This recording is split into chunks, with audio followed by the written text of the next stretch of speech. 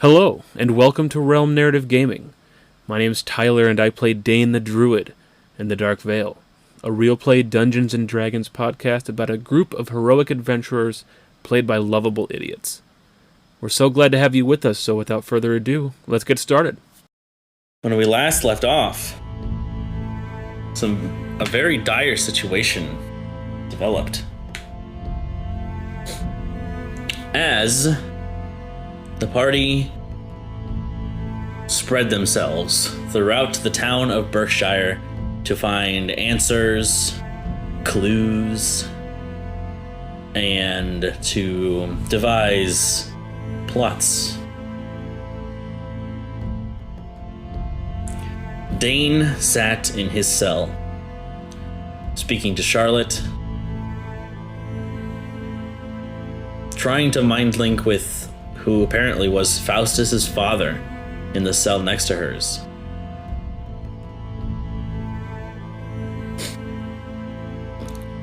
He met with Faustus, where he asked him a series of questions that eventually led to Faustus confirming that the fragment inside Dane's chest was, in fact, a shard of the Prime Deities. And so he told Dane that he would be transported to Solinar, the capital of Primaris, and that he would be taken to the High Arcanist and have the shard removed from his chest, killing him in the process.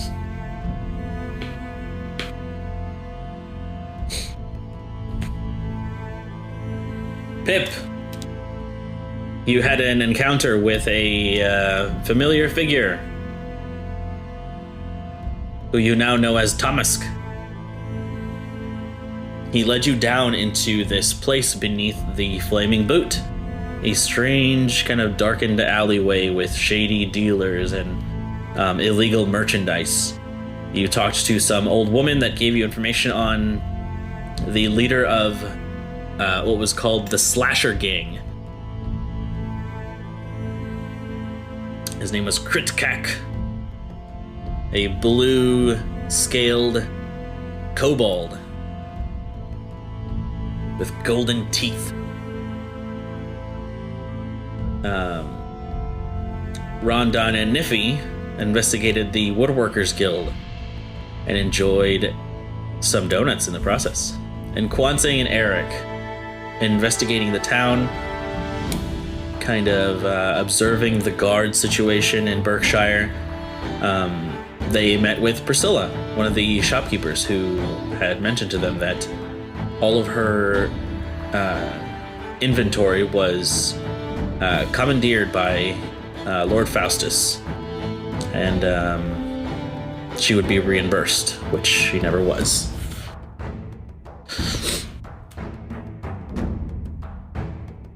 And so, as tensions grow ever higher,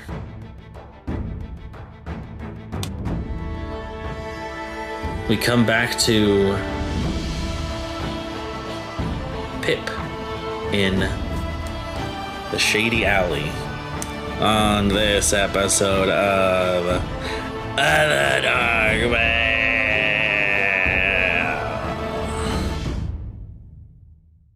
Vale. So, Pip. Yes. You have left the stall with the old woman who was helping you before. Mm-hmm. You have your lockpicks and your information as you continue down the shady alley. Question, were there like magical tools, like thieves' tools? Is there such thing? Like thieves' tools, like +1? No, thieves' tools to like unlock magical locks. Is there such thing? Not really, no. There is a spell. Oh, there. Yeah. It's called Magic Thieves Tools. Okay. or Alohomora. It's a little spell. There actually is a spell called Knock that does open locks. You just knock on the door And most doors. because that's funny. That That is fun. wow, yeah, I like that.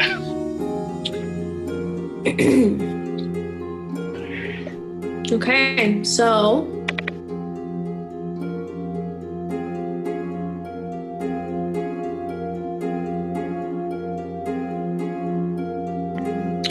And that's what we'll pick up next time. okay. No, go ahead. No, I was just waiting for you to. Is there anything else? Like finish, I guess. No, that was it. Oh, okay. So I guess I was looking for him, like making my way deeper into the Downtown. guild. Yeah. Making my way downtown. Good I- baby. Okay.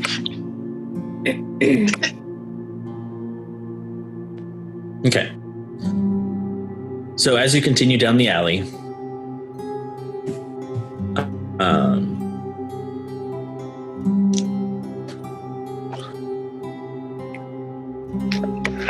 there is an establishment that you see, kind of decorated in what look like magical lights, kind of very flashy. Think of like a Las Vegas sign for a casino. Mhm. And the name of it doesn't seem to match the flashy kind of decor around it, and it just says Disparate Hollow, and you Okay. can see the lights kind of like flashing. Okay. I make my way inside.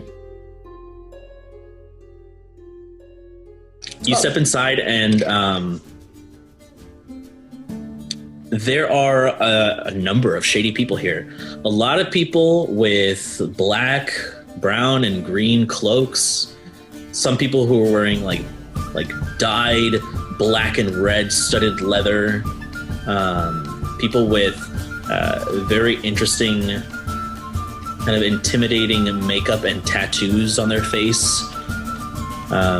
There are a lot more races here than there are above ground. Like, usually you could see, the gnomes, halflings, mouse folk, three green, Aasimar, and humans, but there are like dragonborn and these like ashy skinned dwarves with red eyes that you can see. Is there a bar? There is a bar, yes, and it looks like there are a lot of gambling tables as well. There are many games to be played here, and you can hear the rolling of dice, the clinking of coins in the distance, people yelling in joy and celebration, and others being escorted by guards for throwing fits. Okay. I want to kind of do the same thing that I did in the Flaming Boot. Go up to the bar and put 100 quill on the table, and I say, "Find me, crit cack."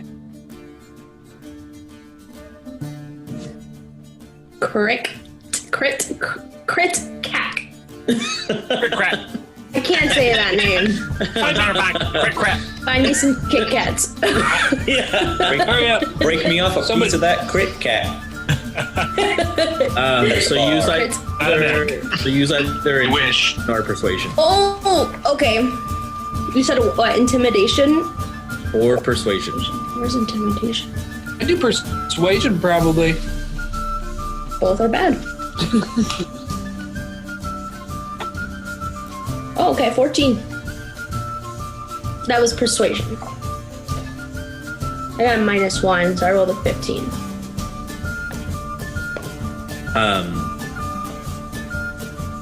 So what you hadn't seen before, as you kind of step up to the bar and take a seat,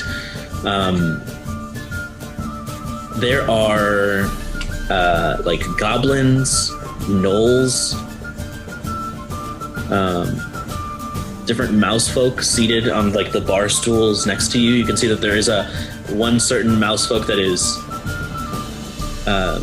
I guess, not seated. He's more so on top of the bar, and there is a large pint, and he seems to be like hanging from the top of it and just like drinking. And you say this to one of the barkeeps, and he turns around, and you see this like dark brown ogre turn around with these kind of red, almost like scratch marks, but they're tattoos covering all of his arms. Oh my god, I'm terrified.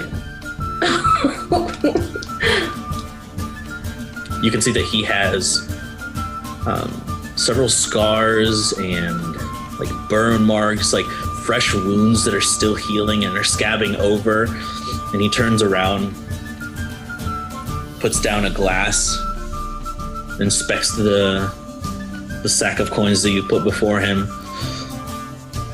grabs them with his giant meaty fingers and just jingles them up to his ear, places them in his pocket, and he says, "What business do you have with Critic-Tac?" That's Kit Kat. Pinky. Cricket.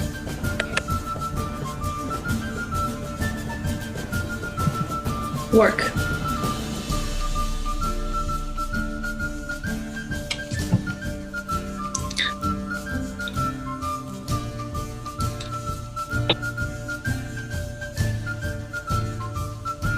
I'll pass the word along. you can see him walk away as you kind of eye him from your seated position. He goes and speaks to another ogre off to the side. 2, maybe 3 minutes go by of just sitting there. Suddenly there are these orcs that come up behind you. Oh god, I'm scared. Varying shades. One appears to be like a darker orange, and another one seems to be like a muddied, swampy green color. Both of them with their tusks protruding from the bottom. Very built, hardly wearing any clothes.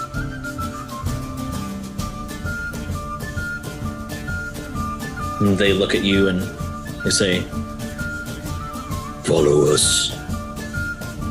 And I follow. Walking through this establishment, people seem to make their way out of theirs. No one wants to get in the way of these giant, beefy orcs. People's eyes kind of linger on you as you pass by. There is a silent kind of understanding, as though people know who these orcs are and assume where you're going. But they resume in their games. The cheers kind of continuing in the background. You are led up a flight of stairs, through a series of hallways, until you reach one particular hallway with these large furred creatures. They are not wolves, but they look more monstrous, more sinister. You can see each one of them has been chained to the walls. And there are these small holes where the chains come from. You can see one of the orcs wave to the end of the hallway where you see this massive door, red and studded with these gold kind of, what are they called? Like bolts on them. Suddenly the chains begin to pull, and these monstrous looking wolves suddenly begin to get pulled back to the walls, kind of creating a pathway for the three of you to walk. You continue down the hallway as these monstrous wolves kind of pull the chains taut, snapping at you, their viscous saliva just dripping and flapping all over the place, creating these horrifying, nightmarish howls and barks at you. On the floor, as you continue to walk, you can see several bones, meat chunks, feces, and other matter on the ground. This is a very well-protected area. And as you keep going, there are about 8 of them in this hallway. And they're pretty big. They're about the size of Wolf. But like I said, they look more monstrous, more feral. The doors of the doors of this large hallway suddenly open. And you can see inside this chamber, dimly lit, there is a large throne about 50 feet away from you, made of solid gold and red velvet. And atop it, you see a blue scaled kobold grinning at you with these golden teeth, sitting like a king. At least the king of this underground.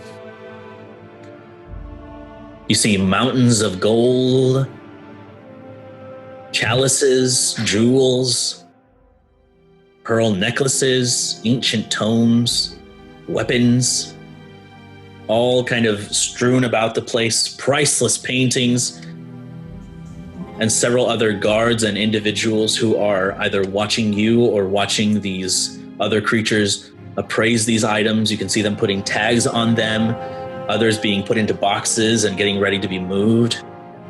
There's a whole operation happening right underneath the town of Berkshire.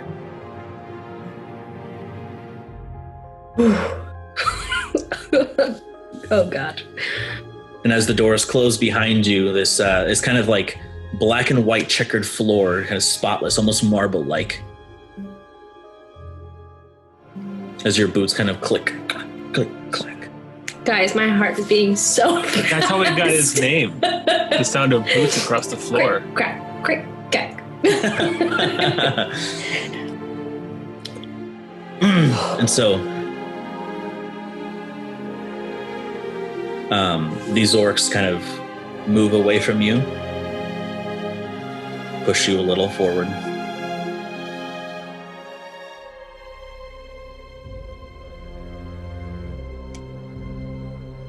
The kobold does a stretch.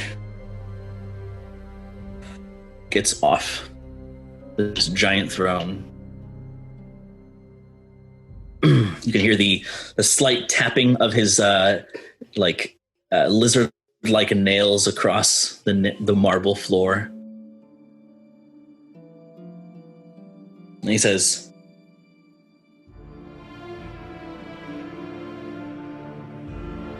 "A little birdie told me you wanted to speak with me."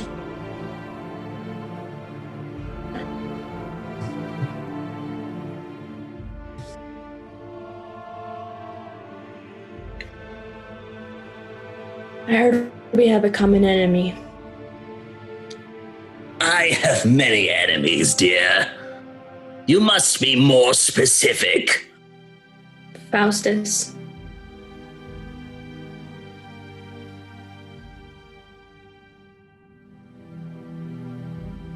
More details, please.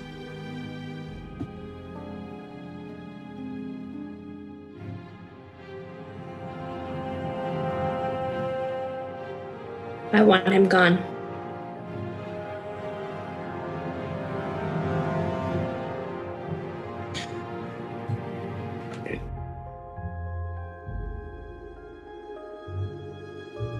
And what kind of price are you willing to pay to have this done?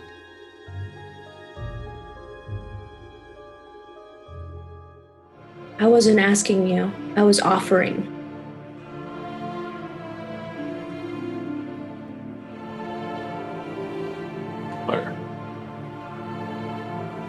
I think there's been some sort of misunderstanding. Take me to his castle.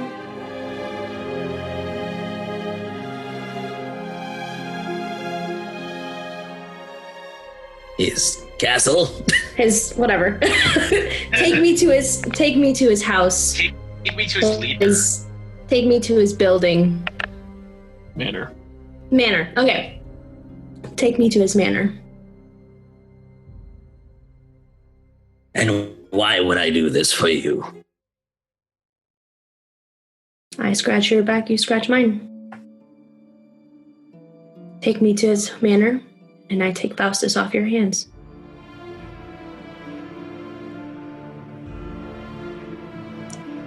While Faustus is not the most savory figure, he does not impede the progress of me and my men.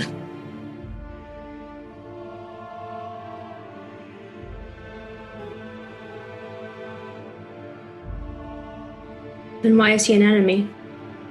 I have many enemies, dear. Most people I've never seen. Why is he your enemy?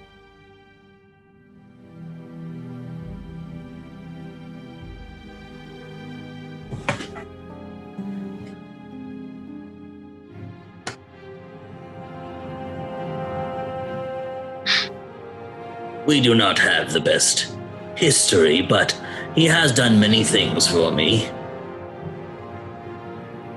The current state of Berkshire, I agree, is most unfavorable, but I require more reason to kill someone, more persuasive ways. You act as though you're doing me a great favor, yet you are the one coming to ask for this. I need help with getting into his castle. That's more like it. His manor.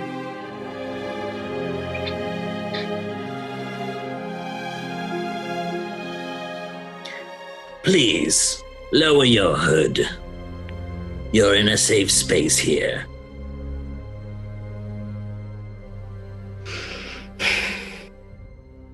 And I grab the top and bring it down.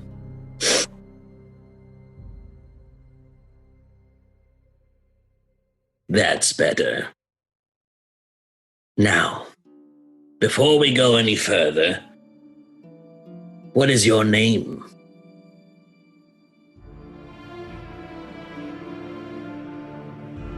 Bosh. Is this the only name you go with? Pip. Bosh.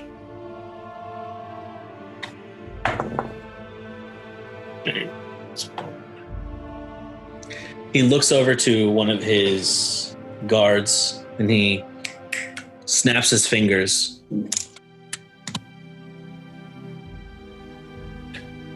You can see this person procure a number of scrolls. He pulls it out, kind of unfurls it in front of you.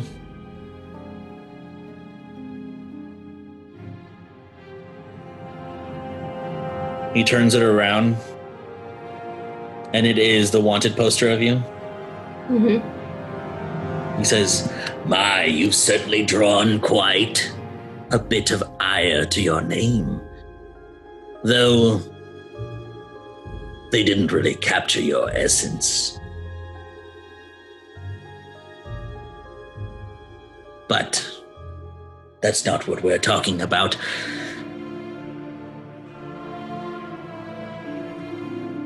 What I want to know is, what price are you willing to pay to have this deed done?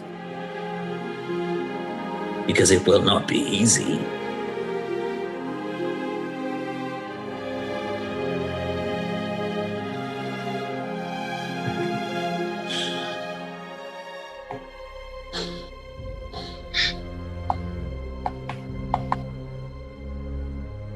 Get me into that castle.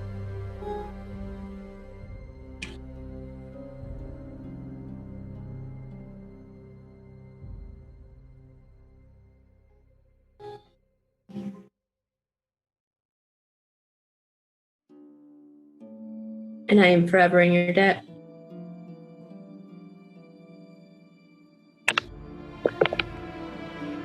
Forever?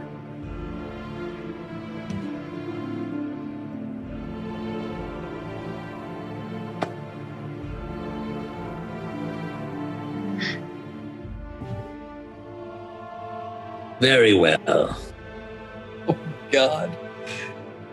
Yike.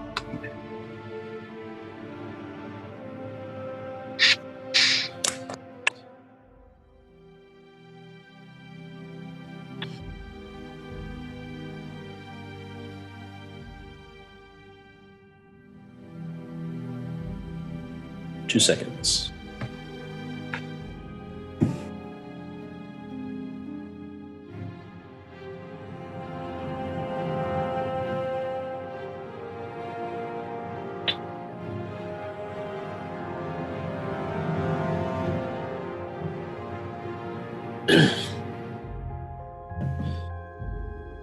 Who is she?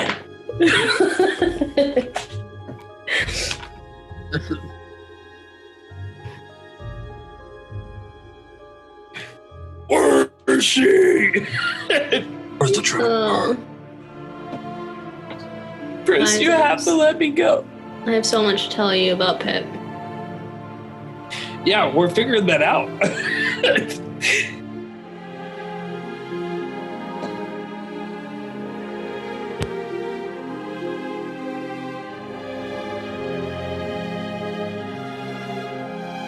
I know nothing about Kwansing purposely, but like his family stuff. You can see him look off to the side and he snaps his fingers once again.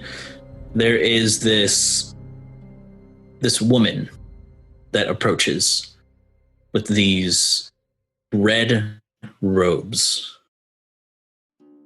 Her hood is up, and you can see that she has several vials that hang from her waist on a belt. Some of them red and some of them just completely empty. She also carries a book with her.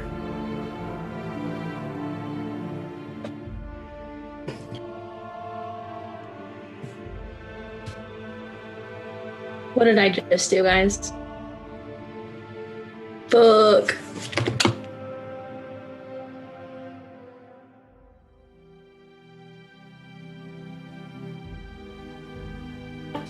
He says,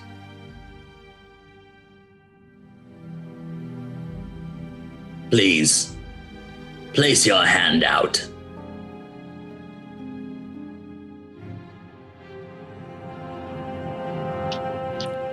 I have to consult with my guys first.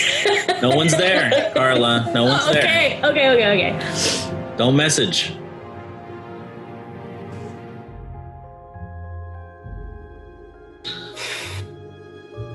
I stick my hand out. Okay.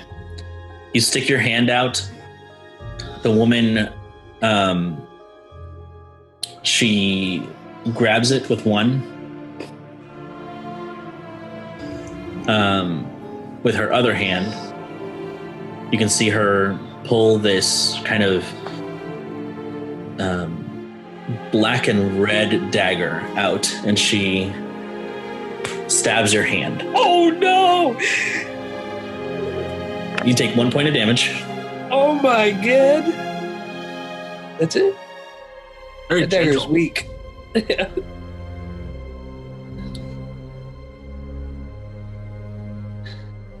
She sheathes the dagger while still holding your hand. And you can see that with her other hand, she begins to move her fingers, and your blood suddenly starts to drip up from your hand and coalesce into this small crimson sphere.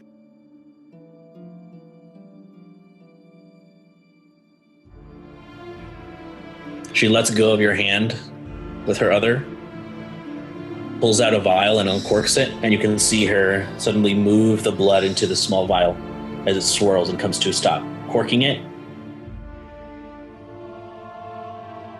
she puts it to her side and then places both of her hands on your hand again, and your wound seals.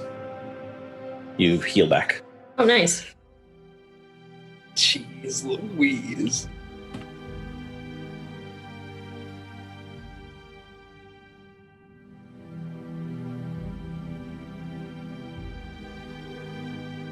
Now then, if it's an entrance you want, make your preparations and meet me outside of this establishment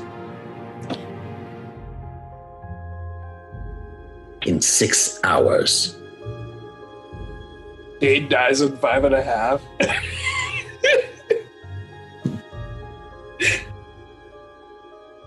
Is that the soonest we can go? Yes. There are people who I must speak with.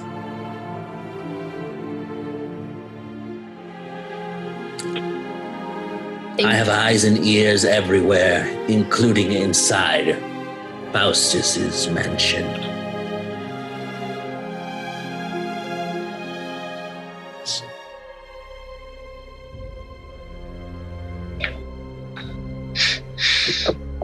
Ten out of 10, killing him next.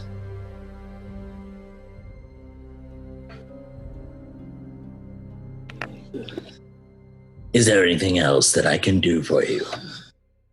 No, but I wanna. What's the thing? It's called like. Thank you for your, like. Service. So No. thanks for all the fish.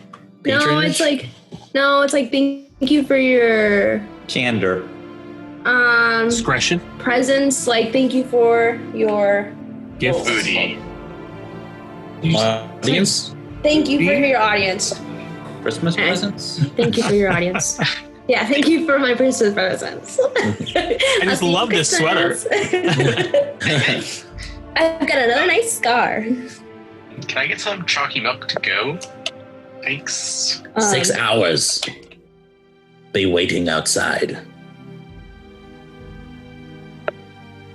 Thank you for your audience. And I bow and back away.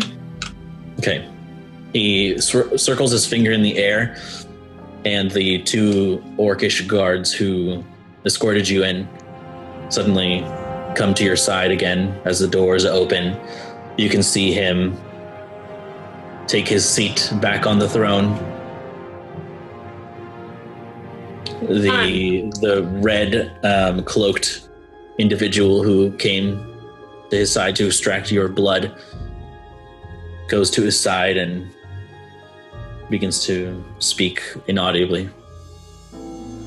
Yes. Before I leave the Thieves Guild, I would like to go to see if I can find, you know how people can scry on you? Something that makes it so people can't find you.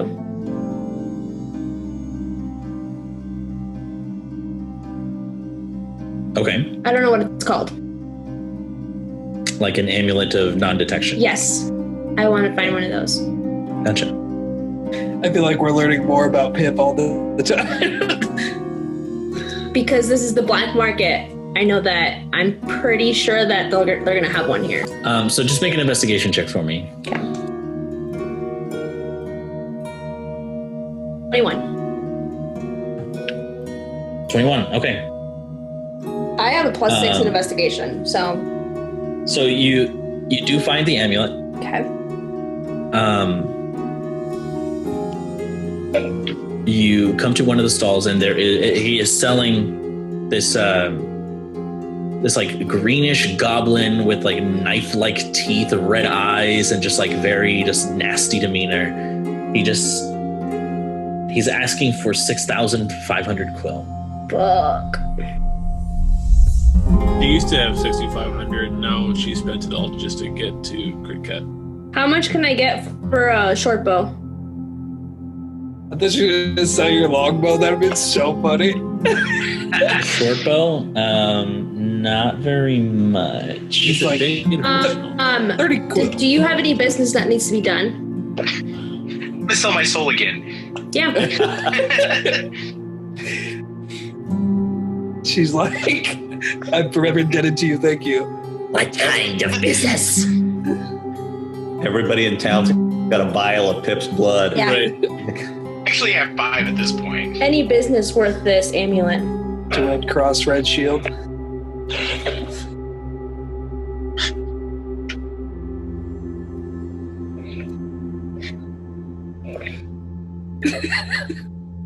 Let me Red bow, red check my beard. notes. Yeah. Dude, they're gonna be so far along in technology. They're gonna know how to extract plasma here soon. Yeah. I've been slowly getting lightheaded from all the blood loss. I keep on indebting myself into people's service. Guys, I can't wait. I can't wait to show you what I worked on. It'll happen in role playing tonight. It's so exciting.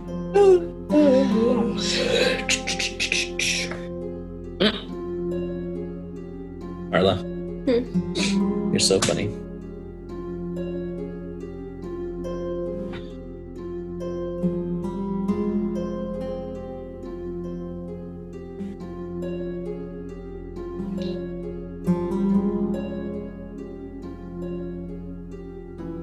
If you're willing to bargain, I'm looking for the seeds of a corpse flower. If you can bring me one, we'll call it an even trade.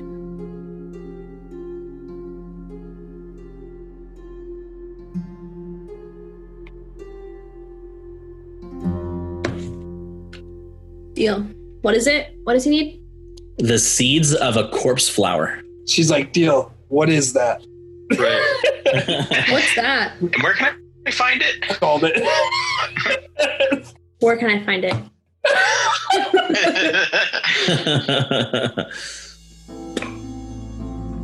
Love it.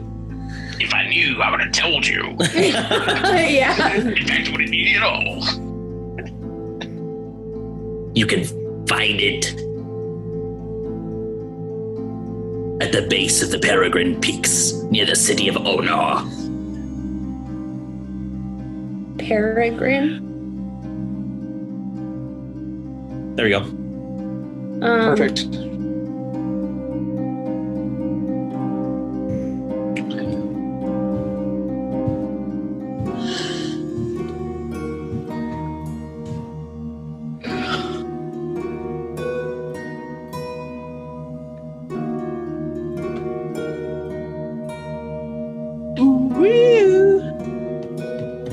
I guess what I'm trying to think of is if there's anything that I can give him to have the amulet now, but give him my word that I'll bring it back. So you're talking about putting something up as collateral. Yeah. He's like, give me that longbow.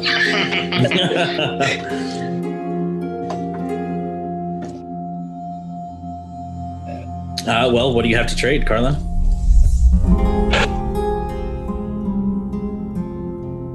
Word for soul. Moonstone? He can evolve his Clefairies That's what I was thinking too. or a Jigglypuff. Clefable was kind of a waste. Mantle of the Blood Striker.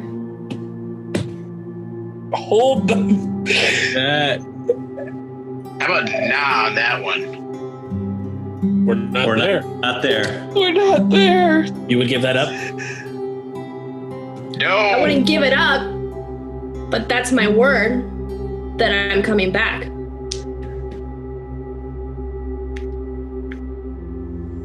So you're gonna leave it with him? Mm-hmm. Collateral.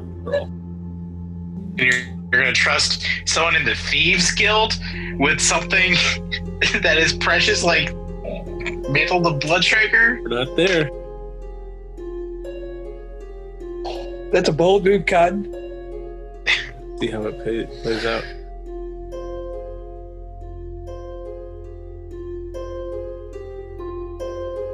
Yes, for this item, yes. Can I do an insight check? Sure.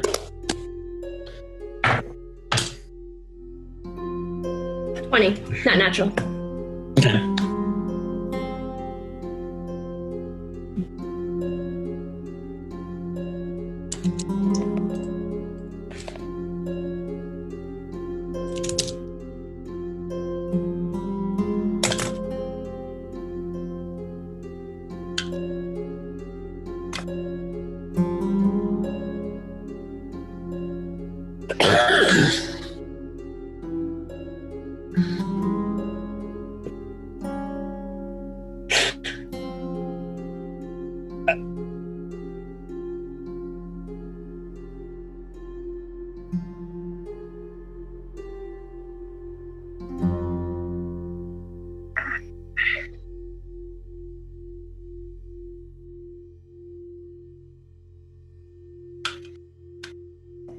On second thought, I'll keep the mantle.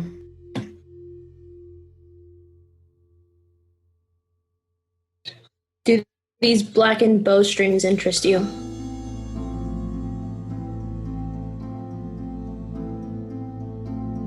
Not quite the same caliber.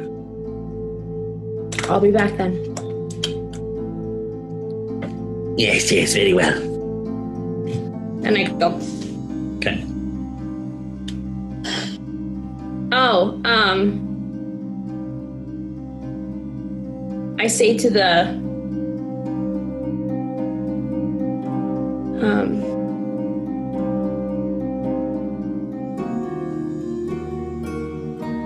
no, never mind. Never mind. Never mind. Very well. So, as you take your leave,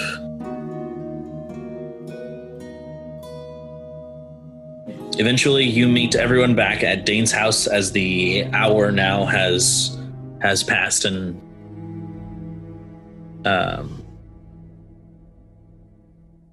as you all agreed. Yes, Eric. As soon as we returned back to Dane's house, I wanted to start doing an identify on the dagger from Priscilla. Gotcha.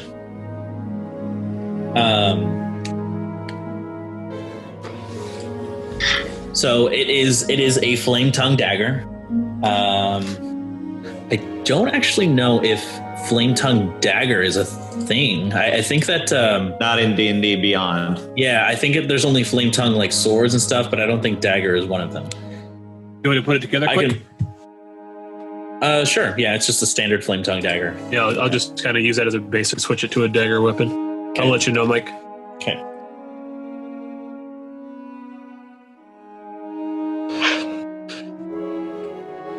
So, Niffy, Rondon return. You can see Kwanseng and Eric. And shortly after, Pip returns. And I say to my mantle, the blood striker, bring us the circus.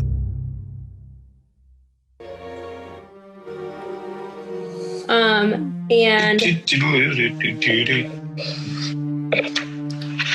I found a way in. I think you mean our way in, Pip.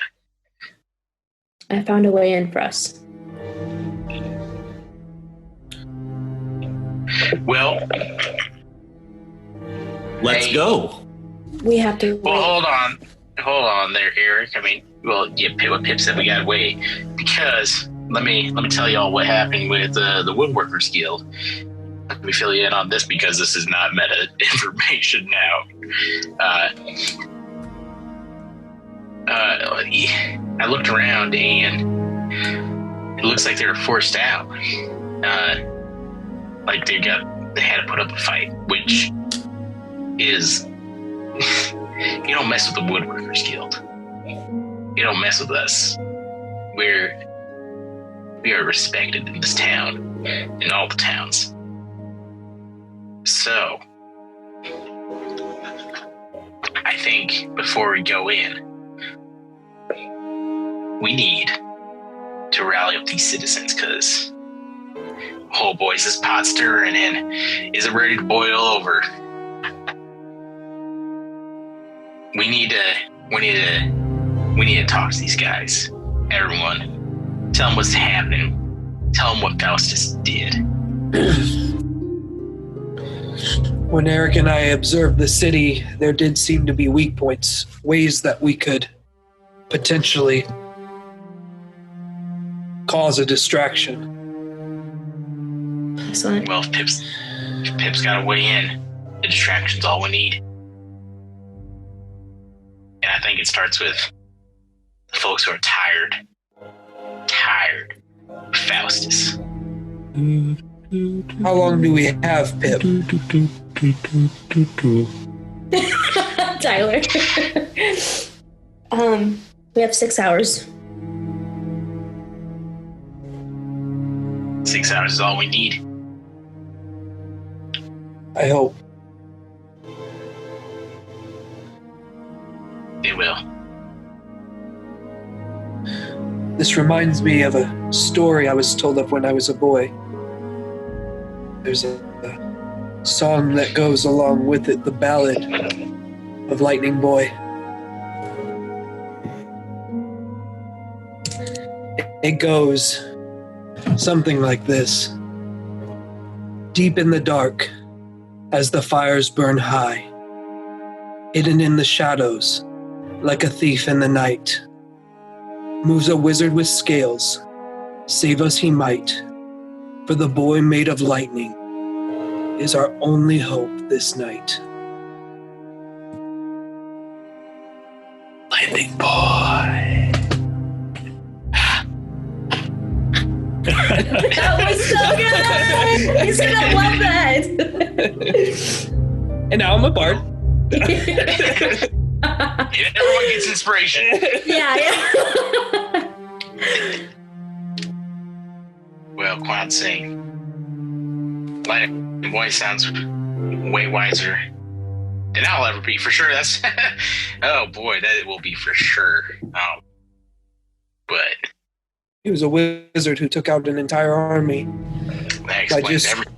by just draining their water supply. Well, that do ya. Getting parched just hearing about it.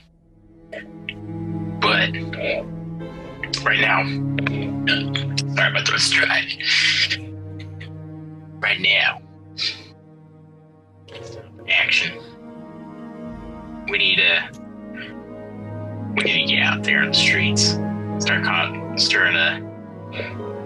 a ruckus if we must. Who will we talk to first, Rondon? You know the city better than any of us. Yeah. Insight check on that one. Insight on me? No, not sorry. Are you Quadsag? I guess what kind of check would I need to make to kind of Probably history. suss out history? I don't know. I guess that would be my guess for like trying to remember who would be the best to Kind of like approach. figuring out the either the town gossip or the town crier per se, or at least some way to bring people to maybe the center of town.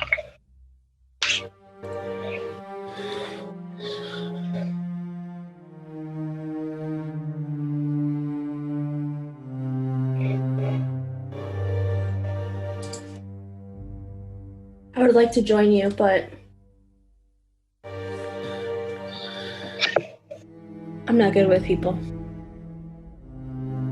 That's okay, Pip. We need you in the shadows anyways. There's still a bounty on your head, and we don't need to lose another. You're wanted and loved. I hate that you just. I love it. So, Brando, what kind of check would I need to make for kind of figuring out the town crier to spread rumors in the rumor mill? To spread rumors?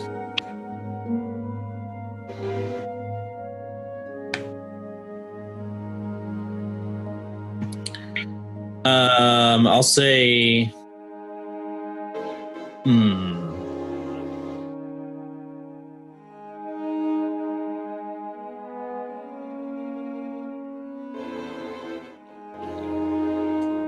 I'll say you can make an investigation check. Brendan, did you get my message? Yes, but there's no button for me to actually share images on my chat here. Can you just send it to me on Messenger? Maybe. 17?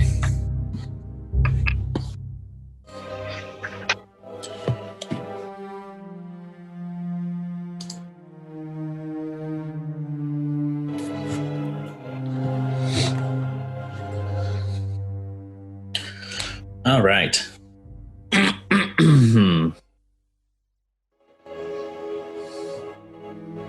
So you find out that the town crier, his name is Olnod. Olnod. Olnod. Love it. So He is a human male, kind of a round face and copper hair, bright hazel eyes, and all right. And so I guess I would know. I'd know where he would be, right? right, yeah. All right. And so, who do I want to take with me? Because I don't want to bring Niffy. She might be a little bit too intimidating.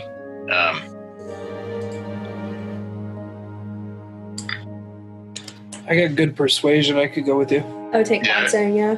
Yeah, I was thinking Kwansang because you got a good balance. Yeah.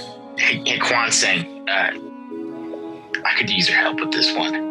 You're quick on your feet, and we got 6 hours to spread this.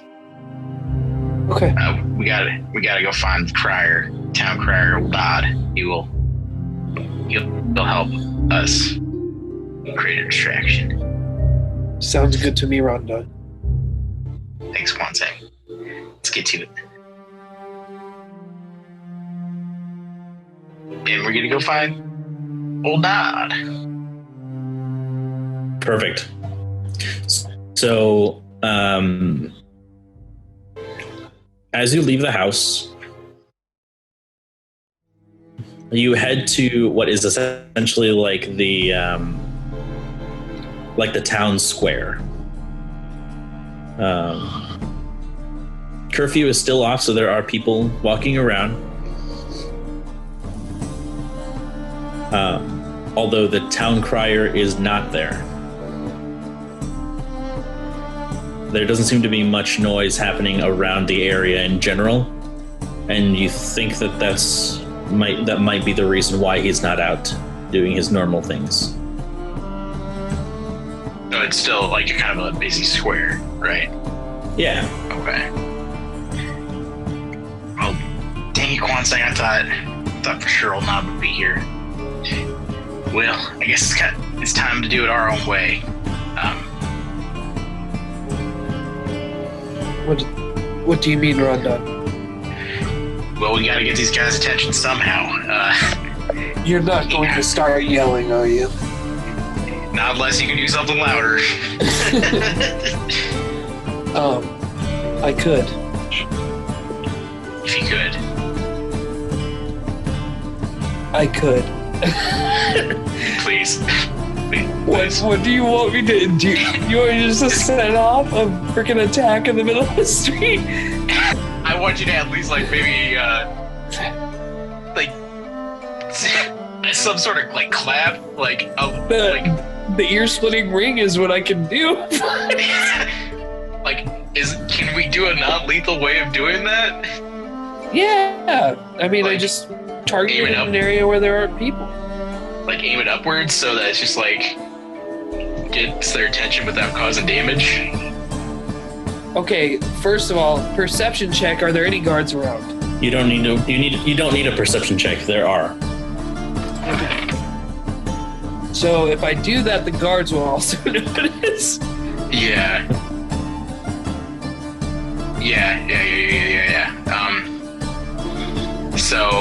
So we need to start our own rumors is what we got to do. That, or we can I can hop on your back and be quick on your feet.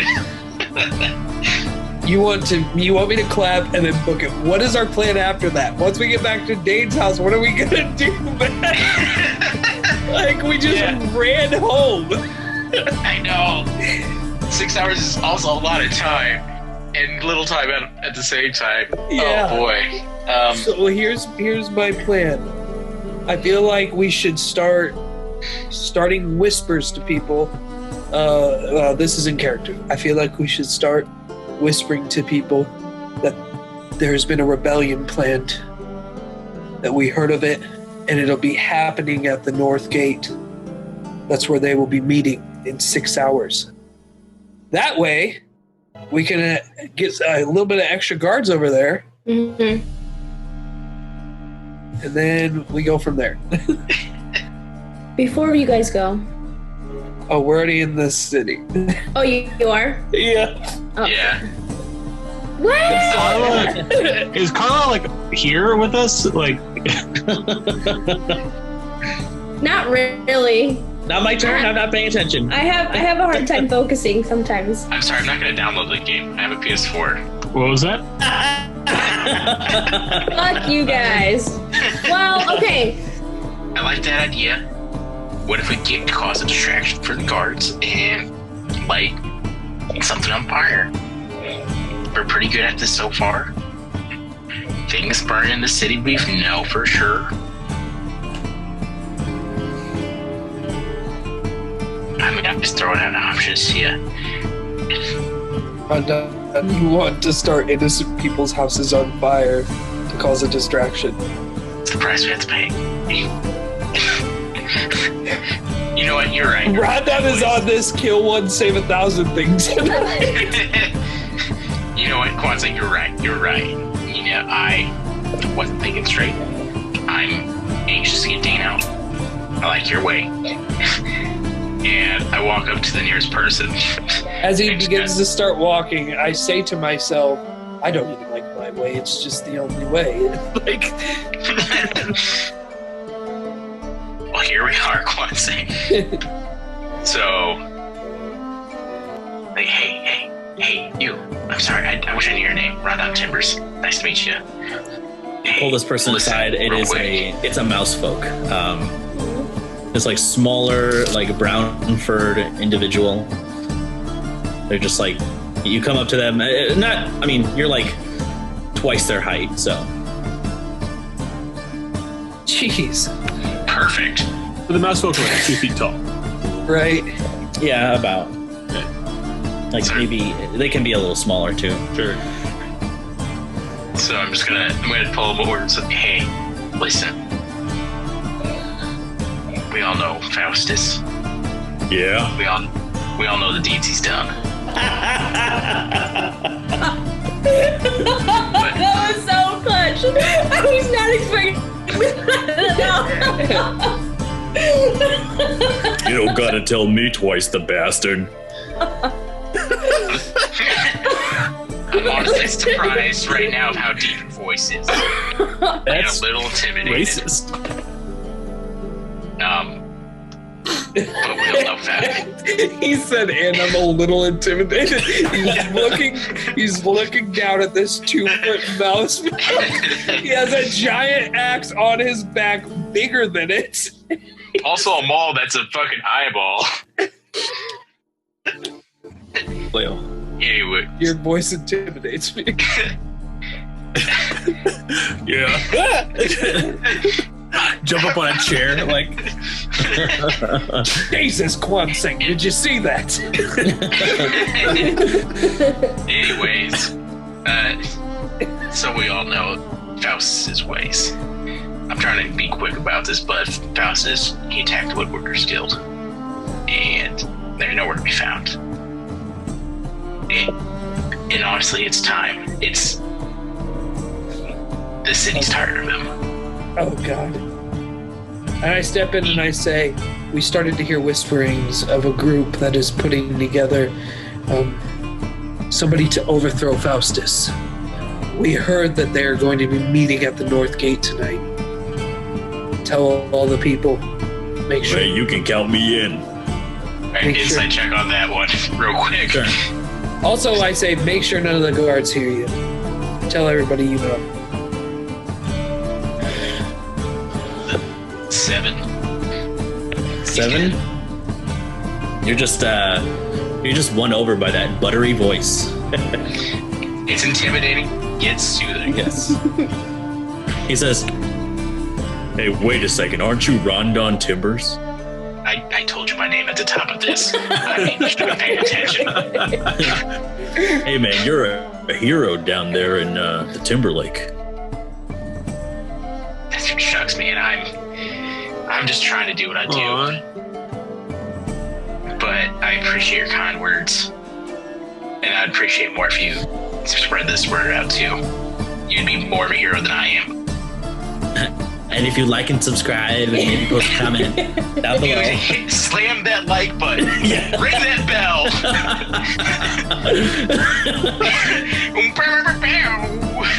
Sorry. So they take their leave. You've planted the seed. As he starts to leave, I say, he might be a hero, but he sometimes eats cats, and then I walk away. Make a deception check for me, Kwansang. Oh, yikes. 11. Okay, he looks at you like you're a weirdo, and he keeps walking. I just say I hate cats. Trying to slander the name of Rondon Timbers. I hate cats. I said you eat cats. That's what I said. Can you not understand me, Kwansang? Am I speaking common or what? He's still speaking squeak. Yeah. Sorry. Yeah, that's what Squeak Speak sounds like. Hey, what's up? It's amazing they call it squeak. And so I kind of imagine like that we just kind of keep on going a little bit around the square, kind of eyeballing the guards as we're talking to people, just to kind of, if one person tells two people about this, then those two people can tell two people about this, and we all build a pyramid together. This is not a Draw a pyramid. circle. So I'll need a couple checks from you guys, okay? So I'll need I'll say a stealth check to see how stealthily you can sow these rumors without drawing the attention of the guards. And you can do it with advantage because the two of you can help each other. Even better, 26. Okay. Now I need an insight check from you guys to see, because you need to be able to tell people who you think you can. We get advantage on all of our rolls, or just stealth? I'll say yeah, with advantage on all of your rolls. 18 for insight for me. Not natural 20. Okay. And then I need a couple of no, this would be deception checks because you are building a lie. Okay, that's one that I'm not proficient in. Please give me 15. 15. Okay. But at a certain point, it's not a lie anymore because there are people who are meeting at the gate. I am just That's hot triple tonight. advantage. Hot tonight, 18. You're hot always, Mick. Hey, boy. Thank you. So, you feel that you've sown this rumor well enough that in time it will, come to fruition. Along with this rumor, you spread the news within 6 hours. Is that what you told people? Yep. Okay. Gotcha. Yeah, so you return back to Dane's house after, I would say, about an hour or two of just sowing the seeds of chaos. During that time, I would like to have taken a short rest. Okay, perfect. I did create the dagger for you. Did you see Yeah, it? I got it. Okay. Thank you. I think that you can't see Tyler's because he's not the DM on this campaign. Well, it wasn't signed, so I guess I don't know whether it's yours or Tyler's, but I have it one way or the other. Okay. Also, you can see all my other homebrew stuff, so. I can because I can see your things, but I don't think they can see yours. What Doesn't matter. We Not can important. talk Later, yeah. So when they come back, I want to talk to everybody. Okay. Except Dane. Yeah. Oh, Dane's in the room with us. Surprise. Some What are- post-resurrection Jesus stuff, just like, hello everybody. When I was in the guild, there were different artifacts. One caught my eye in particular, and I need your help to get it. It was an Okay, but amulet of protection. What guild? Yeah, also, you haven't said anything to anyone about where you were. Oh, when I was where I was, when I was where I was, I found an amulet that I need to get, and I need your help. So why didn't you just grab it if you were where you were and there was an amulet? It cost 6,000 gold. That's What- the goal. 6,000 You, quill. you want to steal an amulet. I need help buying it. I look at Rondon and I go, this is a terrible idea. I don't have that much quill. Yeah, no, all of us together don't have that much quill. Pip, I've grown very fond of you and your adventurous ways. This isn't for me. This is for Dane. We will all end up in prison. Right now. Where did you find this amulet? Since you haven't told us where you. I found it in the When I- shop. Okay, but How Make a far- deception check for me, Pip. I'm suck at this. I got an we 8. do we do a contested What? insight check on it? You got an 8, she said. An 8, you don't need to roll. Okay. Quan saying you know for a fact that she's lying because Priscilla's was completely dried out. I tilt my head to the side. Pip, Priscilla's place was completely wiped. There should be no items left. Where did you find this? In the Thieves Guild.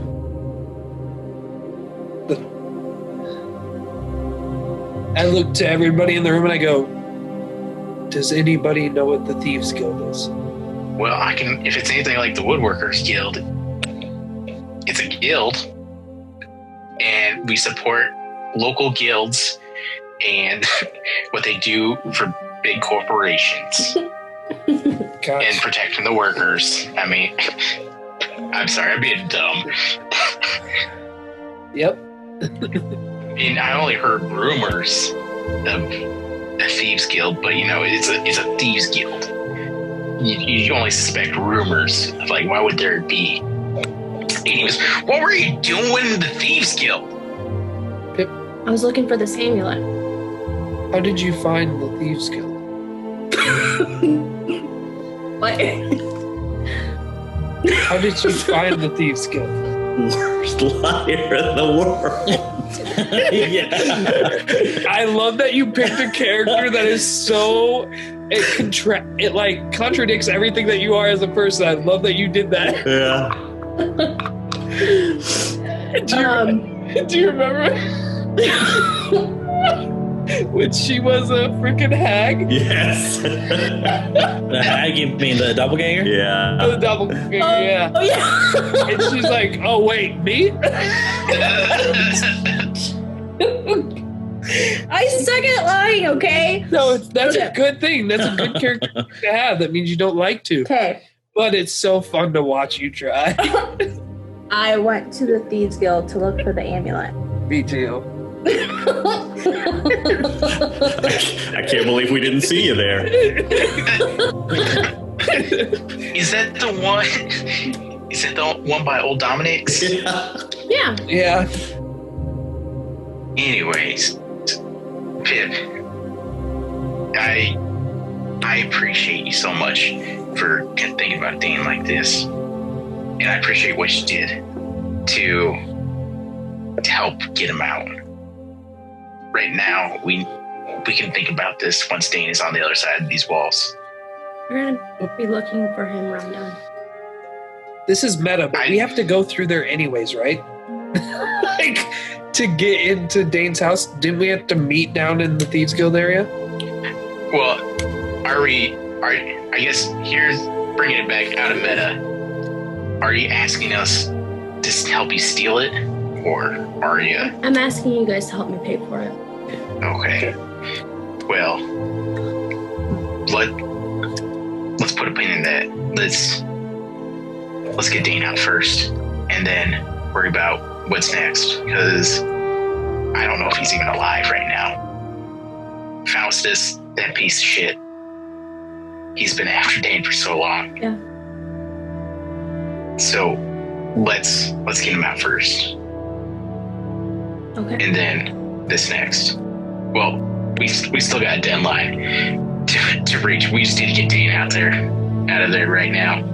Then we'll come back to this. And again, I appreciate you so much, Pip. Thanks. We got a few hours. We need to do everything we can to make sure this goes right. To my knowledge, there's people on their way to the North Gate, ready to cause a ruckus. They're singing in the streets, asking for blood.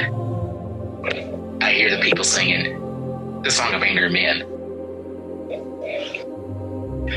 So, What's the music sound like?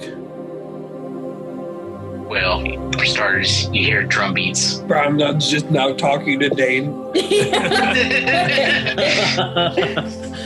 And It's one of those. It's one of those. I'm definitely not pulling up the lyrics as we speak. It's one of those scenes in the movie where both of them are looking at the same moon. Right. You know, I hear it. Do you hear the people singing the Song of Angry Men? It is the music of the people who will not be slaves again. When the beating of a heart echoes the beating of the We're drum. definitely getting muted for this. Copyright. No way. Life about tomorrow comes. The original Les Mis is like 100 years old, so Oh, nice. I'm So, expecting. Oh, I don't it's know. Les Michigan. I was wondering what it was. Yeah. Do-do-do-do-do-do-do-do. All right. All right. Anyways. So, Eric, do you got anything else you want to add to this chaos that's about to happen? Just so I understand the plan. Yeah. They're getting us into the house, and then that's the end of the plan. Am I correct that that's as far as we've got? That's all we need. Okay. I'm only imagining, because we've all been in there, I'm only imagining Dane's in the dungeon. And who knows how many guards he has, but with enough ruckus. I've probably told you in the past about the girl I saw and where I saw her. You're Cuckoo, cuckoo. Oh, dang, that's a sign. But I can only imagine with enough ruckus on the outside that it'll be a little bit easier on the inside. So should some of us be going to the gate to help make sure that ruckus happens? I'm afraid if we go to the gate, we'll be roped in. I feel bad using the city as a distraction, but really that's what it is. I mean, it was going to happen regardless. We were just pushing the timeline. They're tired. They're tired of this garbage that Faust is putting us through. This is long overdue. Yeah, I'm more than ready.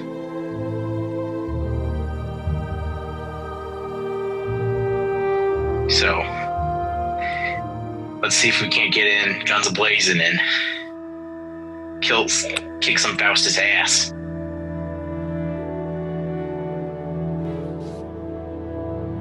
What are guns, Rhonda? You know, it's a good question. Rondon gives a 1,000-yard stare. It's just like war flashbacks. I think I was in World War II. Does anybody else have anything we want to do before we go through the 6-hour pause? Mm-mm. I'll say I'm good. I have I'm nothing good really. too. Yeah. Just kind of move towards there. And I guess now, before we get in, like, can you still turn people invisible? I can turn 2 of us, but that's it. That's as much as I've got. Well, how about we throw in some of the heavy hitters downstairs to see if we can't find Dane and get him out real quick. I look to Eric and I go, I vote Niffy. She's huge. Yeah. She's got to be invisible. Yeah, that's true. I can be stealthy, so I don't necessarily need to be invisible. Yeah. So what if we, me, Neffy, and Kwansang, all down there. You and Pip can take the top. I hope these guards aren't very strong. Way to find out, I guess. Yeah, we all died. TPK. And I gotta bust out my new character. You're way too stoked about a new character. Well, I mean, I'm stoked on Ron. I'm stoked about all my characters that I make because they're gold. To me. How does that sound? Or maybe we need someone with magic down there. As Dane would say, Oi. Oh, I can't do it. You know what? Oi. Hold on. Niffy upstairs. We can go find Dane. Pip, I think you're stealthy. Very. Kwansang, you're stealthy. We can have Nifty roughing up the top. And then If he's gonna die. and then you, Eric and me can be invisible because I got two left feet. Don't crack me, please. Rondon knows how to speak well. Rondon is a scholar. Rondon I'm studied smart, biology. I'm the smartest man in my village.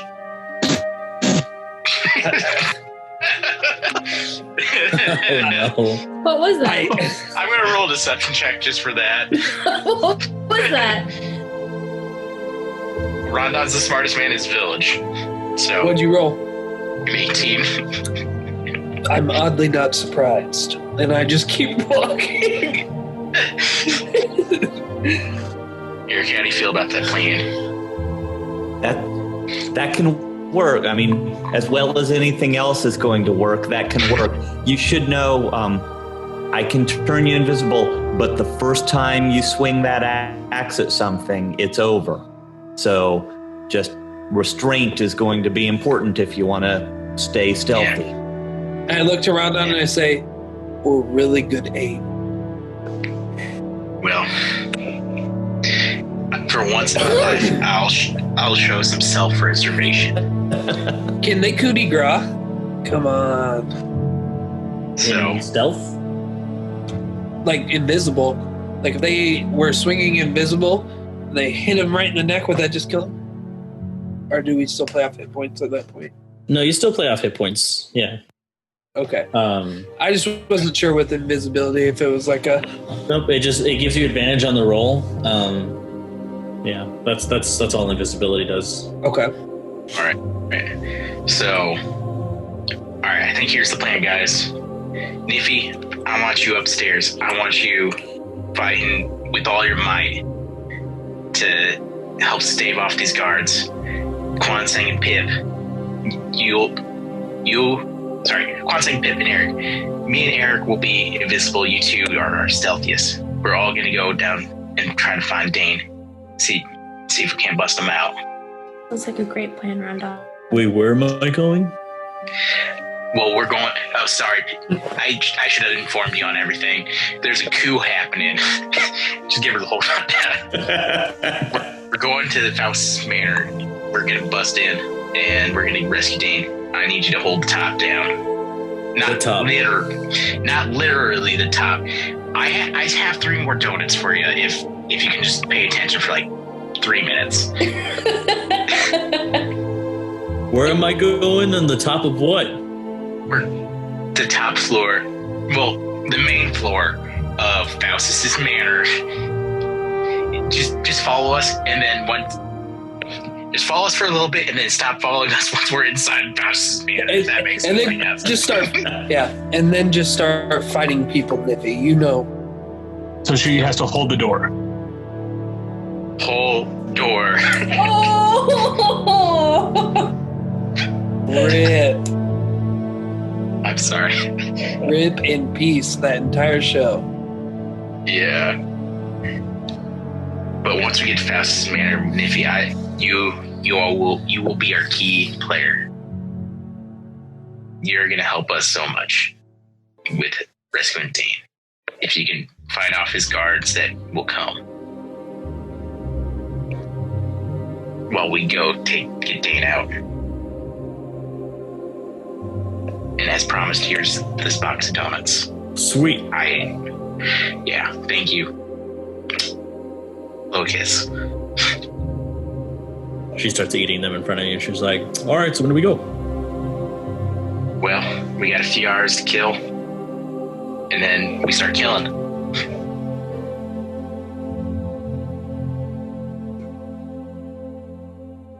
All right, so what do you guys want to do in preparation or... Rondon, do you mind making us a nice meal to get us ready for this? That will really settle my nerves. And I just kind of find the loose ingredients that Dane has in his house, because I'm assuming what's his name? His name I can't remember at this moment. Zardel Dazim. Azel Dadim. God, that was the worst. Has bought groceries around Dane's house. So I'm going to assume that there's potatoes and some sort of dried cured meats. So I'm going to make a nice starchy meal to kind of fill us up and get us sustained. Okay. I'm trying to find my equipment. So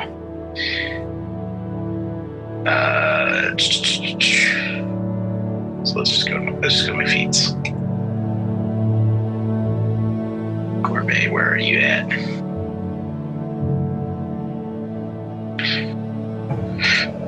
There it is. So we'll do the hit point maximum recipe, just to kind of give this some flavor. You can use my handy spice pouch and throw in some hag's breath. I think that's one of the ones I have in there still. Yeah, and just kind of create a nice hearty hash, and so Okay. roll my proficiency bonus. So because you don't have any creature parts right now, or at least any ones that are usable, you'll have to use the lowest die, so it's a D4. All right. Roll that twice. Because you don't have any slain creature parts that you can use as part of this. You're just using like regular groceries.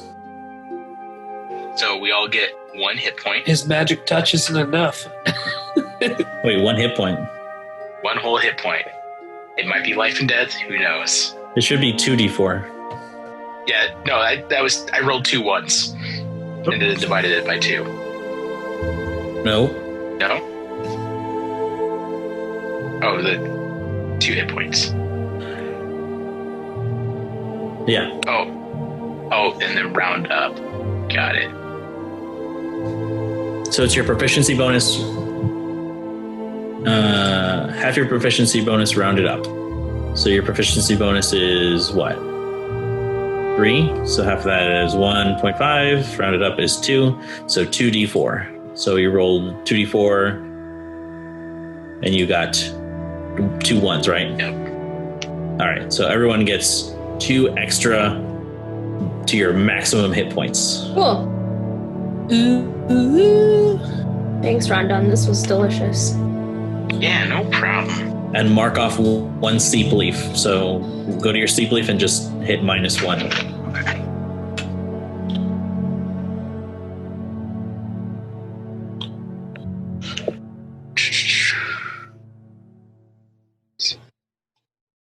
So I already had a 7 in there. That's got to be old that I just didn't clear out, right? From a previous meal. Yeah, because you don't have a ruin of vitality at all, I don't think. Yeah. So, okay. So I took that out and replaced it with a 2. My hit points just went down.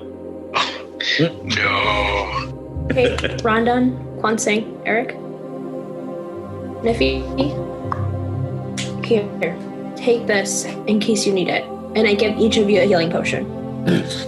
She gives us an amulet of none. detection. We're like, that quick, huh? Like, Yeah. She snuck out while Rodon was cooking. yeah. Where did you get the healing potions, Tyler? From the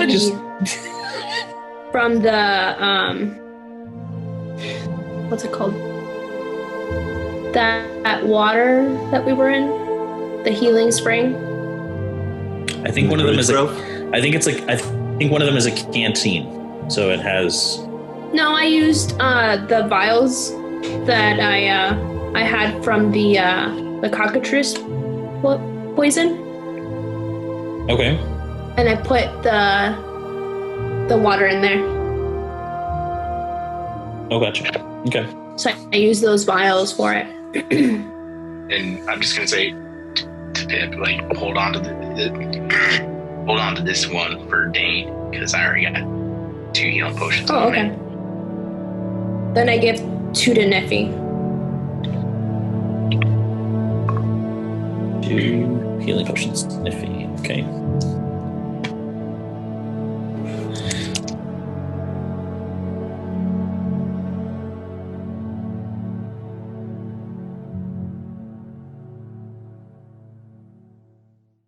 Oh, also, Mike, did you ever get my message about that cloak that you never added to your inventory? I've got it in my inventory. Okay. So you have patches that go with that. Oh, okay, yeah. Like a Boy Scout? Yep. Let's turn Eric into a Boy Scout. He kind of already is. But like if a Boy Scout, was friends with the devil. Aren't all Boy Scouts friends with the devil? I mean, I wasn't, but maybe. Might want to check what you agreed to when you started being a Boy Scout. Yeah. Uh, Brother. Brother. Now we start a conspiracy theory on Boy Scouts. Okay, so write these down, Mike, will you? Yep. So you've got 4 potion patches, a rowboat patch, a mastiff patch, a pit patch. Those are 2 types of dogs. No, like a hole. Gotcha. just a A whole ram, like a battering ram patch, a ladder patch, and 10 gems as a patch.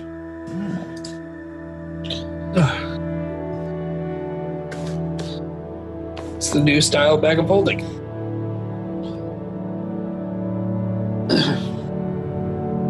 Okay, cool. Thank you. And you can attune to this item if you wish.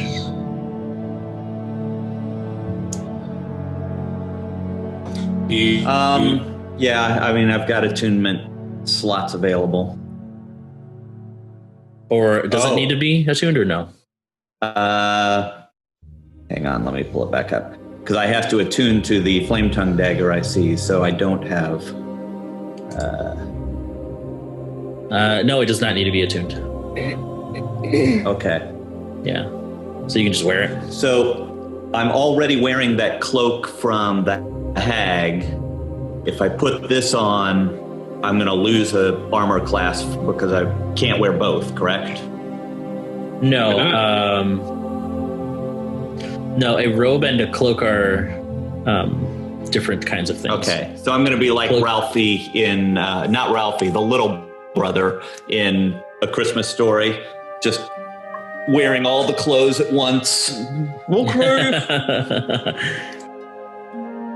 Yeah, because the cloak goes on your back, the robe goes over your chest.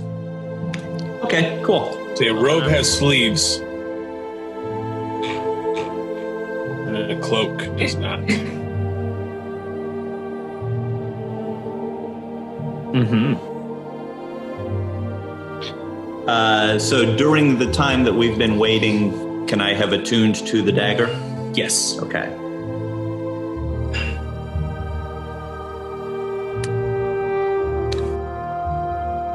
That's a really good dagger. It's about to go down. Just how I like it. All right. So, what's next? Oh, I don't know about it. Never mind. Oh, what did you guys find out about the lights?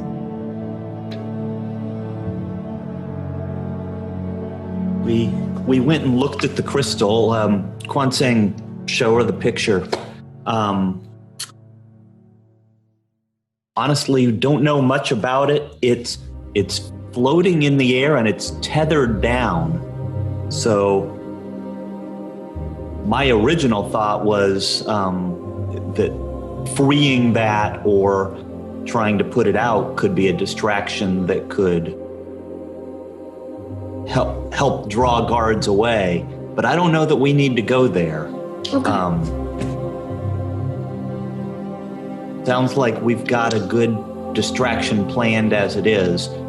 If that doesn't work, we'll call that plan D, E, or F. Perfect. That sounds great, Eric. Death. I pull out my book and I show her the picture. Oh, sorry, that's just a smiley face. And then I flip to the... Oh, can you turn back to the smiley face real quick? That was actually really good. Something. I was happy for a second. If that means anything. It may be the last time we'll ever be happy.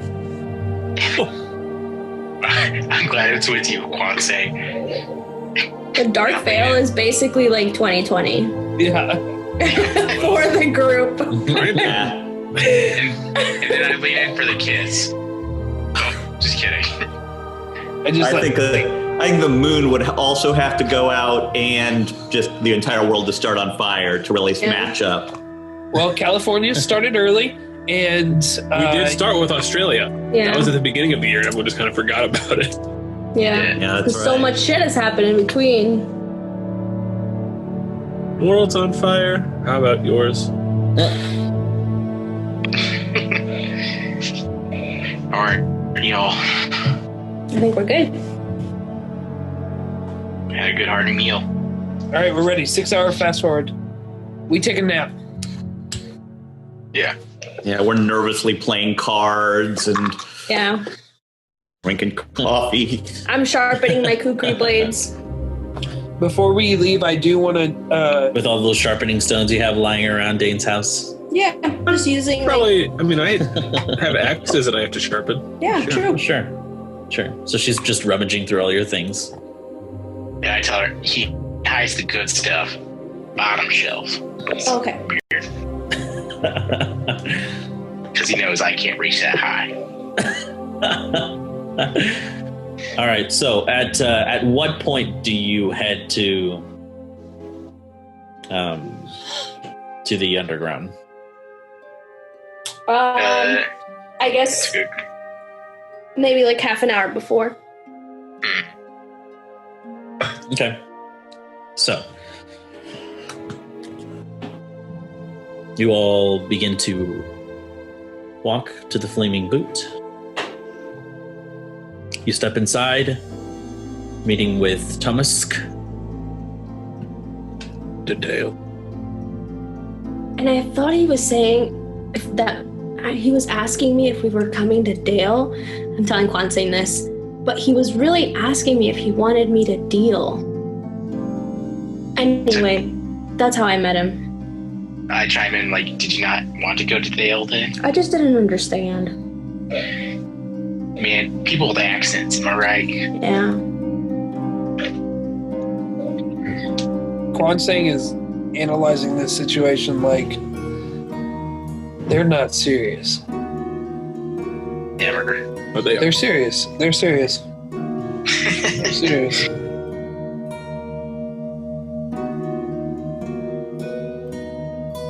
Have you? Okay. So I turned to him and sorry. Have you come to Dale?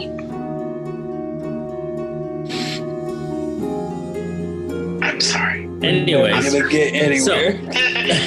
Tyler. The last 20 minutes has us just cracking. It he is. takes you to the back room.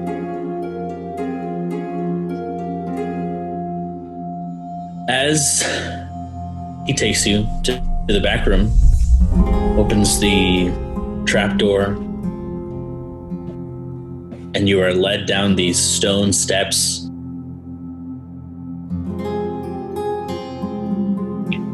For the first time, some of you see this like dark,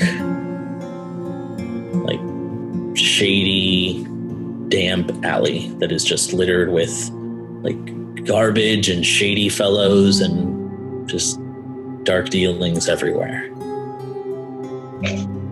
Pip leads you further and further in until you too see the shining lights of the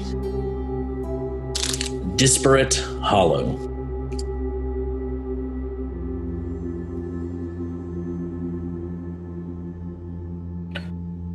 Outside, you can see the two orcish fellows that escorted you to Kritkak's inner sanctum.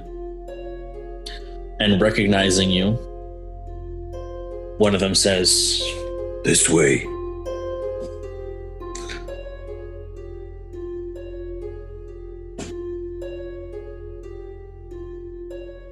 You follow them further and further in. This place opens up into a much larger, almost like cave system underneath Berkshire. You can see the pointed stalactites hanging from the top of this cave, and the kind of bioluminescent fungus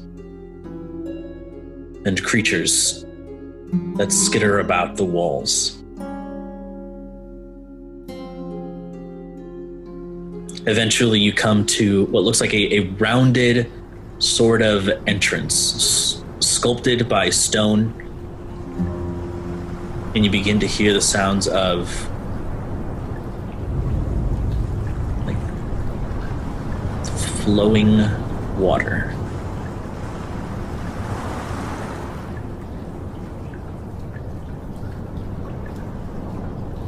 Through this dark tunnel, smells are awful.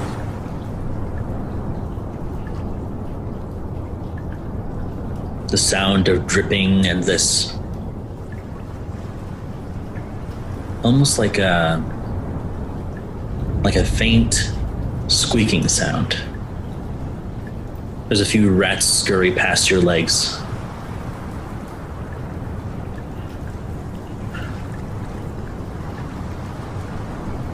Through several twists and turns, eventually you come upon this seemingly featureless wall.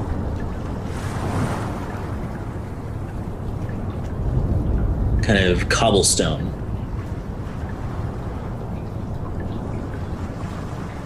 The two orcs press two of the stones in, and you can see them shift their wrists and twist them in a certain way. And with their own strength, you can see them beginning to move the wall itself as though it were one piece to the side. You hear the grinding of stone. You can see the dust that is kicking up from the friction of this. Kind of shield your eyes and your face to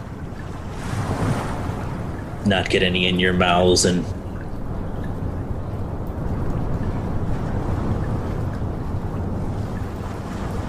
beyond this, there is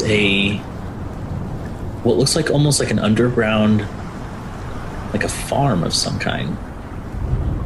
The ceiling is 10 to 12 feet high, but you can see these square, almost boxes that separate rows of like glowing mushrooms and different kinds of plants, like a private herb garden of some kind.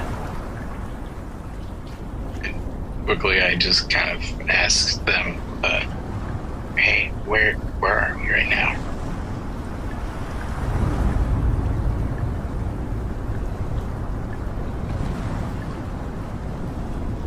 Faustus's private garden. gonna snatch one of. Nah, I should snatch one of these. Fucking hate this guy, but Don't touch anything. all right.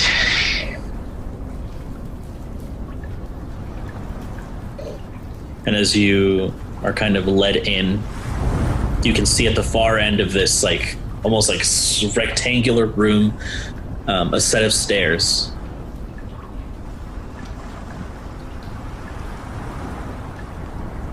And they say, as they look at you, Pip, We'll be in touch. they slowly begin to push the wall back in the same position it was.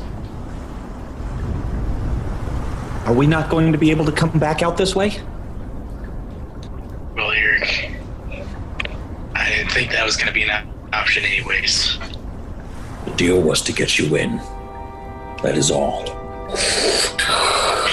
The stone cracks and shifts as you can hear the twisting of the stone once more, and you blink a couple times and you cannot tell the difference. I should ask them what their workout routine is. Yes, Pip. May I make a perception check? Yes. Wall is closed. 17. Okay. You take a moment to kind of inspect the chamber. It is apparently empty. There are several different kinds of strange and unusual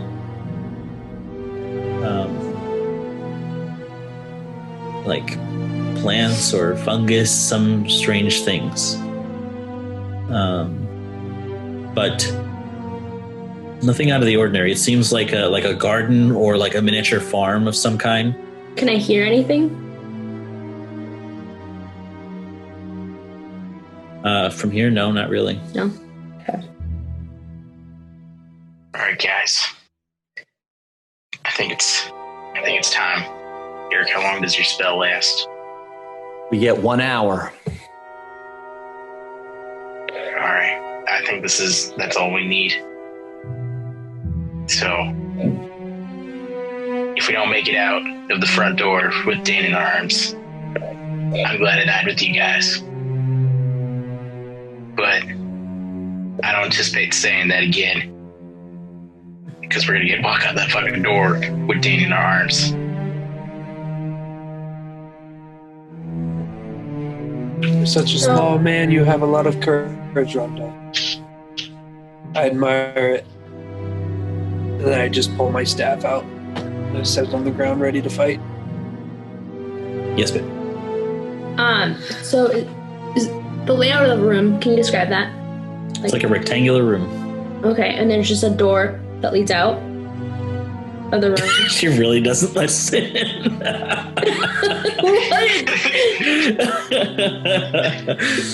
There is a staircase at the far end of the room that leads up. Oh, okay.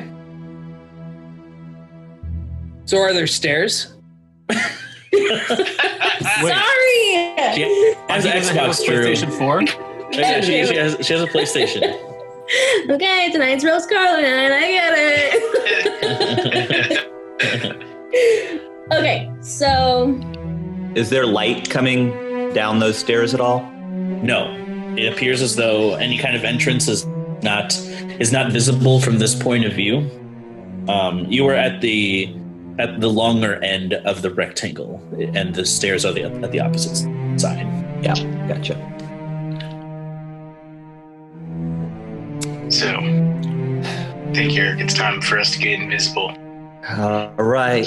I put a hand on Rondon's shoulders and say, Kwanseng, in case I don't get a chance to tell you, I don't understand what it is about tea. It's dirty water that just tastes like a mistake. And boom, Rondon and I disappear. As we do, I'm like, thank you. All right. I look at them completely baffled, and I say out into the void, I say, coffee's just bean water. And that's where we'll take our break. Oh my god. Okay. Dang it. guys are the And worst. welcome back. Hey, Hey, yeah, welcome back to you, Brandon. it's finally time for the coup. And waiting for this welcome time. back to the Dark Veil, where we Was last asking. left off. Our DM had put us in a really sticky situation. Start doing player points of view. Right.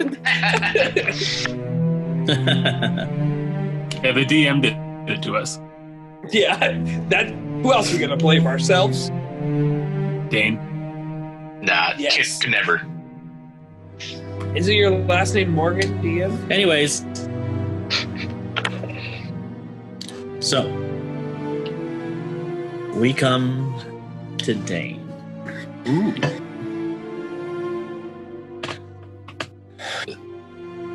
Once again, you find yourself in the same cell.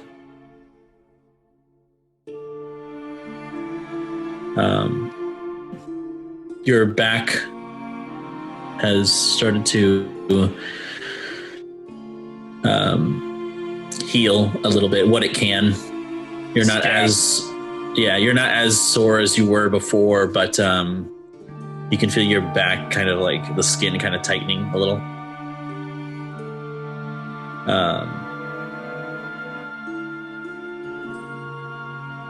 It's been 1 week. quite a while. It's been 1 week since you looked at me. Yeah. Is that what you were going to do? Yup. He said, it's been... and that's all that my brain was doing. I'm so sorry. As soon as my mouth was opening, I knew I shouldn't do it, and it was already going. So, it's been quite a while. Sorry. At this point, the door to the dungeon opens once again. And I'll get to my feet again. Kind of stabilize against the wall with my shoulder and hold my chin up.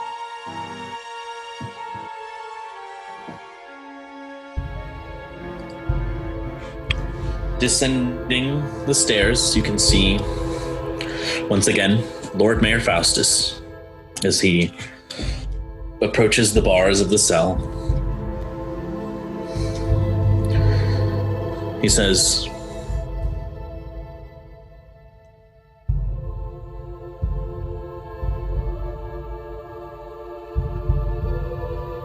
We have contacted the High Arcanist of Solinar, Ulrich Gladstone. He will be here within the hour to collect you.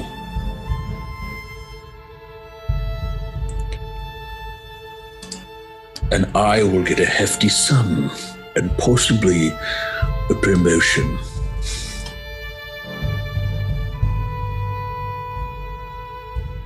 So I can leave this rotten cesspool of a town.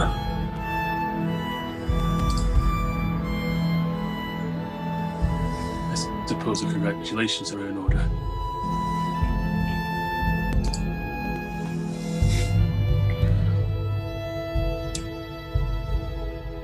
Yes, well.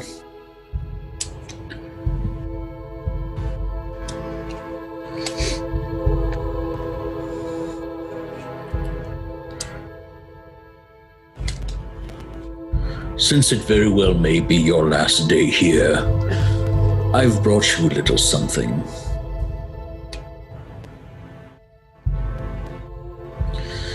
he kind of brings his hand from behind his back, and there is this little tiny pastry with this white frosting on this beautiful like porcelain china plate with this gold kind of scrawling on it. He places it on the ground as you can hear the porcelain kind of scraping against the stone itself. This beautiful little cake.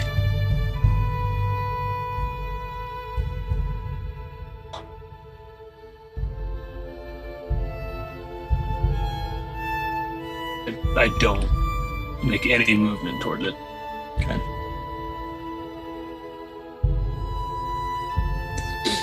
He says, "In the end, you weren't such an ill omen after all."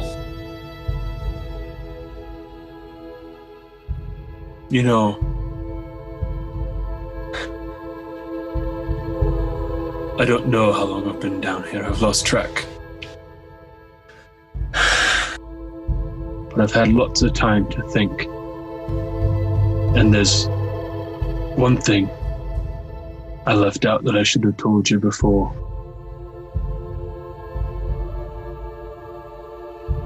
And I will, not like a two-way road, but I'm going to telepathically tell him, repent. You've taken my teeth out. There's nothing more I can do to you. But someone will. His eyes open as he furrows his brow. And like, just as like the anger is growing, the eyes are starting to glow that blue that happens when the Kalashtar are focused. Dane human, question mark?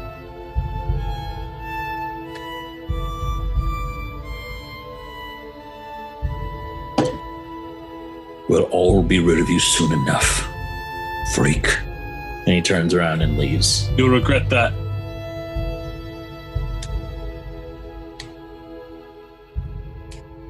And I just, well, can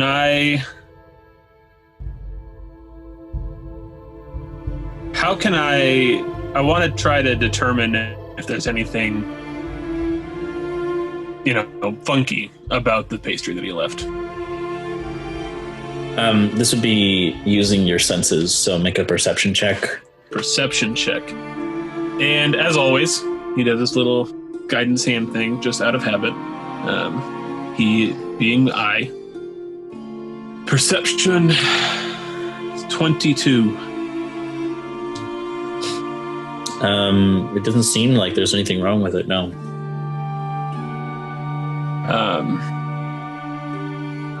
You smell it, you give it a taste. Check. It doesn't seem like there's anything wrong. Then I try to slide it across the hall to Charlotte. Gotcha. You can see her coming up to the bars. She says, "What's this?"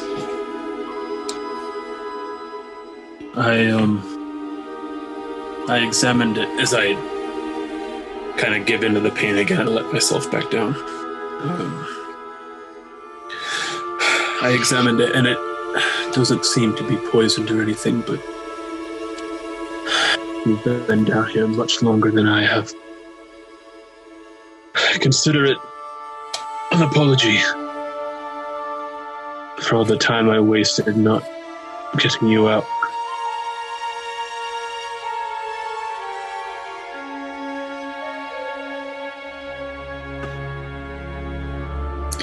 If anyone should apologize, it should be me. It seems that because of me, he grew to hate you. Don't blame yourself. You got captured by him. You got kept here. That's not something anyone can blame you for. I saw you. He's the one who's hiding this secret, this injustice. He's to blame for all of it. Don't you ever take any of that on yourself.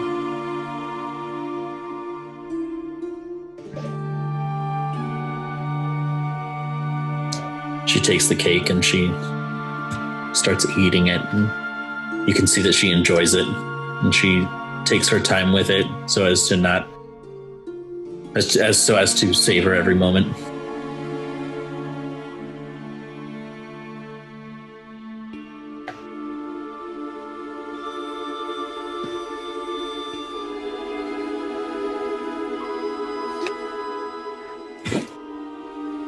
You know, there's a chance that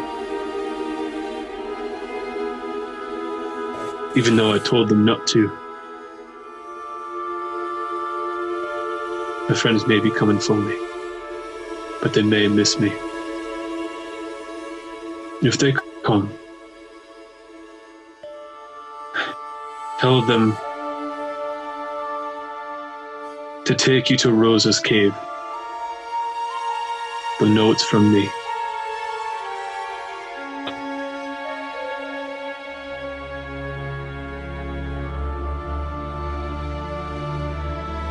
She nods. I'm glad I got to meet you properly before the end.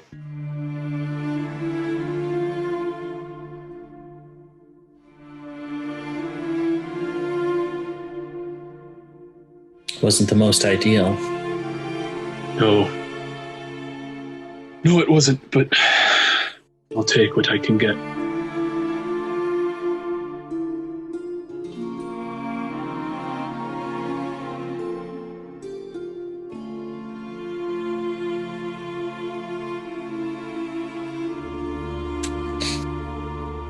There is a sudden silent shifting within your own cell.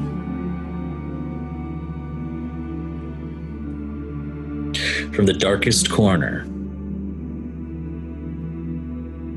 What? The darkness suddenly takes a different shape. I don't know, I stumble to my feet and I attempt to conjure a thorn whip. But of course nothing happens.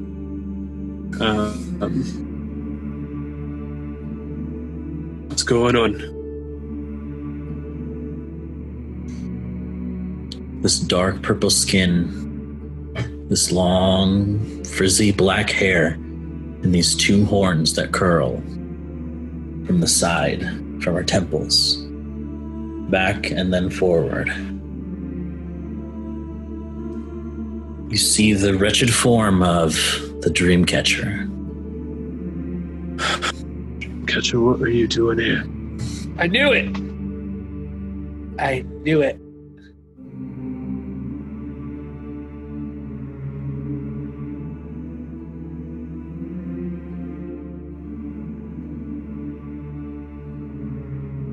The threads of fate seem to tug at you. Young Dane. This then. Speak plainly.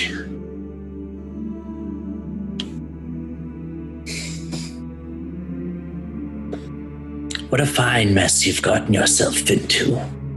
It's what I'm best at.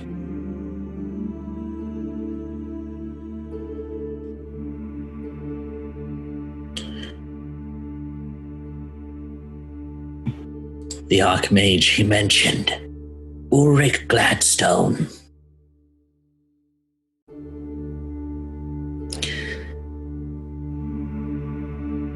Is the best of the best. From the capital of Primaris, the kingdom of Solinar.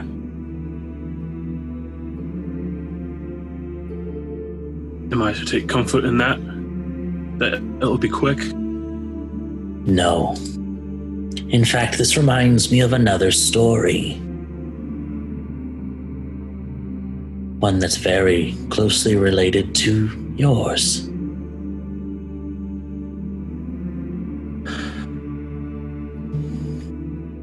I'm listening.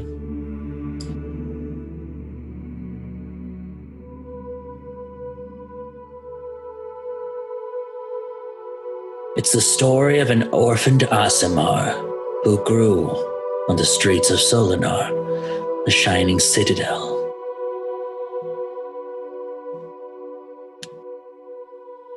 As a young child, food was scarce and the world was cruel. Trying to climb out of poverty, this child joined the military and quickly climbed the ranks. During a battle against the forces of the corrupted immortal of hunger, Direvor, a deadly demon captain was slain by this very same child.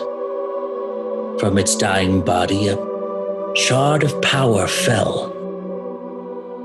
The creature screamed and retched, calling for the shard to return to it.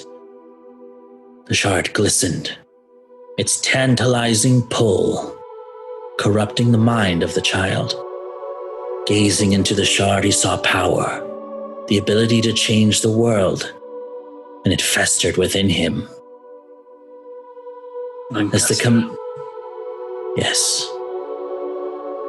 As the commander of this force approached him, he plunged the shard deep within his own body, as golden ethereal wings sprouted from his back, and power exploded within him. As he soared to the battlefield, striking down hundreds of demons, securing the battalion's victory and causing the enemy to retreat. At first, he was hailed as a hero as word spread throughout the empire. But as he returned to Solinar, he was asked to present himself to King Teramis.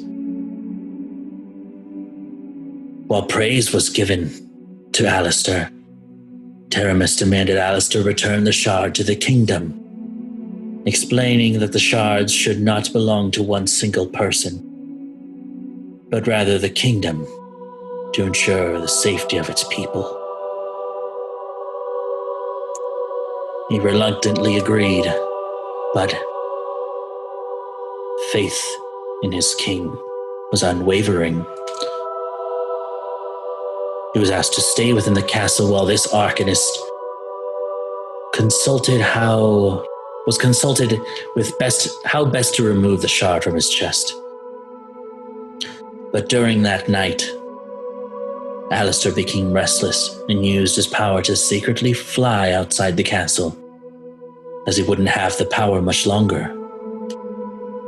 During this flight, he overheard the conversation from outside the windows of the castle, the king and the royal arcanist. They discussed the effects of the shards on the host. The shards cannot be removed from the body, the alchemist explained. He asked the king how to proceed. Proceed as usual, he said. He is but one soldier, and his deeds of valor shall be remembered. Hearing this, Alistair panicked and accidentally made himself known. Magical sentries shot him down as he was shackled and taken to a holding cell. The king explains that he wasn't meant to hear that.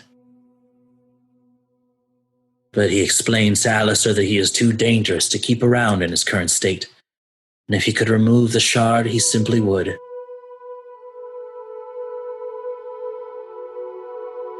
Alistair then focused on the shard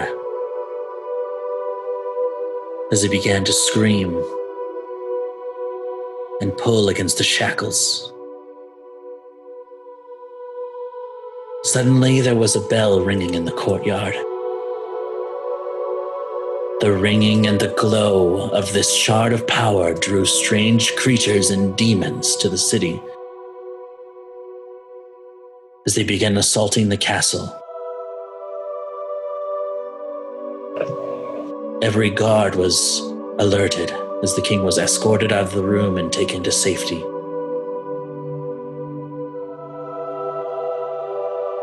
But something strange happened as Alistair lay there alone in his cell. The door to the cell opened as a white-skinned tiefling with black horns asked Alistair if he wanted to make a real difference in the world, to assemble a force of great heroes to rid the corruption of the world. He would be the world's darkness, and Alistair would be his light.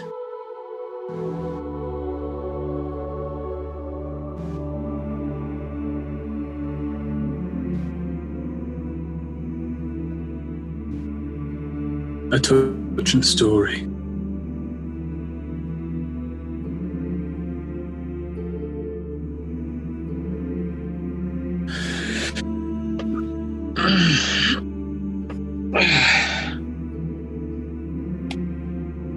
And what am I to do with it? Am I to summon hordes of fiends to attack the people of the town I grew up in?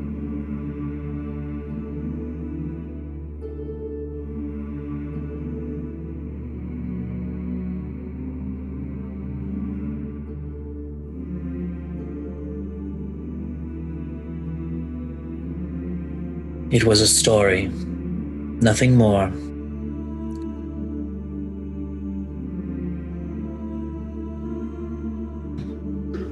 Forgive my rudeness.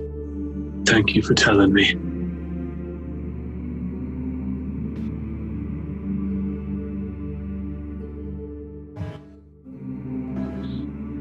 Use the information with whatever way you see fit. One question. You said Alistair focused on the shard and pulled at his shackles. Did they release him?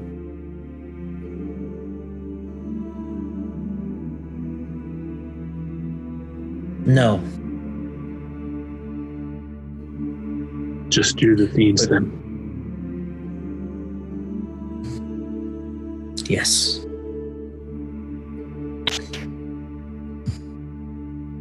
Question.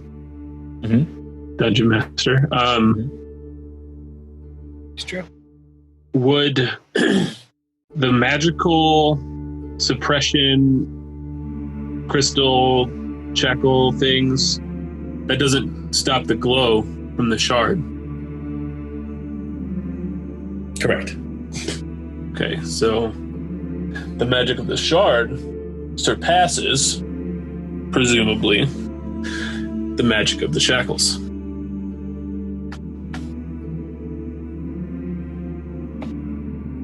Okay.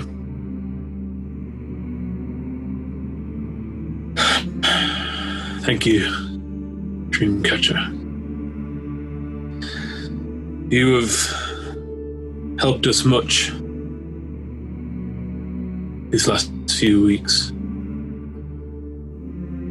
I thank you.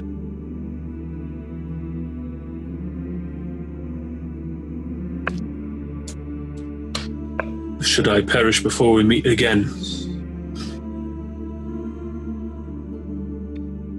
Well, goodbye.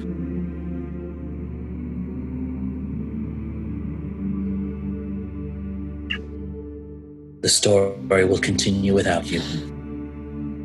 Should that be.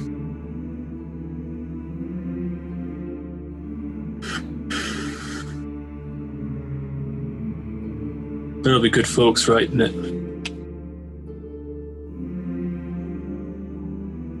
She steps back. She melds into the shadow.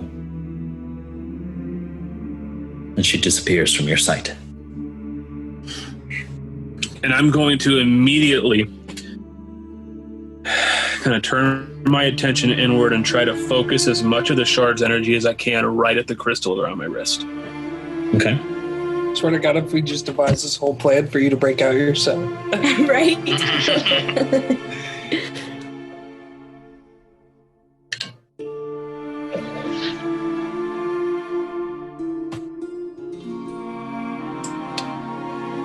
Are you looking something up? I don't know what else to tell you to trigger something. Oh yeah, I am looking something up. Okay. All of a sudden, Dane's just Tony Stark and he shoots a freaking blast out of his chest. Unibeam.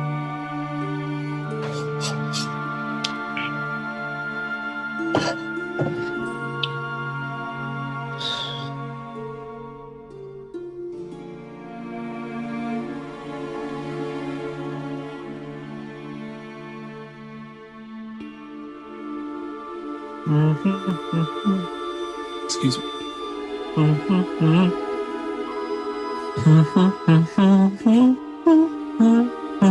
Okay, so you begin to focus the wild heart onto the shackles. The light begins to glow brighter and brighter and brighter. I kind of start like twisting my wrist to flex at the chains. Go ahead and make an athletics check with advantage. Okay.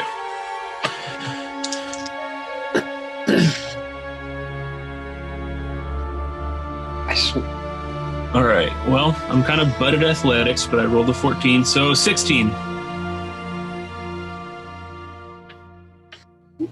Okay.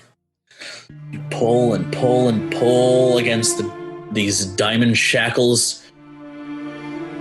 Unfortunately, it's not enough. Oh, thank God. So wait, is he now stuck in them for 30 days? Wait, what? We're not there. That's true.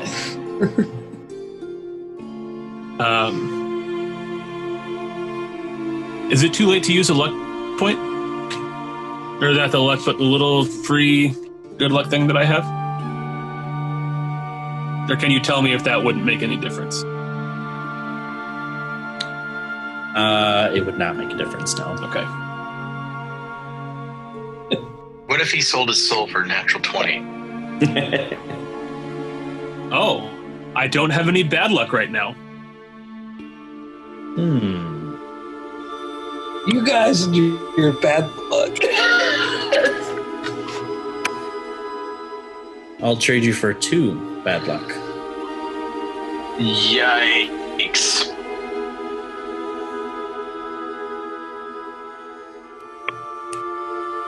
Dade's like, I get to break out of these chains, but I have no way to get out of this jail cell. Well, then he'd be wild shaping. Can you at this point? I finished a short rest. I had my... And do whatever you want.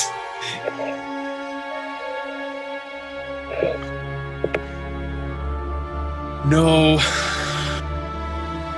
Drew will be disappointed. No, do it. Nope. Let the plan go ahead as planned. Okay.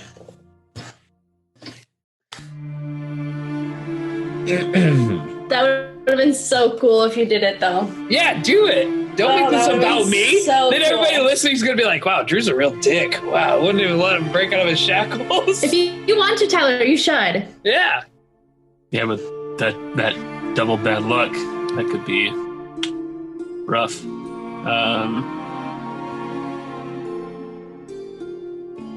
Let fate decide. Odds evens, man. Yeah, I'll roll a d20. On an odd, I will stay. On an even, I'll take the bad luck. That's an 11. I stay. Fate decided. Cut the part out where I blame Drew. I'll leave the parts in where he's like, I swear to God, I hope he doesn't succeed. I feel bad, but I do. I was like, we just spent a whole, 2.5 hours in an episode coming up with a plan, and then it's like, oh, hey, guys. We can still coup. We can still party. No, that would be just awesome. contribute. We rush in and you're there, just running down the hallway yourself. Oh, I hey, love guys. it. Carlos sold their soul. Her Nope. entire soul. Yeah. No, For all of eternity. I release the tension and I fall back down. I'm just. Oh wait, I have disadvantage on ability checks, so I. Oh, gotcha. I think I still would have. No, it would have been like an 8 instead. So yeah, that's fine. Because I have 2 levels of exhaustion. So I collapse. I thought that might work.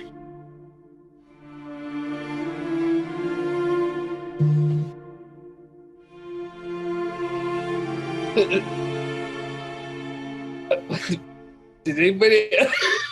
I saw it. I'm Blake.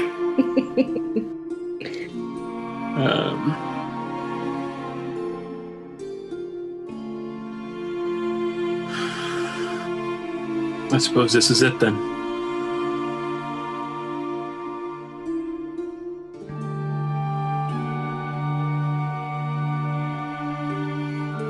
I'm sorry, Dane. You can hear Charlotte say from across the way. Don't be sorry.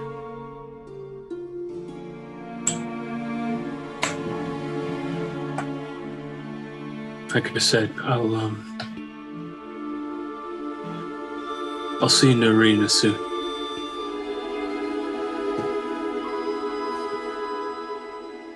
Somewhere Faustus can't touch us.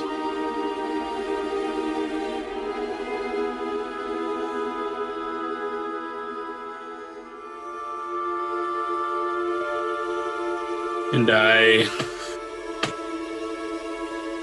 relax and let whatever time I have left pass.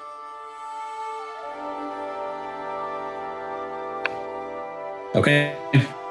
As we come to the other party.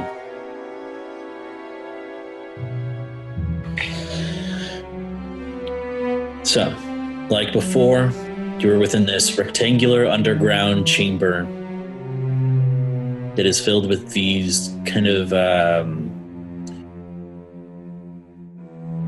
almost like wooden, like long boxes filled with soil where these herbs and mushrooms grow. There's hardly any light down here, but you can see that there is a staircase at the far end, opposite from where you are right now. Question. Is there a door in here? Not bad.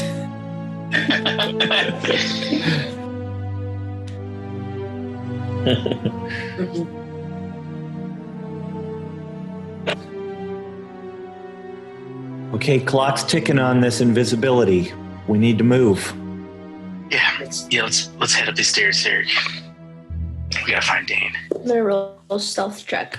Okay, I do roll stealth. Yeah, anyone who is stealthing, make a stealth check. What's the perk of Invisibility gives you advantage. Okay. Let's see what good old Ronnie Donnie gets. Ronnie Donnie. Ronald Donald. I hate that could be your full name. Don't test those waters. I just might. I got a 25, Brandon. Okay. 19. 20 for. What just happened? Eric? 19. 19. Round down Ambers. Ronald Donald got a dirty 20. Nice. Good rolls, everybody. That's exciting. I know, And right? Niffy got a 14. Yeah. It's I all forgot we she need. was here. Somebody help her. Wait, Niffy's supposed to be. Invisible, No, wait. right? Never mind. She's good. Oh. All right, so as you creep towards the opposite side of the room, you can also see that there are various gardening tools, some like bags of seeds, buckets filled with, collected herbs and different produce in here. Eventually you reach the other side of the room. The walls in here are made of stone, and you can see that as the stairs lead upward, there is a ceiling above you that is made of wood. Yes, Pip. I would like to check for traps as we walk. Okay. So is that investigation? You can do investigation or perception. Different ones will give you different kinds of... Okay. Well, I rolled a natural 18 plus 6 for investigation. Okay. Doesn't seem to be any traps, no. Okay. All right, I think we're getting close. I mean, haven't been this far down in Faust's manor, but feels like the right area. Ooh. Yes. Can I see if I can track Dane, like his scent, to see where he is? Not a bad idea.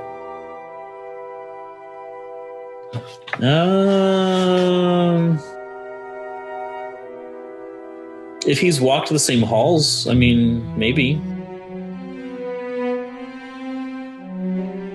It doesn't exactly work like that. I mean, there needs to be an obvious scent. So, not really. There's no like tracks you can follow. I mean, if it's purely just scent, you don't have the nose of a bloodhound or anything like that. Right. But I mean, I can smell cooking from the kitchen even though I'm in my bedroom and the food has never been in my bedroom. And I've been around Dane enough that I know his scent. sure, but you're not, cooking, your sweaty gym socks or whatever and Right. feeling that smell through the entire house. You don't know what I do on a Tuesday night.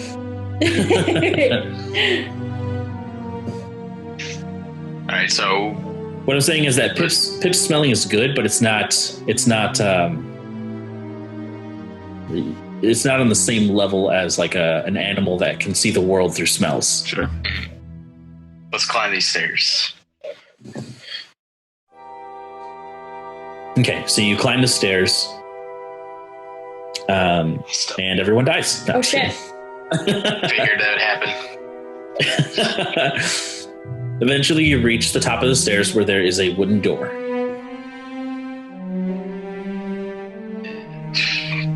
I guess we're just gonna open it. Perception. It's a door. We don't know what's on the other side. Okay. Let's instead of saying skills, tell me what you're doing so I can tell you what to do. Well, I'm just gonna grab the handle. Speak with your actions, not with your skills. You know what I mean? So it seems more role play like. I'm gonna try to listen to see what's on the other side of the door. There you go. See? That way it sounds more like you're not just playing the game through skills, if that makes sense. Right. Okay. So go ahead. And you have advantage on this. I got a 19. 19? Okay. You put your ear to the door. It seems like there is some muffled conversation.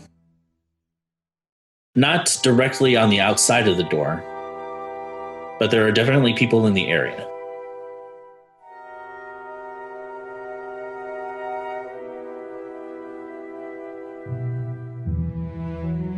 I'll open this.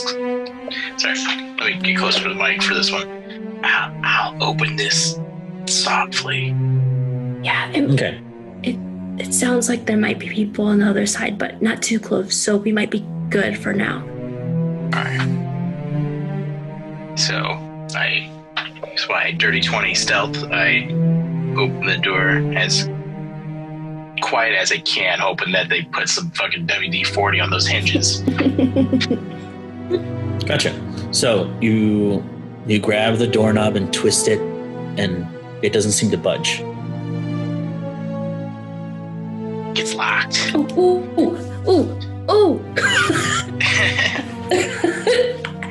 Let me handle this. I'm gonna use thieves' tools. Okay. So what I need to roll? Well, I was going to use Niffy, but I added the skill to your D&D Beyond, so if you haven't refresh it, and it should be at the very bottom. Oh, okay. Niffy, we don't need you to get the door. She has her leg already propped up, ready to There we go. Oh, damn. Okay. +6. Because it's proficiency plus dex. That's some good shit right there. Okay. Natural 20. Hey! Dude, you're a thief. Show am. I got blood to show it. What the fuck? I belong to him. So you begin to work your tools in there, and it takes you a matter of maybe 15 seconds, and the lock seems to click. Try again. I twist open the doorknob. I think it's still locked. I'm just playing with your secret. And I push it open quietly. Okay. You push it, it doesn't budge. I think it's still locked. Wait, I pull it. It doesn't budge. No, I'm just kidding. No, okay. You pull it open slowly. You can see the beautiful, like red carpet with like gold trimming on the sides. These beautiful, sculpted like hall tables with vases and all these beautiful decorations, like red velvet curtains that come down and cover the windows. I think I recognize this room. Do I recognize this room? It is a hallway. This room. Yeah. I guess I'd like to, just kind of look around to see if I can find my bearings of where I am in the house. Okay, you've only been here once before. So, and you haven't explored the entire house either. Yeah. So, perception check with disadvantage. No, it wouldn't be disadvantage. You can look down the hallway to see exactly like kind of what you see around you. So you can go ahead, just make a perception check.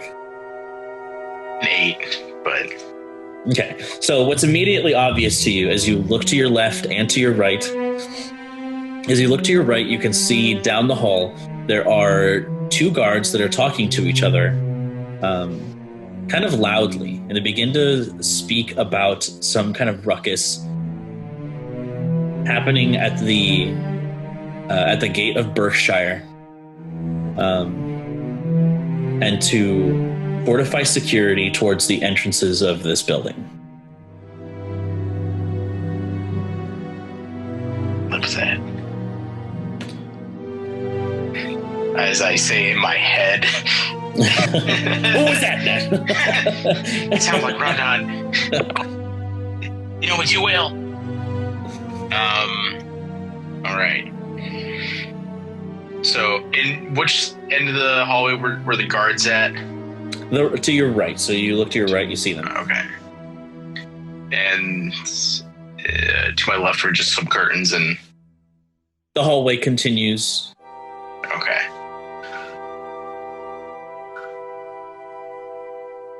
I just kind of turn around, like I think we gotta turn left. Okay. This is, I honestly can't tell, but right now the town is a roar. Niffy, I want you to kind of stay back just for a moment. We'll call you. You suddenly begin to see as the guards are starting to walk down the hallway to your location. I'm gonna quietly close it again. Okay, you close the door. You suddenly see like a shadow underneath the door. You can hear one of the guards say, Hey, can you sneak me one of Faustus's mushrooms? And the other one goes, I don't know. I think we've been taking too many. I don't want to get caught. He says, just one. And you can hear the keys kind of starting to jingle. You can feel the door kind of like push forward a little bit. And he says, hey, never mind. I don't think we should do that. Kind of releases the doorknob and he says, man, you're always chickening out at the last second. As they continue walking down the hall. And you do it, nerd. What? Who said that? Yeah. Dane said from the dungeon. Yeah. Dane, you're just having visions like yourself. Red Raven. Oh shoot. That's got me thinking. Alright, so Pip. As we open the door up again, can I see if I can, like, get any scent of Dane? Sure. You can certainly try.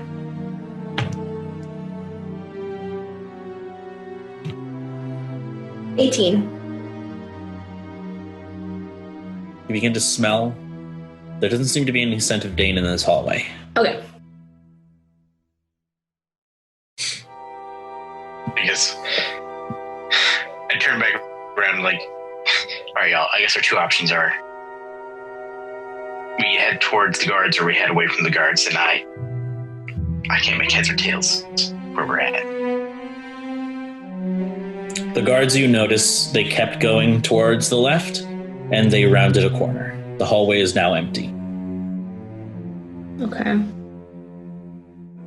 Maybe we should take a right then. Let's go right. Alright, so open up the door again. Damn, the squeaky ass hinges. Right? What? Screaming. The door's just screaming. That wasn't the hinges. That was Rhonda. How far down the hallway is the turn to the left that they went around? 4 doors. Scampering up the wall and across the ceiling. Yes. I'm going that direction and just looking down, cocky that, hey, I'm invisible. What are they going to see? Gotcha. So And you're on the ceiling. Yeah. So as you leave the room, I'll need you to make another stealth check for me. Easy enough with advantage because you're invisible.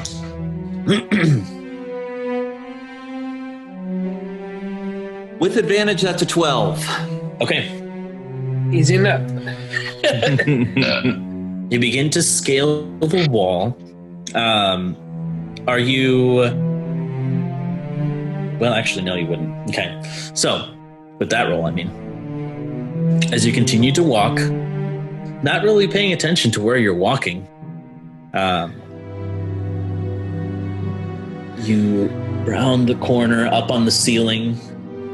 You can see the 2 guards still continuing to walk. You can see that this is, as you're looking past now, you are looking into the front foyer of the mansion. Okay. Tyler. I'm staying on the ceiling, scampering back over to the doorway and the rest of the group. Okay.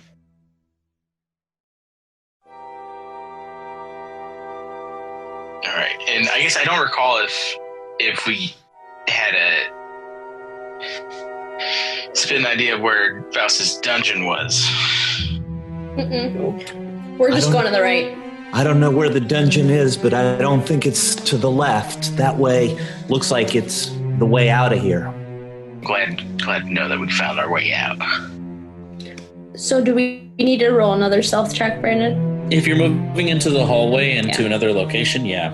Yeah, so turn right.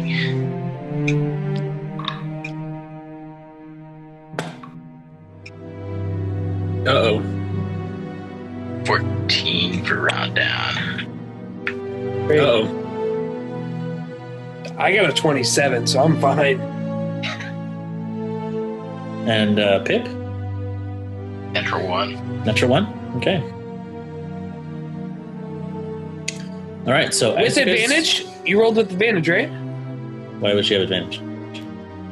She's not invisible, that's right. Yeah. So as you step out into the hallway, kind of making your way to the right, Pip suddenly trips, knocks into one of the hallway tables, and you can see as one of the many priceless vases that Faustus keeps suddenly... Can I make an acrobatics check to try to catch it? What's Can I your sell my passive soul? perception? Can I sell my soul? Can I sell my soul? Hold on. 15. Wait, you want to sell your soul? Yes, please. This is critical. I was gonna try and catch it. Okay. Oh my god, you guys are making these dang deals. Wait, how many bad luck cards does Carla have right now? Actually, that's a good point. We are all gonna die because of bad luck. Carla has 1. I'll allow you a second. Just because I have one? Just yeah, you have 1. The Opportunity attacks have advantage against you. Hmm. the real question is, do you want another? It's a very specific one. That's why I'm willing to give her another one, because it's kind of situational. Got it. I'll let Kwanzaa catch it. I don't know if I have the passive perception for it, but What's your passive perception? 15. 15. And he would I will certainly say- knows Pip. And he would certainly know Pig. I'll say this wouldn't be an acrobatics check. This would be just go ahead and make an initiative roll. An initiative roll? Mhm. Oh god. It's not terrible, 22. 22. Not terrible. Not terrible. That's amazing. Well, it wasn't a natural 20, and I probably needed. So Kwansing, you dive for this thing. As it tumbles off the table, you just like football player catch it as you land on the ground, just belly first. The vase falls on your hands. There was still some noise made, but it wasn't as terrible. Thank God. And I guess I'm just gonna turn to Eric, who I'm assuming is relatively close. Like, The flowers are knocked over all over the ground, however. I'm just gonna tell Eric, let's go. And What? I'm I holding this vase, and I look up to Pip, and I go, "Do you want me to keep this?" I'll come back for it later. Thank and you. I set it up right there, and then I do a push up, get myself up to my feet, and I'm like, Pip, reroll for stealth. While you were on the ground, Kwansang, Oh my god. you notice coming out from this room, there are several tracks of grime being spread throughout the carpet in just a small area. You can see grime up the wall, and some of the, like, one of the paintings that was up there, No, this Eric. beautiful oil painting has a giant halfling foot mark right on the face. Okay, and they went left. Right? Damn, we're terrible at this. The guards went left. They went up the wall, and me and Pip and Nippy are together. yeah.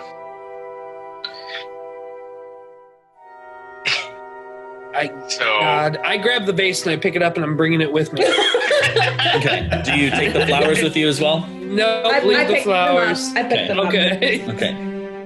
I'm carrying this vase under my arm like a child who's being bad in the store. Like, oh my god. You wait till we go home to your mother. All right. So you guys begin to creep to the right down this hallway. Eric and Rondon, you have taken off, is what you said, right? Yeah, I wasn't stopping to deal with a vase of flowers.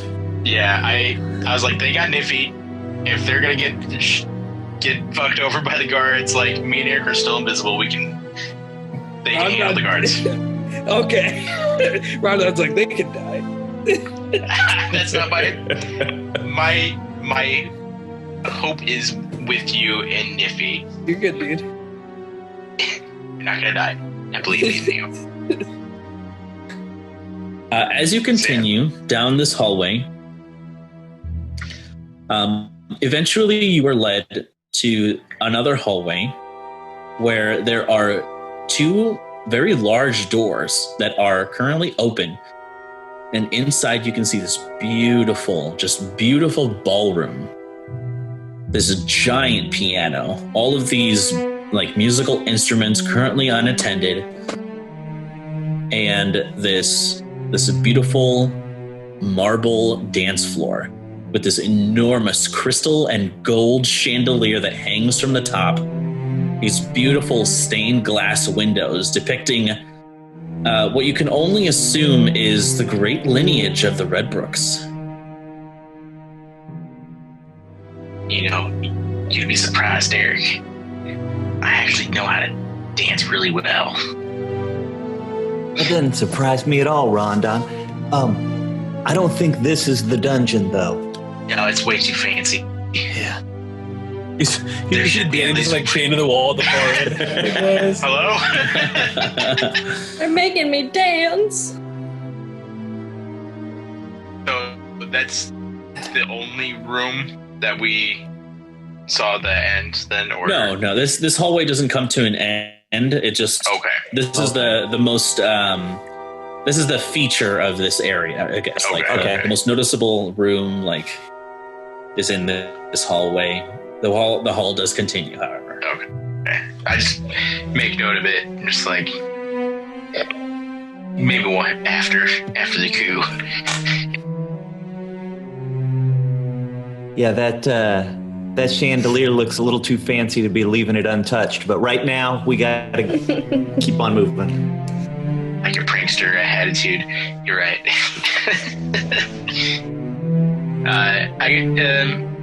Looking around, how many more doors do we see that I guess would kind of tip us off? Like, oh yeah, there's people being kept here.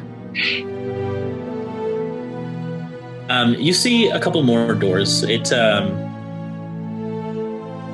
none that lead you to believe that they would lead to a dungeon or something like that. Like, they're all pretty nice looking wooden doors with metal latches and keyholes in them.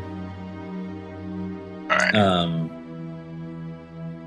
Should you wish, you could continue down the hall and investigate a further portion of the house. Absolutely. Let's do it. Yep. As you guys are making this decision, Kwansang, Pip, and Niffy have now caught up to the corner where you guys are at. You see me holding a box. Can I do a perception check to see if I hear anything beyond the doors that we have down the hallway? The doors that, like, just the door as you're passing? Yeah. Sure, go ahead. Oh my god. 3 plus... Is that with advantage? Aren't you rolling for hearing? Yeah, I rolled a natural 1 and then a 3. I'm glad I'm getting them out of the way now. So... 7. I was due for a lot of natural ones, though. I mean, I've been having some really great rolls. So I'm due for it. Okay, so nothing really. You're a little distracted right now. Aside from the, normal sounds of an old vintage house, nothing that catches your attention. Mm-hmm. So Rondon and Eric, go ahead and just make another stealth check.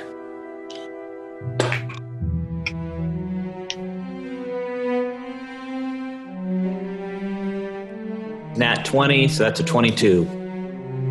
Nice. 13. Okay.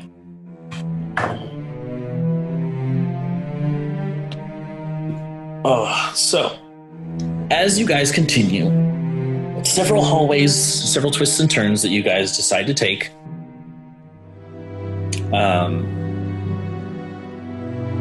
This wonderful scent hits both of your noses. So it smells like the most beautifully seasoned meat. Your mouths begin to water.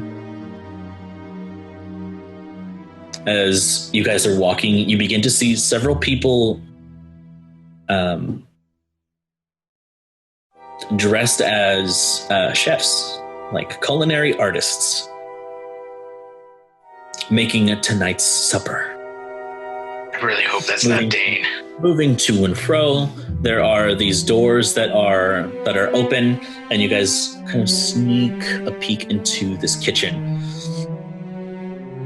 And along with it, the wonderful scent. And you can see, along with that, this beautiful tiered cake of white with a single piece missing from it. It's a wedding. The top tier for Dane. No. It's a wedding. He's holding Charlotte because he's going to marry her. Oh, yike.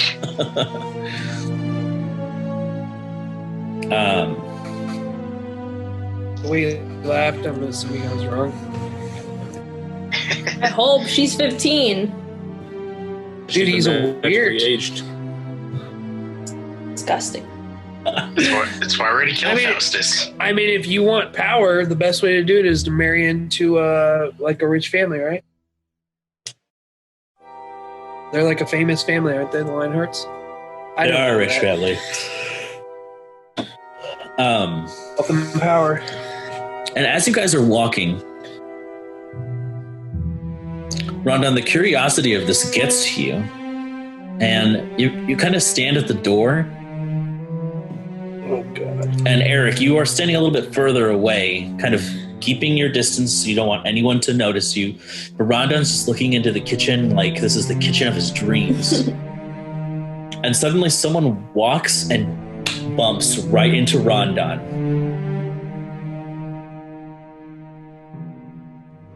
And This person, a humanoid man with like a long kind of pointed beard, kind of stumbles a bit, drops a tray, and just it goes everywhere on the floor. The rest of the people behind him start kind of just heckling him and just giving him a lot of shit. And he looks around and begins to put his hand out. I want a minor illusion quickly on the floor. If you cast a spell, the invisibility ends. If you cast a spell or attack, move. I'm gonna move. Make a dexterity saving throw, Rondon. All right, Dex. There it is. Oh God. All right, there it is, Dex.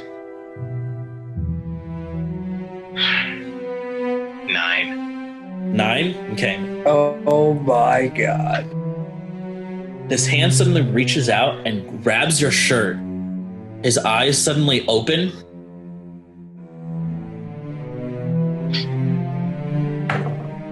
Make an athletics check or an acrobatics check. Maybe athletics. 17. Okay. He goes in to like actually fully grab you, and you struggle away. He begins to search, and he begins to tell everyone, hey, there's someone here. And everyone's like, what are you talking about? He rolled a 2 on his persuasion. Everyone thinks this guy is a fucking nutcase. Oh God, thank God. Oh my God. Oh, saved by the die. Yikes. I'm gonna pull out a couple of stones from my sling and try and drop them on the tray just to make a little ting-ting sound to distract him from the ceiling above. Just drop them on the tray that he dropped. Oh, sure. Yeah. One of the head chefs, who refers to himself as Rorden Gamzee, he comes out and he's like, what are you doing dropping this? Takes 2 loaves of bread, slams it on the sides of his head. What are you? An idiot sandwich. Yeah, needless to say, he gets fully reprimanded as people turn their attention to this sudden clanking in the hallway, and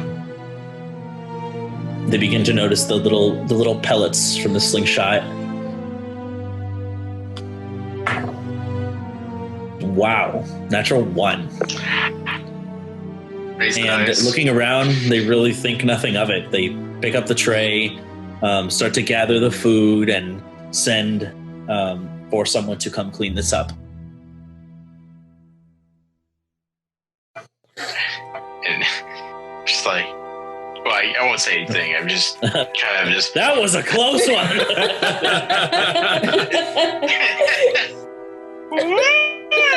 Yeah.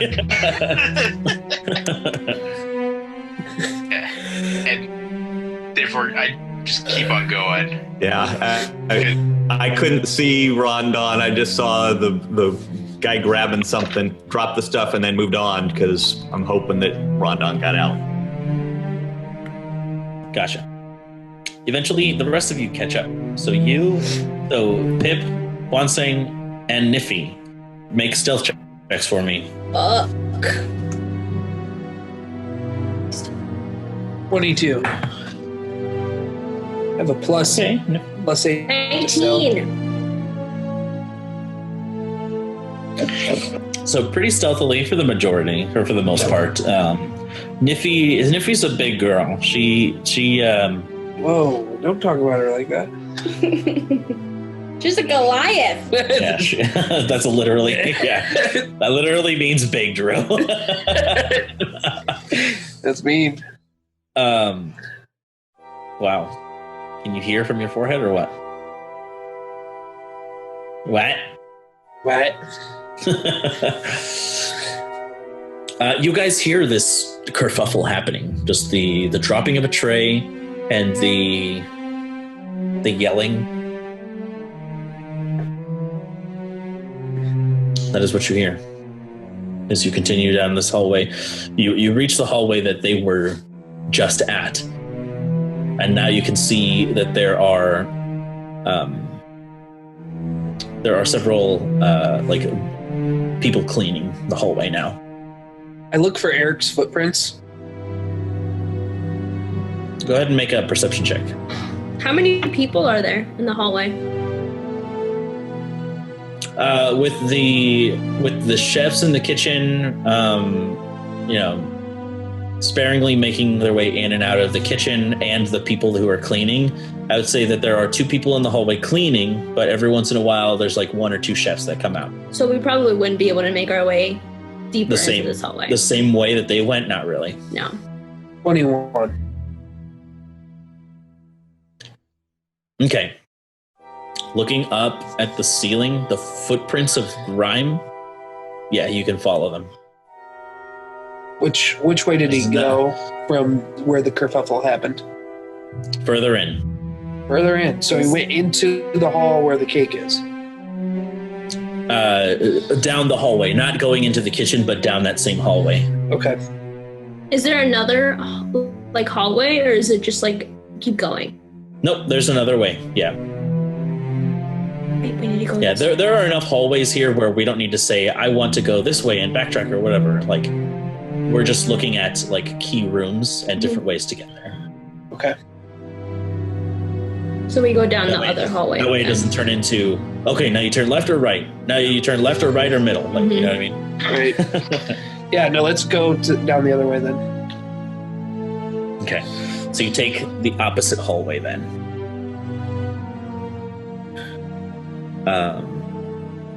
As you guys continue,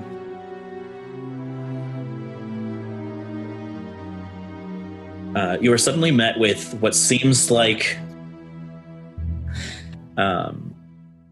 a strange end to the hallway, but a winding staircase that kind of leads to an upper floor. On this same, in this same hallway, you can see that there are shelves up against the stairway where several books are kept. You can see different candles of different colors and what seems like a storage pantry for different things. I want to run my fingers over the books. Okay. See, I'm looking specifically for anything about the air temples and stuff, just very briefly. I would like to do an investigation check also to make sure that there aren't traps. A secret door. Or a secret door, yeah, just an investigation check in that area too. Okay, so Kwansing, looking through the books, None of them seem to be anything resembling what you're looking for. Go ahead, Pip. Check for traps. 19. Okay. No traps. How about the trapdoor? No trapdoor.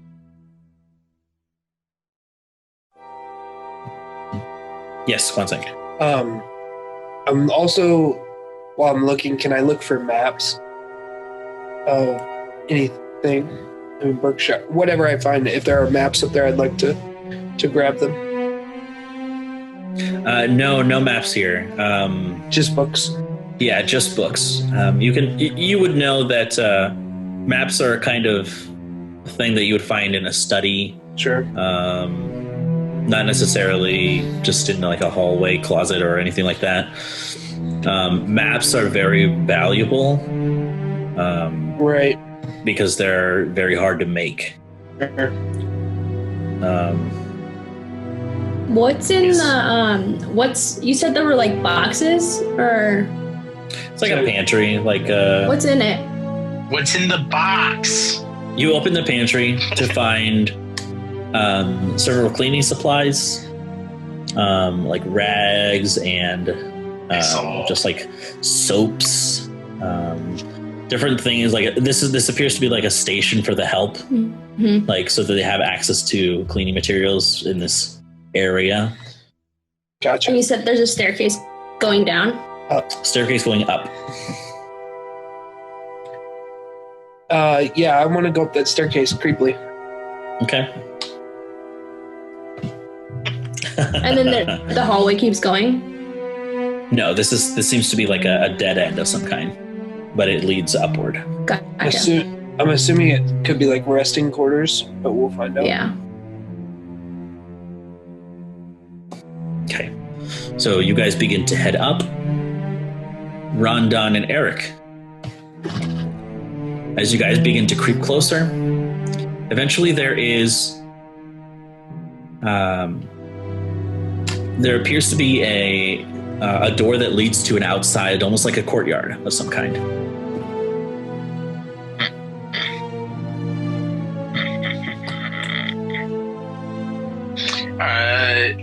Okay, so it's just a doorway that leads outside. I'm going to put my ear up to it to see what I can hear on the other side, see if there's any kind of movement, what's not.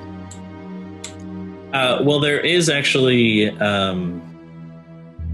like glass on the door that you can see to the outside. That's how you know that it leads to outside. Gotcha. Okay. I look through the glass to see what I can see. In the courtyard itself, you can see about 4 guards stationed on each corner of the courtyard. In the center, you can see a very familiar shaped tree. And I mean, you've seen plenty of trees and you recognize this one as Narina's tree. Not the tree that Narina turned into. Yes. Yes. Okay. All right. This son of a bitch chopped down her tree. There are very few trees, well, there aren't any trees that look like this. I would spit on the ground, but I don't want to leave a trace.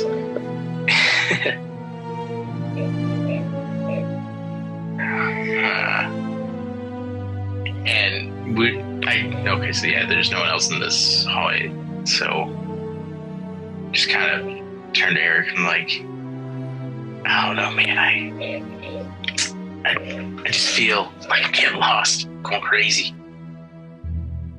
But we can't leave her here, but we've got to find Dane first, right? Absolutely. Yeah. Can I, from my point of view, can I see any kind of like other entryways or just points of entrance? Yeah. So I'll say fairly easily, you don't need to make a perception check. From the courtyard, you can see 3 other entries. So you're coming from the south, and there is an east wing, a west wing, and a north wing. And the guards are evenly distributed around here, right? Correct. Okay. And I guess with... Alright, I'll just do this in character because we're not terribly close to anyone. Do you think we should snag one of these guards? No, we can't. We can't because no invisibility. Yeah, as soon as we move on anybody, we've lost any surprise we're going to have. Yeah. And I don't know how we open this door and go in there without rousing suspicion. I mean, if I could pull you up here with me, I think they could just walk under us. Yeah. Well, if I crouch low enough, they can walk over us.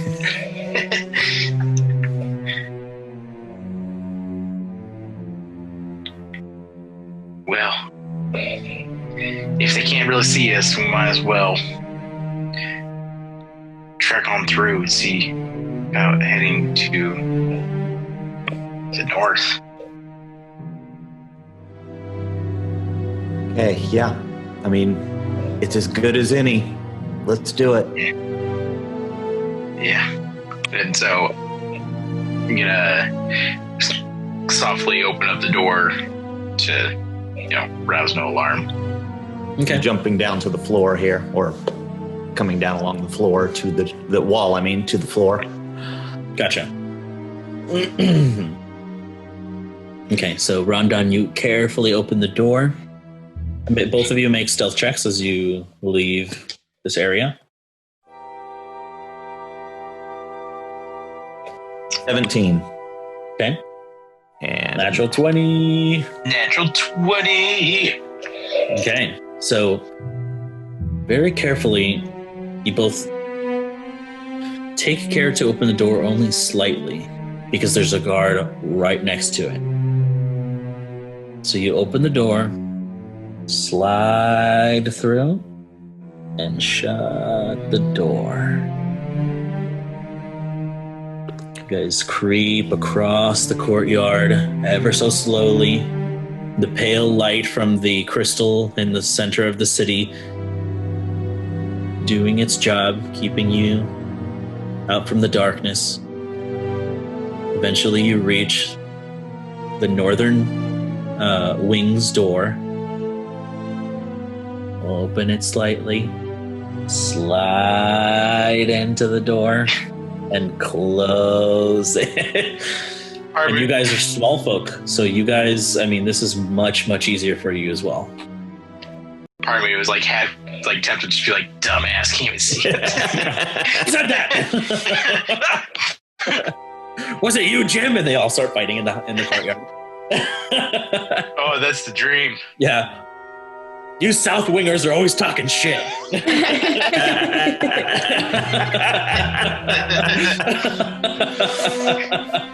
And Jim's just like, we're on a rotation.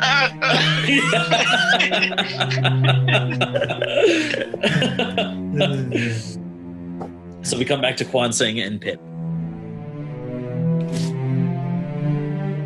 We're going up those stairs. Heading up the stairs, Niffy says, so, when do I get to hit people? Not yet. But hopefully soon. All right. As you guys begin to creep up the stairs, make another stealth check for me.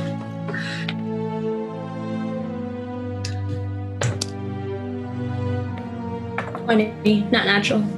17. Dirty 20. Almost a natural 1. Yikes. Yeah, because natural 1 is right next to 19.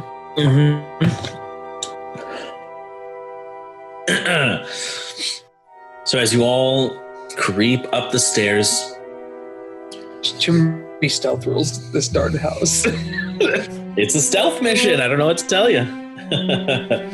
Gosh darn it. We're toast. You begin to wander down this hallway that leads you further, I would say to... this would take you to the east wing. Or to the west wing, sorry.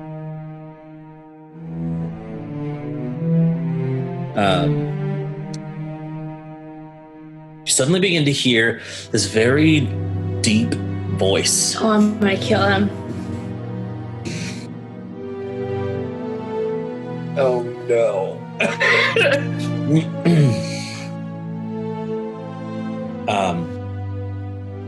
One of these rooms, you can tell, have doors that are much larger. They're currently closed. Can I make a perception check? Yes. You guys. Wait. Splitting up the party has nothing to do with us dying one by one. It's absolutely 100% Pip trying to kill everything. 23. Dude, I'm 23. sorry. I gotta stick to my character. Yeah, no, do it. I admire you for it. You can hear the voice of Lord Mayor Faustus speaking to one other person, but God. you can also hear the clinking of metal within that same room, which leads you to believe that he's not alone. He is guarded, but you can hear him say, "And what do you think of this hat? Does it command a presence? Perhaps I could one day become Baron of this area. I'm long overdue for a promotion." Yes, Pip. How many doors down the hallway? Down this hallway, I would say probably 3. 3? Okay. Where do I hear his voice coming from? The very end. The very end. Okay. No, I'm not gonna do that. Can I hear anything coming from... So, how many doors are on the left? How many doors are on the right? The same. 3 and 3? Mm-hmm. And his is like at the very end? Mm-hmm. Okay. Do I hear anything coming out of those doors? Not really. Faustus's voice is very easy to recognize, and it's very loud as well. Okay. Very, very bassy. I make my way to the left door, the first left door. Mm-hmm. Can I make a perception to like focus in on that door? Sure.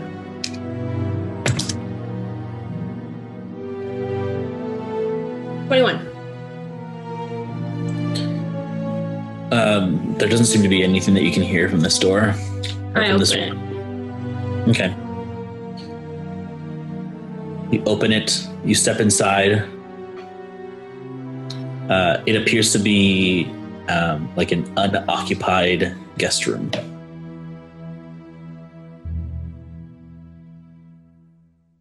I'll do the Neffy. same thing on the right doors while she does left. Neffy, Okay. stay in here. We'll shout All for right. you when we need you.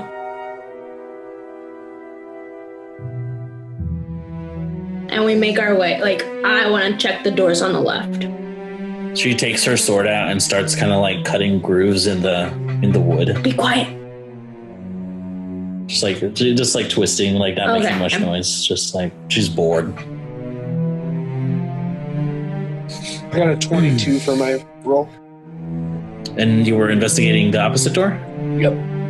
Okay. Nothing. No sound. I'll just crack it open and make sure it's the same case. Yeah, it is. Okay. Do you want us to do this for all doors, each one? Like roll for each one, I mean? Because then we could just make 2 more rolls for you to be easy. There are a lot of rooms in this house, guys. Like, Oh, I thought you were just saying there's just 6 doors. Yeah, that's what I thought.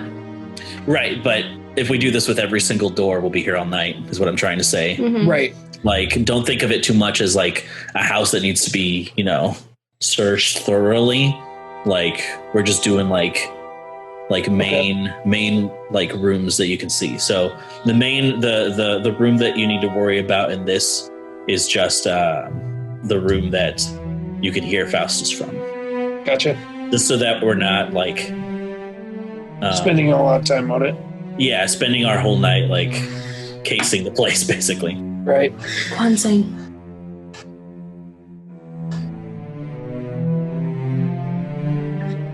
Yes. Are you ready?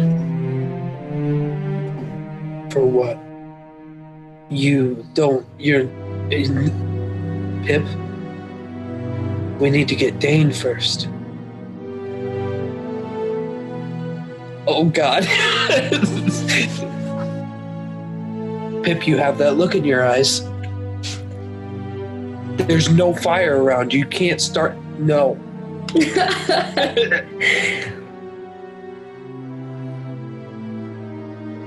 We need to make sure he pays for this. What? I mean, how do we know he's alone? Or not. Wait. Just let me... Pip, let me listen. Just let me listen. I'm gonna roll the perception. I want to see it. Oh, good. I'm gonna listen in too. Okay. I got a 10, so... Okay. Oh, thank God!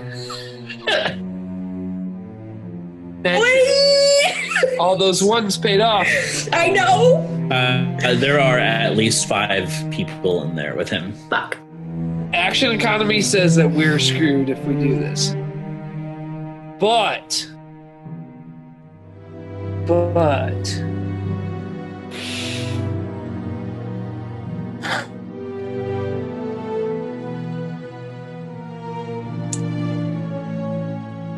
Hold, please.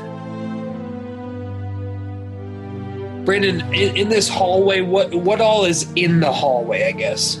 Like, what are the decorations like? So the mansion itself, it all seems to be covered in this red carpet that is directly in the center. They have like stripes that go along the outermost part of the carpet. Yep. And beside every window there are velvet curtains. Okay. There are beautiful paintings made in oil, and there are like candlesticks and different like sconces like placed every other door or so. There are also like hallway tables with various like decorations. You see, those like useless like Fabergé eggs that are worth like $1 million or whatever. Yeah, like you can see like little knickknacks like that around. Okay. Like this is basically like a look how rich I am museum. Tell me about the handles on the door. They appear to be made out of some polished metal. Okay, They are. Do you have to turn them? For the doors to the rooms? Yeah. Well, no, Faustus's room specifically. The one with the large doors, they are like pull handles. Oh, okay. The ones for the regular guest rooms are knobs. Okay. I have chains. Yeah, I was gonna say let's lock them in. Mm-hmm. I was trying to find something to use. The curtains were going to be my option, but if you have chains, that will work. I have chains. Yep. All right. And then, yeah, let's do that. Let's lock them in. We're gonna lock them in. We got to be quick though, because chains are loud. Yeah. Actually, should we do the chains or should we just try and buy time with curtains? Because if chains are loud enough and we have 7 people on the other side of that door, because he's talking to somebody, so him and that person, and then 5 guards. What if we do the what are they called? What were you gonna do? The drapes or whatever? Yeah, curtains. Yeah, the curtains, and then on top of that we put chains. That'll work. Yeah. silence. Because that'll reduce the silence or like it'll muffle it. Being realistic, we could just wrap the chains with. Yeah. There you go. With curtains. Yeah. I didn't say it, but I was hoping you'd get there. Yeah, let's Yes! wrap the chains with curtains. Okay, we're gonna do it. Whoa. Okay. Oh, dude, thank you, players. No, I'm just kidding. No, I haven't even been looking at it. We haven't been talking. Yeah. I was just messing with Brandon. Okay, so tell me your steps of what you're doing. We are So we're gonna go to- into one of the farthest rooms away. Go ahead. I was just gonna say, grab the curtains from one of the rooms, and then wrap the chains, so that it's reinforced. Then we're gonna chain the door Okay. in those So steps.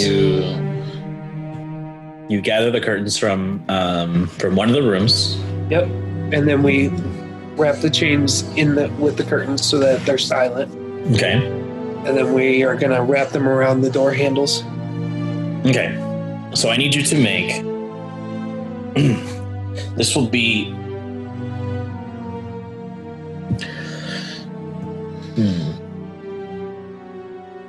Do you have anything to bind the chains together? We just knot them. Okay. I also Like have a stamp. manacles. That would work. You could do manacle to one side and then to Yep. the other. Yeah, Mm-hmm. that would work. Okay. So I'll need stealth checks from both of you. So this will happen 2 times. I need the first one right now. 20, not natural. Okay. Well, please, 22. Okay. You manage to creep up to the door. Oh God. You can hear his voice much louder. My heart is beating so fast. I hope to God I don't roll a natural one. On the way up to the door, I say to Pip, at any point, be ready to run. You begin to, get out your curtain wrapped chains. Pip, wait. Listen. Worst case scenario. Run into a room. I'll run into the other. I'll break the vase. Cause a distraction. If I have to, I'll jump out of the window. Okay.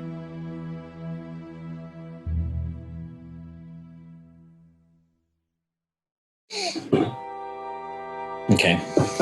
Make another stealth check for me. Oh, shit. Okay. Oh, heck yes.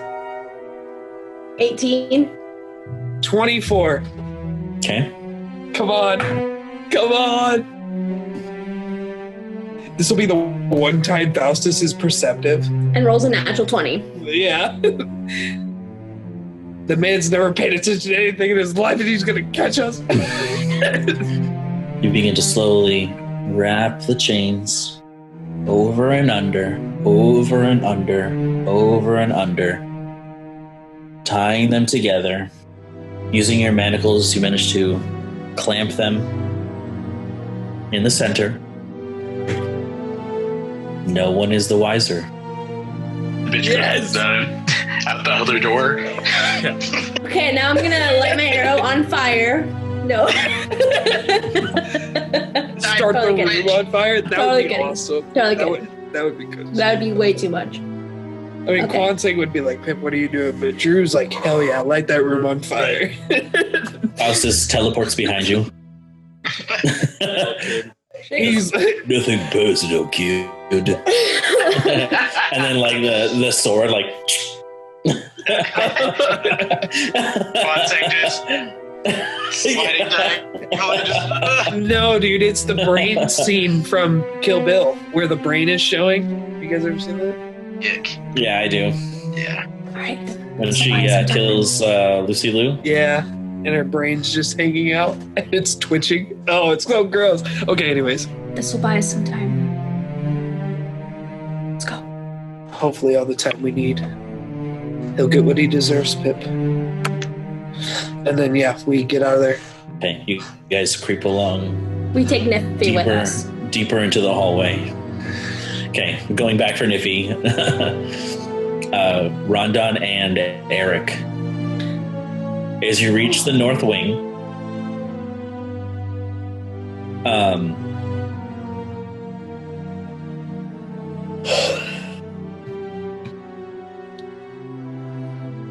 you can see what is essentially a sort of a mess hall, like this like gigantic room with these like 4 rows of tables. Who knows if Faustus has ever seen this much, or has ever seen these many guests, much less fed this many people. But here it is, these dark, like beautiful, polished wooden tables. This like beautiful placemats and candelabras, and just everything in here is just more money in a single like dish than you've seen in your village in all your life, Eric. Some of these things are just bonkers money. As an asshole, but he has good taste in woodwork.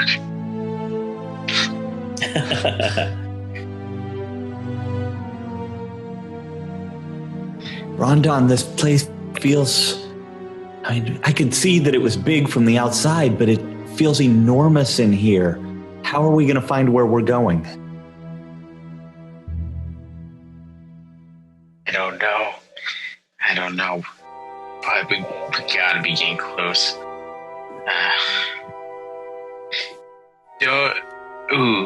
This is metagaming, but do you have any kind of like detect magic spells?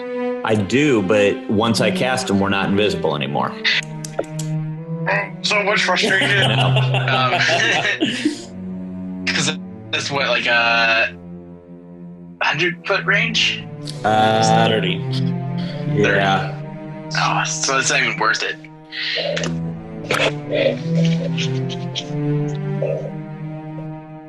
I just want to take a look around the room. Like, I know there wouldn't be a dungeon in a mess hall. That wouldn't make any sense. Yeah, we just gotta keep on pressing forward, Eric. I'm so tired. I'm ready to find Dane. Yeah, me too. Let's keep on moving. I hope we're close. I'm coming for you, Dane. Okay. And as you guys keep moving,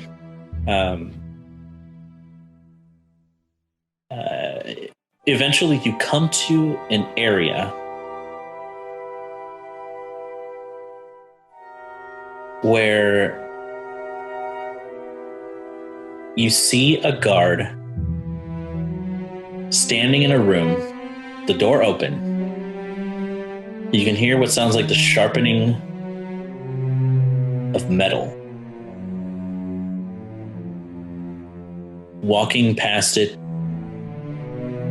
there are several strange hooked utensils. All kinds of different torture devices. Did you say it was just one guard? Yes, you kind of cut out there for me. Yeah, a single guard, yes.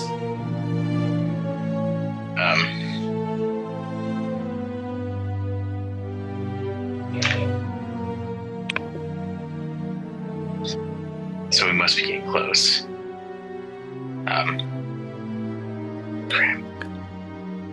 Is there another exit out of that room that he's in, or is this just a room off the hall? Off the hall, yeah.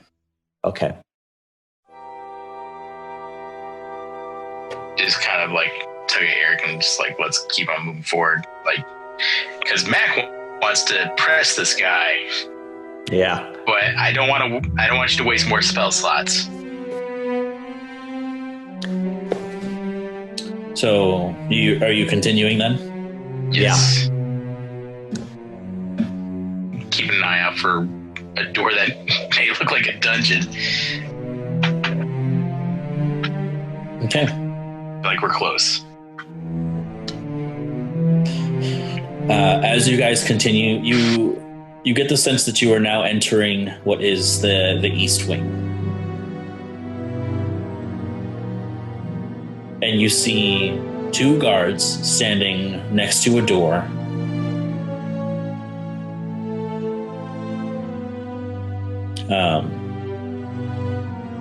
Go ahead and make a perception check, the both of you. Guys, I'm gonna throw up. I'm so scared. Gross, don't do that. Shut off your camera if you're going to do that. Like right into the camera. Gross. Right into the mic. 17. 9. Okay. You see what look like blood marks on the bottom of the door. Almost as if like something was dragged along the floor, either leading in or out of the chamber, but it only looks like it's small, like something was dragged across the ground that just kind of like slithers in blood. And 1 guard, you said? 2. 2 guards. Okay.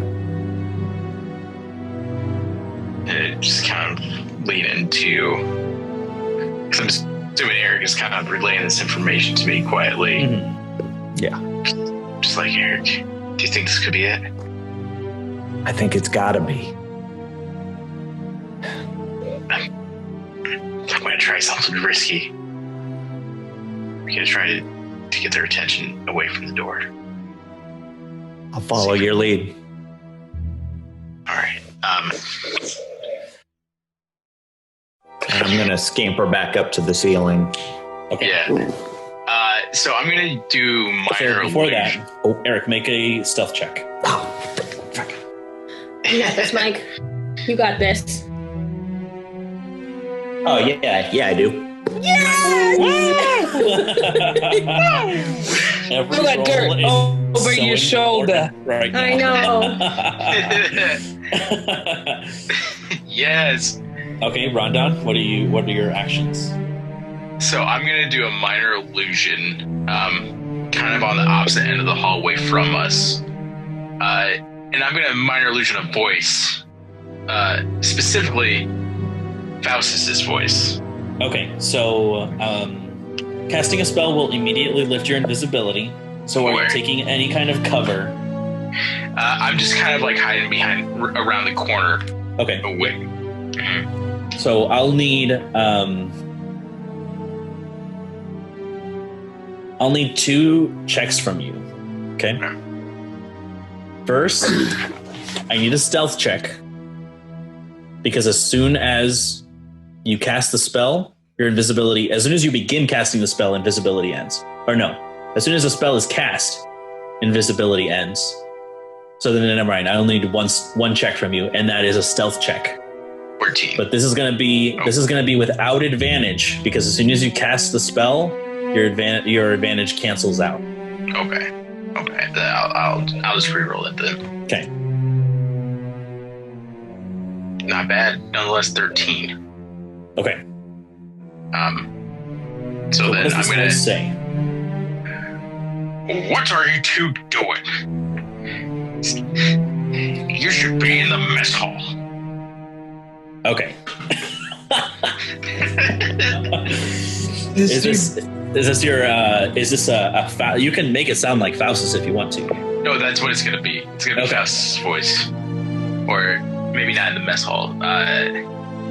You two should be in the courtyard. There we go. Gotcha.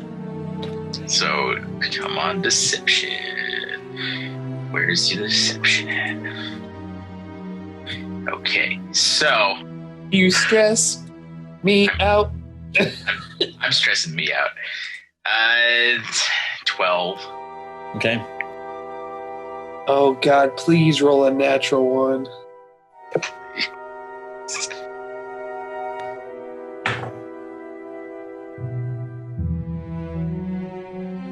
Don't you dare throw any dirt over your shoulder, Brandon.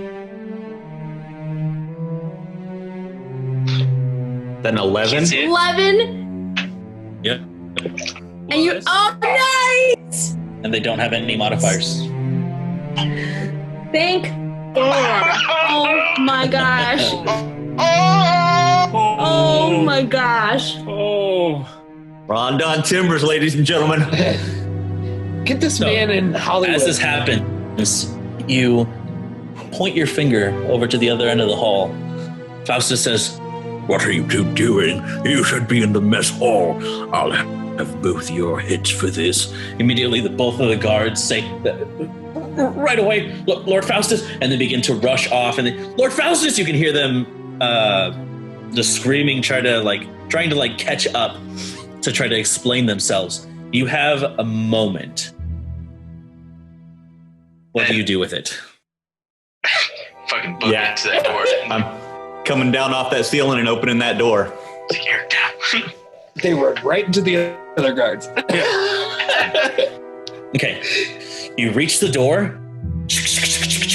Fuck.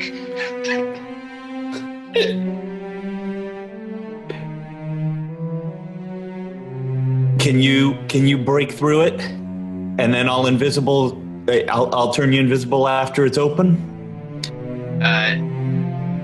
I'll say. What kind of door is it?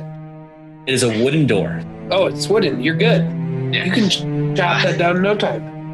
Yeah. You know what? I'm gonna try it. I'm gonna use my timber perk on this door. Can I do that?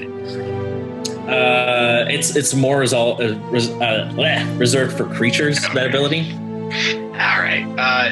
Yeah. I'm just gonna take out my battle axe and kind of strategically aim for like the hinges of the door to kind of slice through it, so I'm not like haphazardly. I'll say I'll give you advantage on this because you're chopping wood essentially. All right. And this, what kind of check would you want me to roll? Strength check, athletics. You can roll an athletics check. Perfect. There's one. There's two. All right. 15. 15.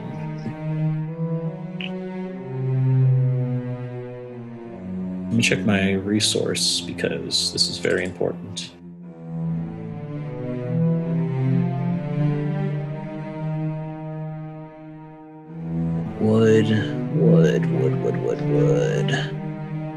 Wood, bone, 15. 15? So you barely succeed on this. It's the wrong numbers way barely succeeding. Yes, wood and bone is 15 requirement for this. So I chop at it and you grab your axe, kind of holding it closer to the top of it just to like get a good accuracy. And you swing and you strike it right at the what is it called again? Hinge points. Yeah, like the hinge points. The door suddenly is like pushed and that whole latch system just kind of breaks open. It creates a pretty audible crack. Yep. So you only have a moment. Did it stealthily, actually. Yeah. So you only have a moment. All right, then we just rush in. Like, I'm not worried about Eric kind of putting another invisibility on me. I'm just kind of booking it in there because, to my knowledge, Dane's in there. Dang! And he just starts yelling. I'm just running behind him. Scampering down the steps, you see this darkened chamber made of stone. As you see at the bottom of the steps, a single guard turns around to face both of you. Or at least only Rondon, I think, right? Yeah. Eric's still invisible. To face Rondon as he draws his weapon, and we come to Kwansing and Pip. So good. Those are the transitions I love. Oh my god. Okay. Oh god. So we're going back down the stairs, right? I think that's our only option, right? There's no other way out. No, there is. So as you guys continue down this hallway, there is a kind of turn. We take it. Because it's not the path that we traveled on. You reach a point where there are only windows to the left of you as you travel down the hallway, and you can see, kind of peering over the courtyard, this tree growing from the center, and you immediately recognize it as Narina's tree. Oh God. Do we see anything else out there? How many guards? Anything like that? Yeah, you can see, from this perspective, you can only see 3 guards. Sure. And the courtyard is beautifully kept. There's a garden and like benches and whatnot. But in the center of it, this beautiful tree grows, one that you are very familiar with. We're on the second floor? Yes. Okay, is there a way for us to get down out of the window? You could open the window and climb down if you'd like. Yeah. Before we do that, perception check. Do I see Eric's footprints or anything out there? It's a little meta, but not 100%. I'm looking, so. You can certainly try. 19. No. Okay. That's an arena. I say as I'm like opening the window. We gotta get down there. What will we do for her, Pip?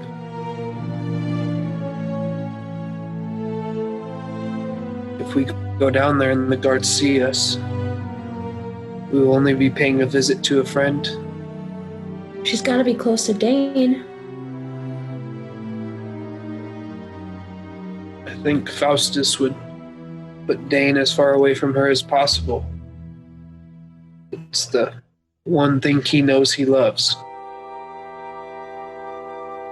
It's possible that he's there, but it's also possible that if we go down there, it'll just be our fate. If you want to, I will go with you. What would you have us do?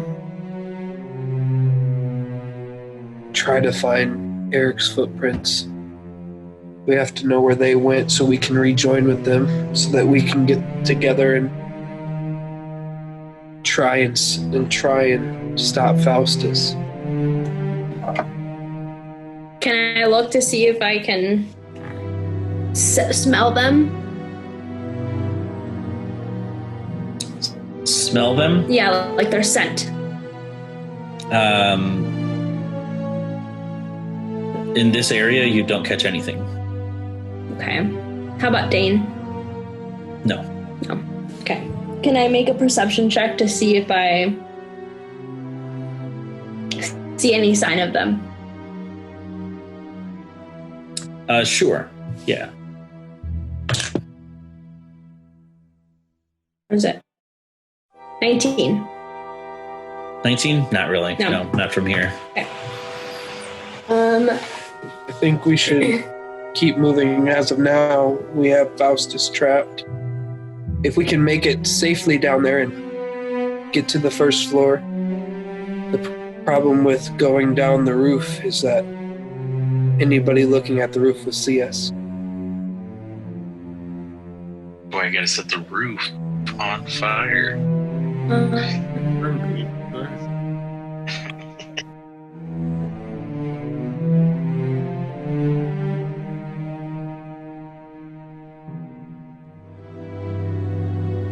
What if we cause a distraction as we go down?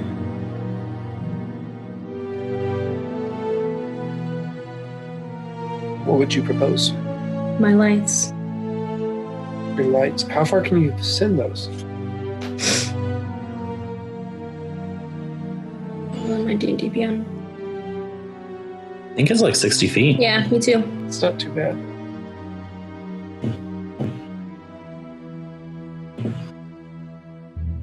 Yep, 60 feet. What if I just threw this vase? I've been holding it. Yeah. I've been holding it for a distraction this whole time. Do it. Yeah, I'll open a window Okay. and I will. So a vase has an open end. I'm gonna put my hand in and shoot it like a kid. Yes. All right. Just across the courtyard.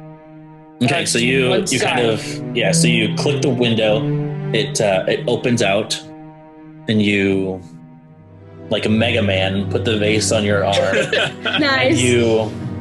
and like a, what is it called? Like a bottle rocket, it just goes flying out 40 feet, because that's how far your air lacing can go, Sure. and it I shut the You can just hear window it. as it's flying. okay, and it just breaks, and you can see immediately the guard from the opposite side of the courtyard suddenly come running. All right, so we have to go quick behind them. Yeah, we go down So open the windows.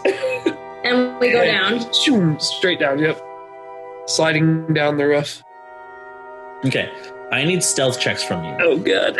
There is no cover here, Okay. so this will be a very difficult roll. Well, I rolled a 26. I rolled a 16 plus 4.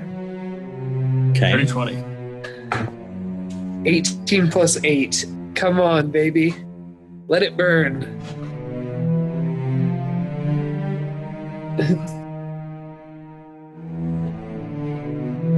Since we're using a distraction and their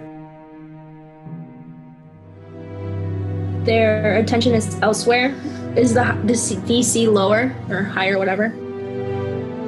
there are 4 guards in the courtyard, Or only one? each on different ends of the courtyard. Oh, okay. Right. So I guess I'll use my lights to distract the others. Would they not all turn to look at what just happened?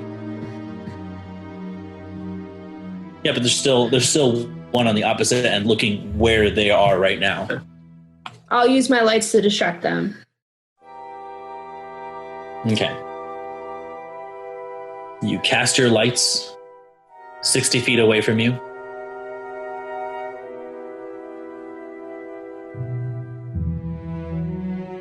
How are you climbing down, actually? Well, it's. You said there would be a way down. You said that we would be able to scale down. Sure, with equipment or something. Oh, It's not just a roof. that's what I pictured. No, this is like a 3 to 4 story house. You guys are on the 2nd floor. Gotcha. When you said that there was a way for us to get down, I imagined that there was like a. Sure, you can jump. You can open the window and go down at any time. Mm-hmm. I'll jump. I have slow fall. Okay. Niffy and I do not have soul fall. Up on Niffy's back and hope for the best. And 2nd story is 10, 15 feet up. Okay, then I just jumped down. Okay. All right. So I need you to make an acrobatics check for me, Carla. 19. I have +6. Okay. So you take 2 points of damage from the fall. Okay. Rip.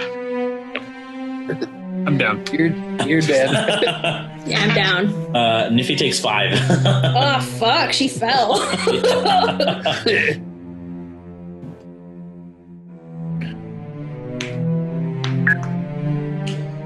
As you guys jump out the window, with those stealth rolls,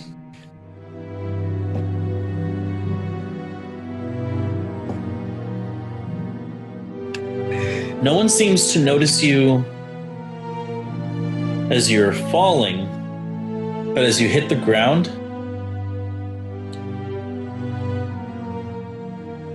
the guard that was on the same side as you is not very far off from the courtyard. He is the closest one to you. And he turns around.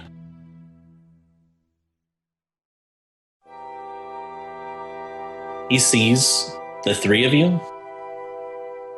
I shoot him. I say, Nippy, knock him out. Or can I? How far away from how far away from me is he? He's like 20 feet away. Okay. I guess we could try this. Could I run up to him? At this point, we're gonna go into initiative. Okay. With everyone. Oh fuck. Me? Everyone? Technically. Oi!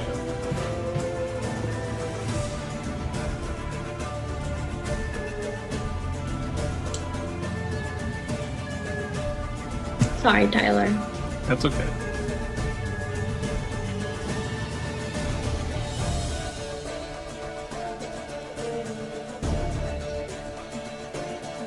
Da da da da da da da da da da da da da da da.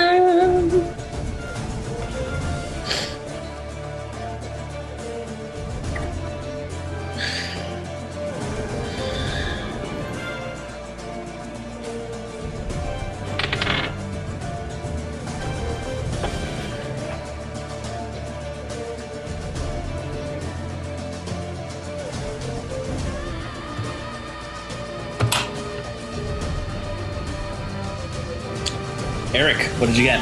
15. Pip.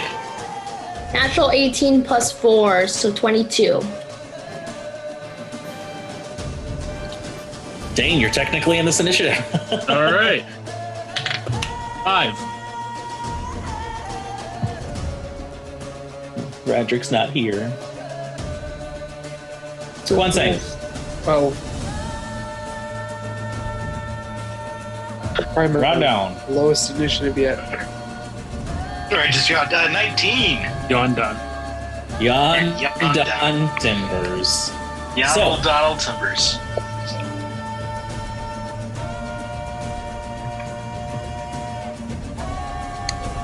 As part of this,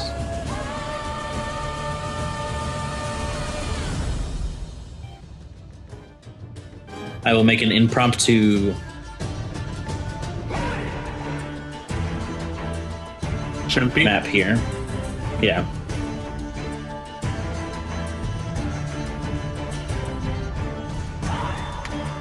Schmorpy. Meeple.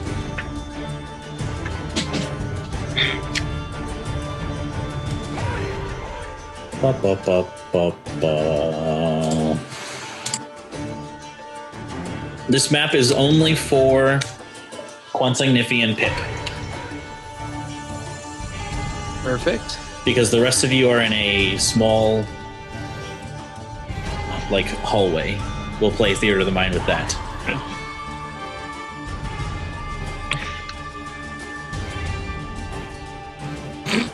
Okay. Wait, isn't one of the guards not there yet? Or are there 5 guards total? No, there are 4 guards. There's one guard for each section, each wing. Right, so didn't one run over to the base? Yes, this is the entire courtyard here. Got it. They were all like mid run. Gotcha. So they haven't realized this yet. Just the one that saw us. Correct. Gotcha. Yes, because guard number 1, he was the one that was closest to you and he heard you guys fall. Yeah.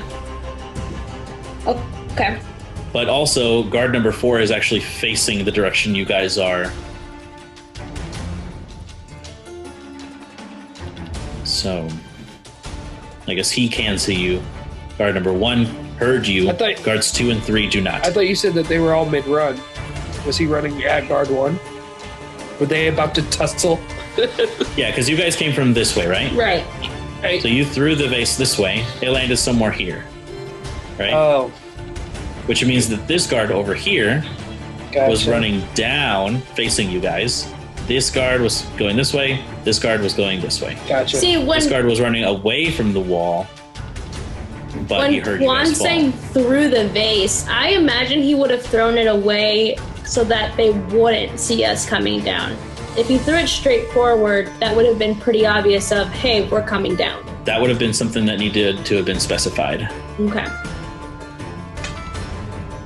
All I heard was I throw the vase out. I just assumed it was Out straight. the window. Yeah. No, yeah.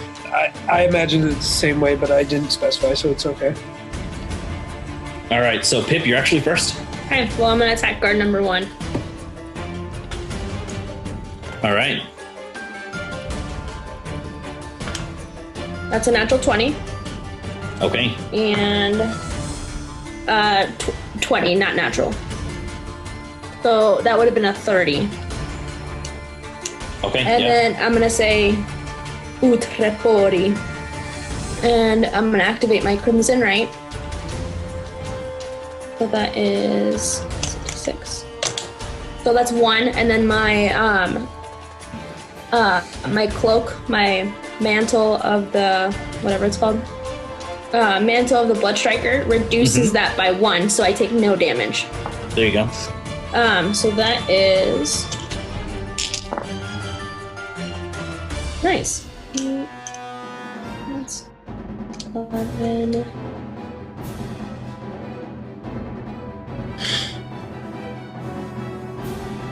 $33 points of damage. That kills him. Okay. As the arrow goes straight through his throat and just before you can say anything, just falls to the ground.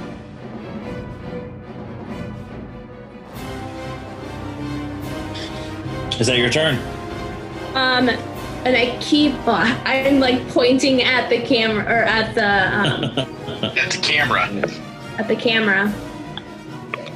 I send 2 lights this way, 2 lights this way, away from us. Okay. That way they're like, oh, what the fuck is that? And then run that way. So you would have used your bonus action to cast your Crimson Right, so you don't have a bonus action to move them. Oh, okay. Gotcha. All right, so then it comes to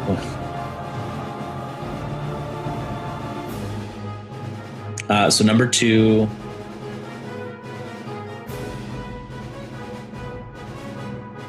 Doesn't see you yet. Number 3 doesn't see you yet. Number 4 does see you. Oh wait, they would move further in.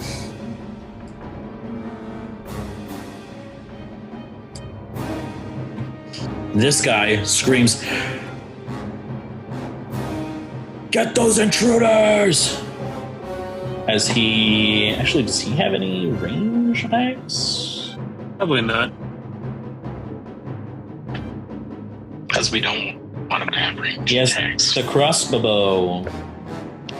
So he draws it, fires it. He's going to fire it at... Here, are you moving your token, Pip? Did you move it all? Nope. Okay. He'll fire it at you, Kwansing. Perfect. Natural 1. His crossbow explodes. Yeah. I'll say yeah. I'll say it jams. Yeah, just throws it on the ground. As it comes dumb to bitch. As it comes to Rondon, your turn. You are face to face with this guard in this hallway. And I breathe out a little fuck and just use my Oculus Macabre. So that will be. As you just rush him and just.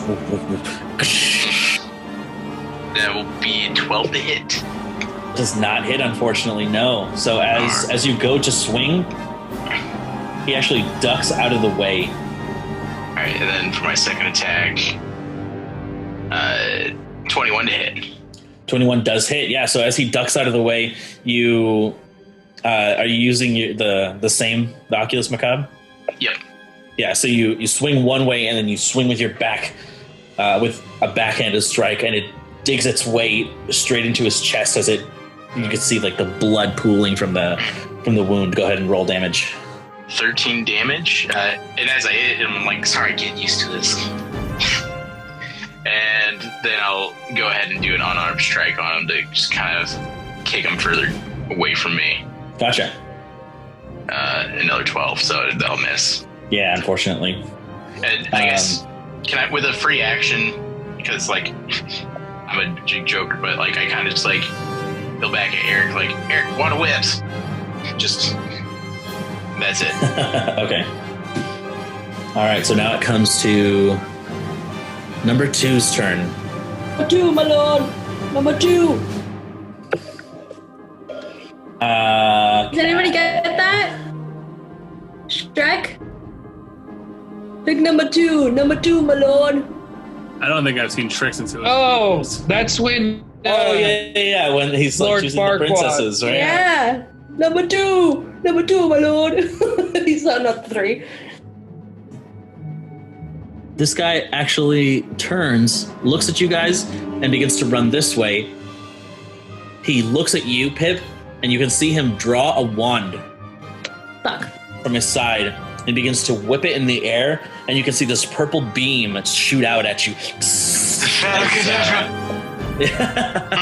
I need you to make a wisdom saving throw, Pip. That's great. 7. 7. This sudden strange magic takes hold of you as you are paralyzed in place. Fuck. Eric, it is your turn now. Positioning of Rondon and the guard. Is the guard still in front? Yeah, so it's you, Rondon, and the guard. Okay, so the direction we are heading, we both still need to get past the guard. Correct. Okay. You are currently in the cell. Like, it's a little further in. You can see where the cell doors are, but it's like a small room. Okay.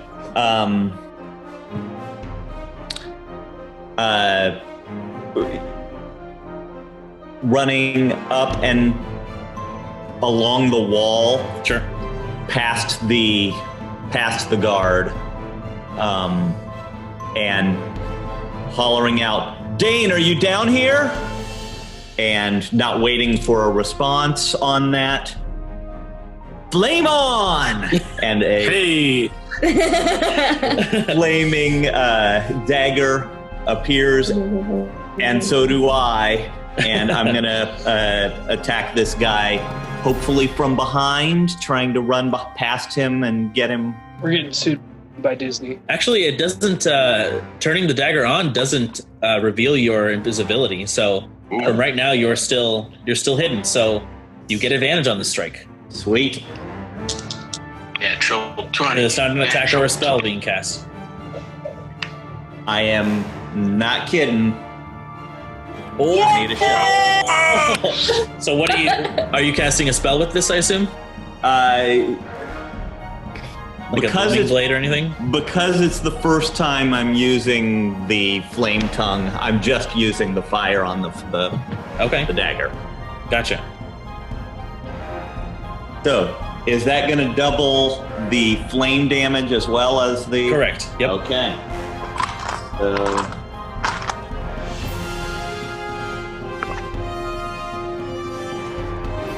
I like rolling all the dice, not doubling, so I'm just getting everything.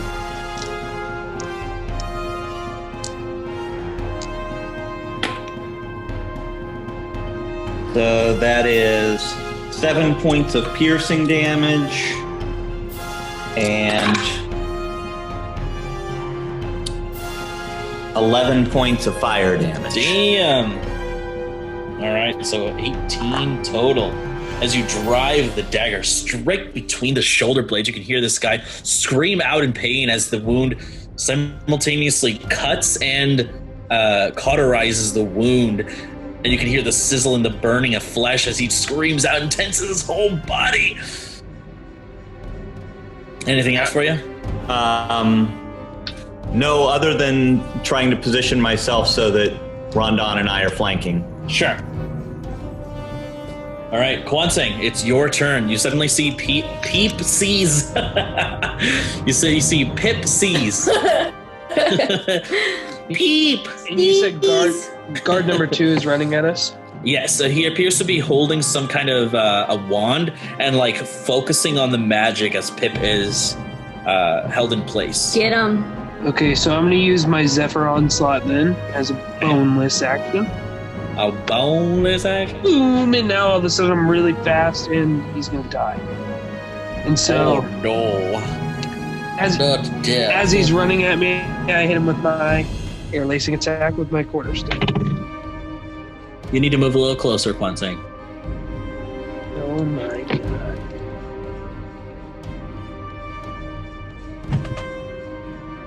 The range on this sucks! Yeah, you're still in disadvantage unless you want to move closer. Yeah, just move me wherever I need to go. Oops. 21 to 5, hit. 10, 15, right there. That does hit, yes.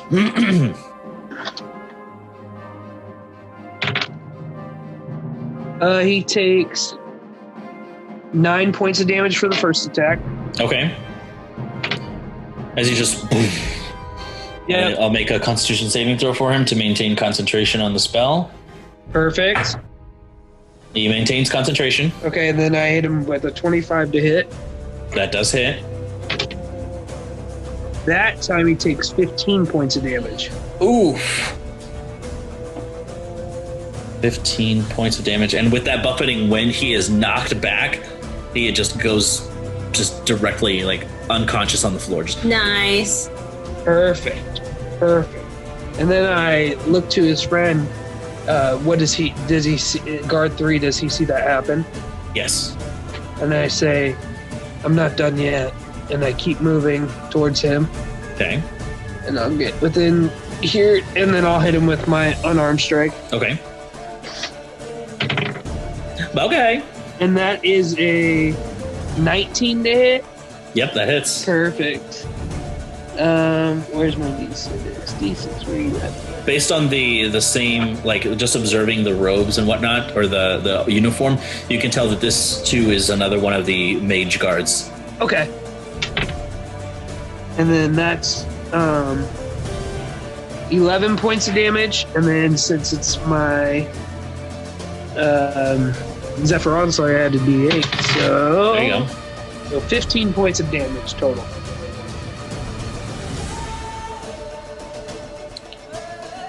Oof. All right. So the 2 extra strikes there, they don't quite knock him down, but he's just like poof, poof, just being thrown about. You can see the robes that he has just like swirling about him as he's like drawing the wand slowly. You can see that a little bit of blood is kind of starting to trickle from his mouth just from the sheer force of these attacks. And I'll just yell out, I don't want to kill you. Please don't make me. Is that your turn, Kwanseng? Yep. Okay. Also, Pip, you are no longer paralyzed. Thank you. But it's Niflor's turn. It is not Niflor's turn. Come not yet, at least. on. Wanted to see her crushing skulls. Yeah, she's not very dexterous. So, it comes up to number 4's turn, actually. So he's gonna, now that you're a little closer, he's gonna run up to you. 1, 2, 4, 5. He's gonna go right here. And this guy, he is actually dressed a little more special than the rest of them. And he goes and he attempts to hit you. So the first attack is a 13. That misses. Second attack, wow, is a 12. Jesus. That misses. Yeah, so you're just playing around with him as you are deftly dodging these dastardly destructive. Good try. I respect the hustle. Kwanseng begins to laugh at him. Stop it. Okay. Stop. Dane, it is your turn. You hear this in your cell. So I hear Eric cries out. Eric, Wanda Webb. And then I hear, Dane, are you in here? Yeah. And I use my movement. I assume I have enough movement to get up from prone. Yeah. And stumble across to the bars of the cell. And can I see, like, if I lean against the bars, can I see anything that's happening? Yes, absolutely. You see Eric as you lean just kind of to the other end of the cell. You can see Eric you're still on the ceiling, right, Eric? Yeah, actually on the wall. Horizontal. Oh yeah, he's on the wall, stabbing this guard in the back, holding this new fiery blade. Rondon just like whipping the Oculus Macabre, just like, and this guard just trying to hold his own against these two small folk. So funny to me. It's the house elves at the end of Deathly Hallows, like rushing the giants. So I've got my face up against the bars, and there's a smile, but also, what are you doing here? And I want to try to use my telepathic communication with the guard to distract him and give the help action. I'll allow it. Okay. So I'm just going to start just like telepathically shouting in his head. And also like saying, the Drew thing? Yeah. Basically. The cops are going to call the neighbors. But yeah, just to distract him and kind of fill his head with a bunch of noise. And okay. I think that's my turn. All right, yeah. Creative, I like it. All right, so this guy, after being just assaulted by these two creatures, he's gonna turn around, and since you were the last one to attack him, Eric, he is going to attack you with a scimitar, which he now draws. That is a 14 to hit. No. Okay. Not hit. The next attack is going to be towards Rondon. Natural 1. What the fuck is happening? It's deciding, man. And then towards Eric. Natural 1. Oh my gosh. Fate wants us to get the fuck out of here. So with this like just distracting voice, he's swinging around. His scimitar leaves his hand as it goes across the room, just scattering to the edges of your cell, Dane. I pick it up and just kind of like awkwardly hold it, like pointed at him. Sure. I'll fucking kill you. As now it is the Nif Lord's turn. The Nif Lord. We should probably figure out if Nif is a word. So she has to use her action to dash, unfortunately, but she gets there. Actually, she'll position herself right between you. And she's going to use her bonus action to dash, or her bonus action to rage. Pip, it's your turn now. You're no longer paralyzed. Okay. I am gonna go. Oh, where am I? Token. 5, 10. Put me in a spot where I'm. Okay, so. Oh, it's kind of sad in the Urban Dictionary. 15. Means never in finals. They never make it to the end. Okay, I'm gonna attack guard number 4. Yes. Okay, go ahead.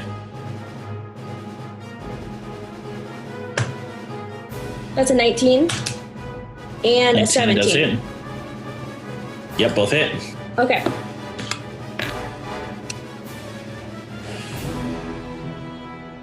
Oh wait.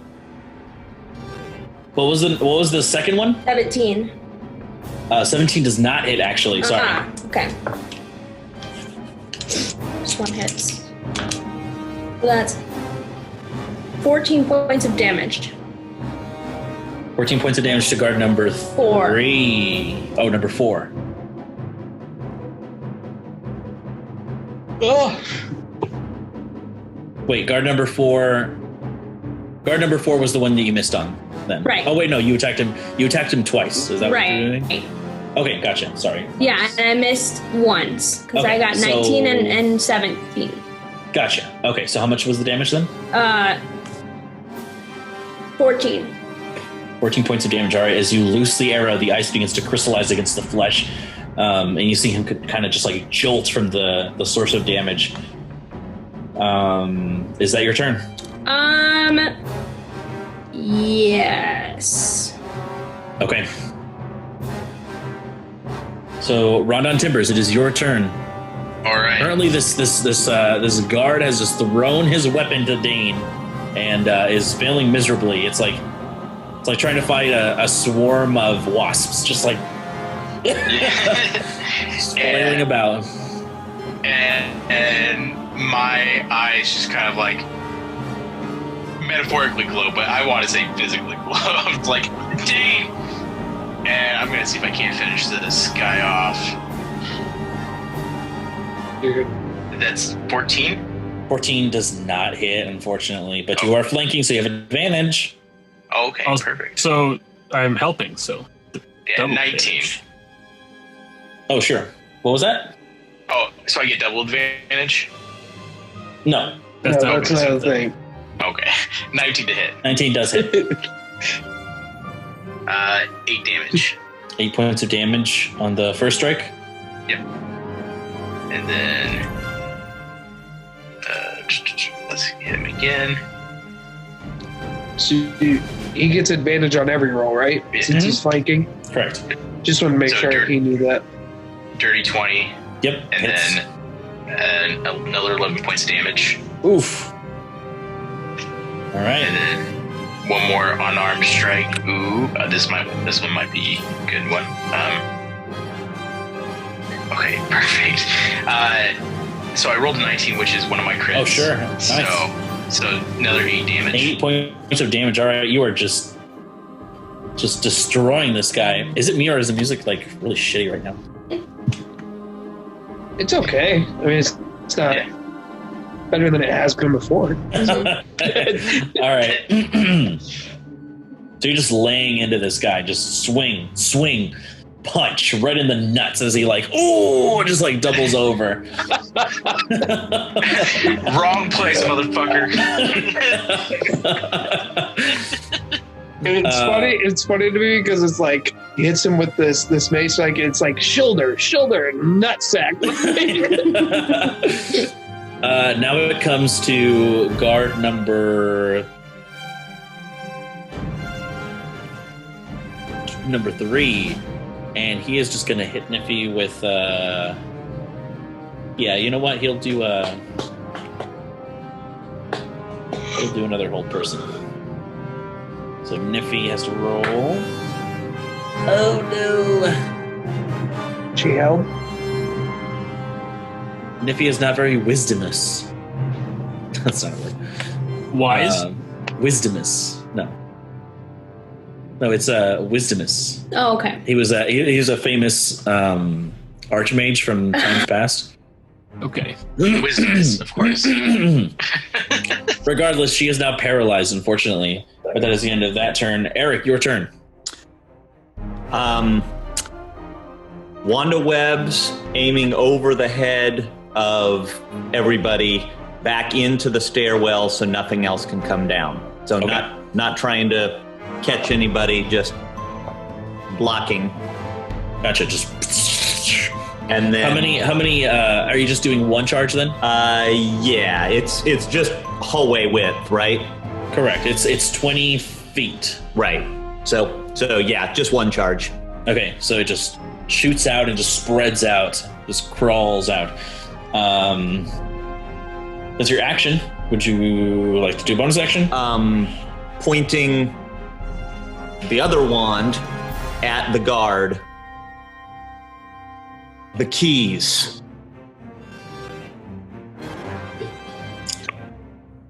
I'll say sure. Make an intimidation check. I believe you're proficient with this, if I'm not mistaken, which is Yes, really I am. odd because. Awesome. But have you seen Eric? He's intimidating. Yeah. Yeah. Well, Rondon was intimidated by a mouse with a deep voice, so. Yeah. Yeah. Hey. Oh shit! 16. Okay. Nice. I'm picturing The Office when Dwight's like looking after that girl that he's attracted to, and then Angela's like just at his shoulder, and he's like, ah! Yeah. All right, is that all for you, Eric? Yeah, that's it. Okay, Kwanzaa, your turn now. Oh, nice. Sorry, I'm trying to Blew get. the wind around me. Yeah. I'm trying to get my nose to like de-sinus or whatever because I sneezed and got a bunch of pressure in it. Okay, so I smacked the guy in front of me with my quarterstaff. All right. Natural 20. Hey. Oof, yeah, that hits. Okay, so. Ooh.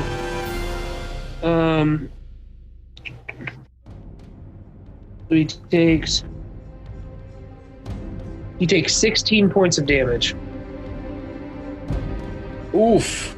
16 points of damage. All right. As you just crack him right in the jaw, he like doubles over, just barely clinging to consciousness. Oh, darn it. Question, can I use my bonus action attack before I use my second action? Does that make sense? Not really, no, because Like, I can't use my unarmed strike and then use my attack on the other one? And you could turn around and attack the one behind you, and then fist back at the guy who's barely hanging on. Right. Just kind of be like twirling and attacking both. yeah. I guess I could just move. I don't have any opportunity attacks so when I'm in this round slot. So I'll move here. Just so ropey. Yeah. You remember in the opening of Korra when you see Aang on screen when they're doing the openings? Oh, sure, He yeah. does the kick. That's Yeah. great. I'm going to do that for my airbending attack. But so the arrow come from my foot to hit the guard in front of Niffy. And that's a 22 to hit. Definitely hits. And then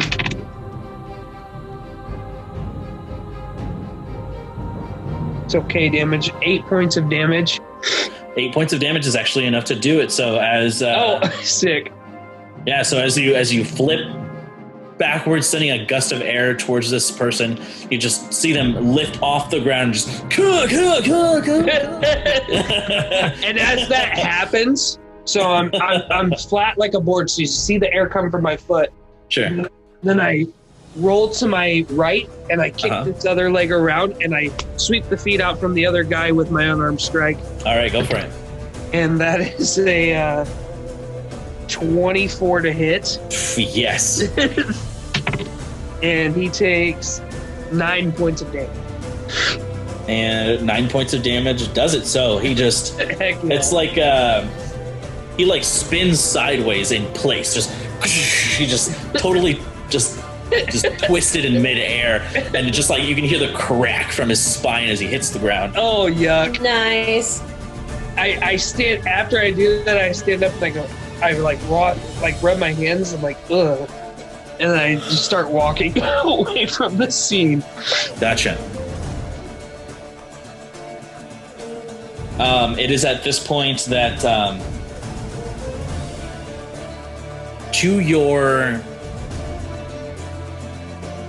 to the east of this map, you guys suddenly hear this this very loud, like a breaking of wood and a latch. Very loud. It's the people. Rondon. Do you hear the people sing? No, it's the people. They're overthrowing the house. Singing the songs of Angry Men. Dane, it's your turn.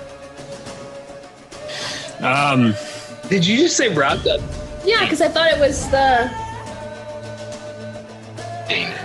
You talking about him breaking into the? Okay. That could be it too. I'm just gonna do the same thing again. I can't throw the sword. Sure you can. Okay, so I'm gonna try to whip the sword at him. All right. You have disadvantage on the strike, but I mean, imagine how hilarious this would be. Right. Like, just killed him by doing that. All right, so disadvantage. I don't want to use my advantage dice for that. I'll use. I like these d20s too much. He catches the sword and finishes. Thanks, buddy. Just, fuck. So throwing, it's going to be with my dexterity, right? Correct. Oh, this is going to be a mess. That's a 3. Okay. So, and just clang, clang, clang, clang. So close, Dave. I'm so proud of you. I'm helping. Isn't there a Sokka moment like that where he goes to throw something? He's trapped in the earth and he's trying to throw his boomerang. Yeah. Yep. Basically, that's where I'm at. The I'm back. hilt of the scimitar bumps your shoulder, Eric, as it spins through the air and lands. You're like, hey, yeah, but leave your ass out. And that's all I got. All right. So it comes to the guy in there with the both of you. He is going to try to literally do anything. So he does pick up the scimitar because it's right at his feet now. So he goes and picks it up. He goes to strike to you, Eric. That one? Another natural 1. Oh my gosh! Wow! What the fuck? This is fucking wild. Okay, now to Rhonda. This is I'm the cursed if this is another natural 1. Oh my god! That's 4! No, is that 4? Yeah, that's 4. Does that mean we all level up? Yes. Do I dare roll again? Do it. If you do, we level. If it's a 1 again, we all level up. That's a milestone. If I roll a natural 1 again, each one of you gets a good luck card. Okay. Okay. Dude. What are you rolling with? Okay. 14 for Eric. Okay. So that was close. That does not do it. Okay. There's a 1 in the beginning of 14, so I think we should all get a good luck card. Is that a record? 4 natural 1s in a row? That's insane. Nuts. Wow. I mean, That is the probability of that. crazy. Yeah, the probability of that happening is just astronomical. Has he hit you guys once? Nope. No. Wow, this guy is having the worst day. Oh no. Oh, Jesus. Okay. And that's his turn.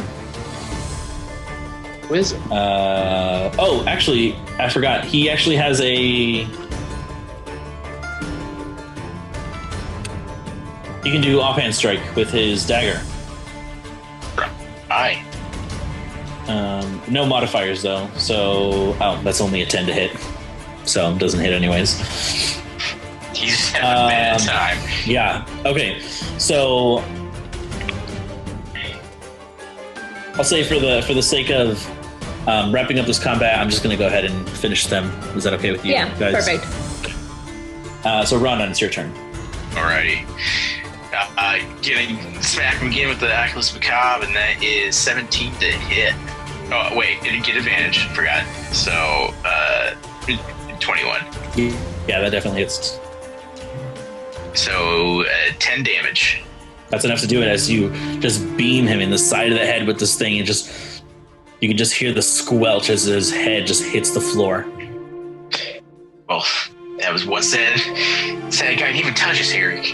And then I guess kind of like a move. I guess searching is standard action, right? So I'd like to search for his keys. Okay. Pretty easily, they were on his belt, and so as you just go, you grab them. There are 6 different keys on here. Sorry, 7 different keys. Right.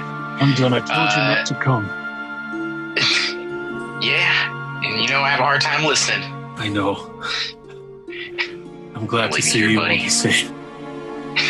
And then, his eyes are glistening. Try the one in the center, the one with the weird knob on it. They all have weird knobs on, but I'm I'll choose this one right here. Because I don't know how I want to do this. I'm just gonna roll d6. So, before you say the number, choose a number between 1 through 6. Yeah. 5. 5. Not you. Okay, so I'm just also gonna roll a d6. Like, Okay, there you go. I was just like outside of my. Why would you? Okay. All right.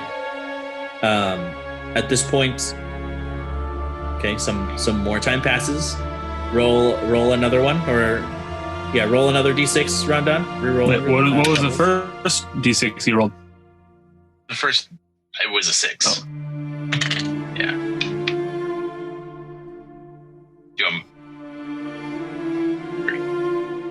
Okay. So that was your first one, right? Yep. Lane? It was a 3? Okay. Yeah. So the second try, the key goes in, the door swings open. And I'm holding on to this key. I'm like, damn, we gotta get you out of those. Right, but we need to get these other doors open as well. Alright, well, are you, I mean, I can only assume you can't wild shape because you're still in this. I would have if I could have, yeah. Yeah. Alright, so, I guess I'm gonna take out my hand axe because I don't trust myself with the Oculus Macabre to kind of chop at these. My fucking hand! Good thinking. Yeah, I'm gonna chop at his cuffs. Now, before you do this, if this attack fails, the enchantment fortifies for something like 30 days. Eric, maybe this is up your alley. You hear from the hallway. What the hell is this? Hey, we gotta move. It's everywhere. Sorry. That's what she said. Dispel magic focused on his manacles. Ooh. Okay. What level would you like to use them? Or I think you can only use one level, right? It's a 3rd level, so if it's a spell above 3rd level, then there's a chance that it could still succeed, but it doesn't. Eric Mugweed, make an Arcana check. Actually, no. This will be a Charisma check. So just add your Charisma. It's an ability check. Is this for the For the spell? Yep. spell magic? Okay, so it's 10 plus the spell's level is the DC. Yep. Okay. So just a D20 plus your Charisma modifier. Right. Can I use guidance on this? Yes, you can. So I'm going to do Because that. it is an ability check. And let's throw a guidance in there.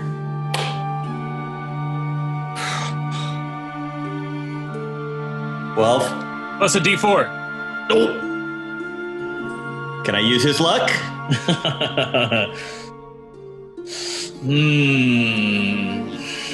You've allowed it in the past, and it is You have. directly pertaining to me. You have.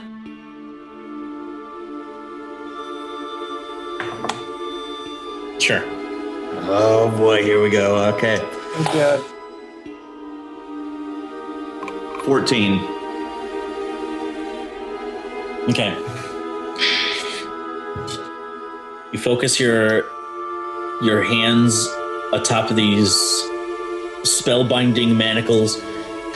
The magic surges from your hands. Sadly, it seems the spell was not strong enough.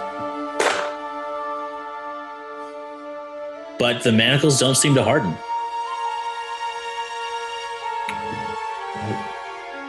I can try this again.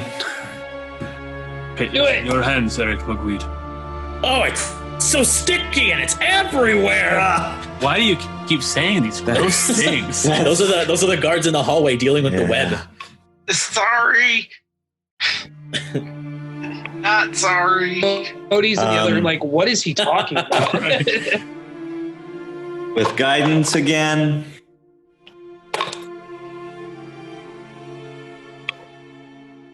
18. Placing your hands once more above the manacles. Close your eyes. This deep purple glow suddenly begins to overtake this diamond-colored texture on the manacles. You open your eyes, Erica. Suddenly purple fills your irises. You get these sudden flashes in your mind of the smooth-talking man. Suddenly these colors begin to flash in your mind. This red and orange. And you begin to see different faces of people with this strange symbol above their heads. A strange pull. And you hear this whisper kind of gently caress your ear. And it just says,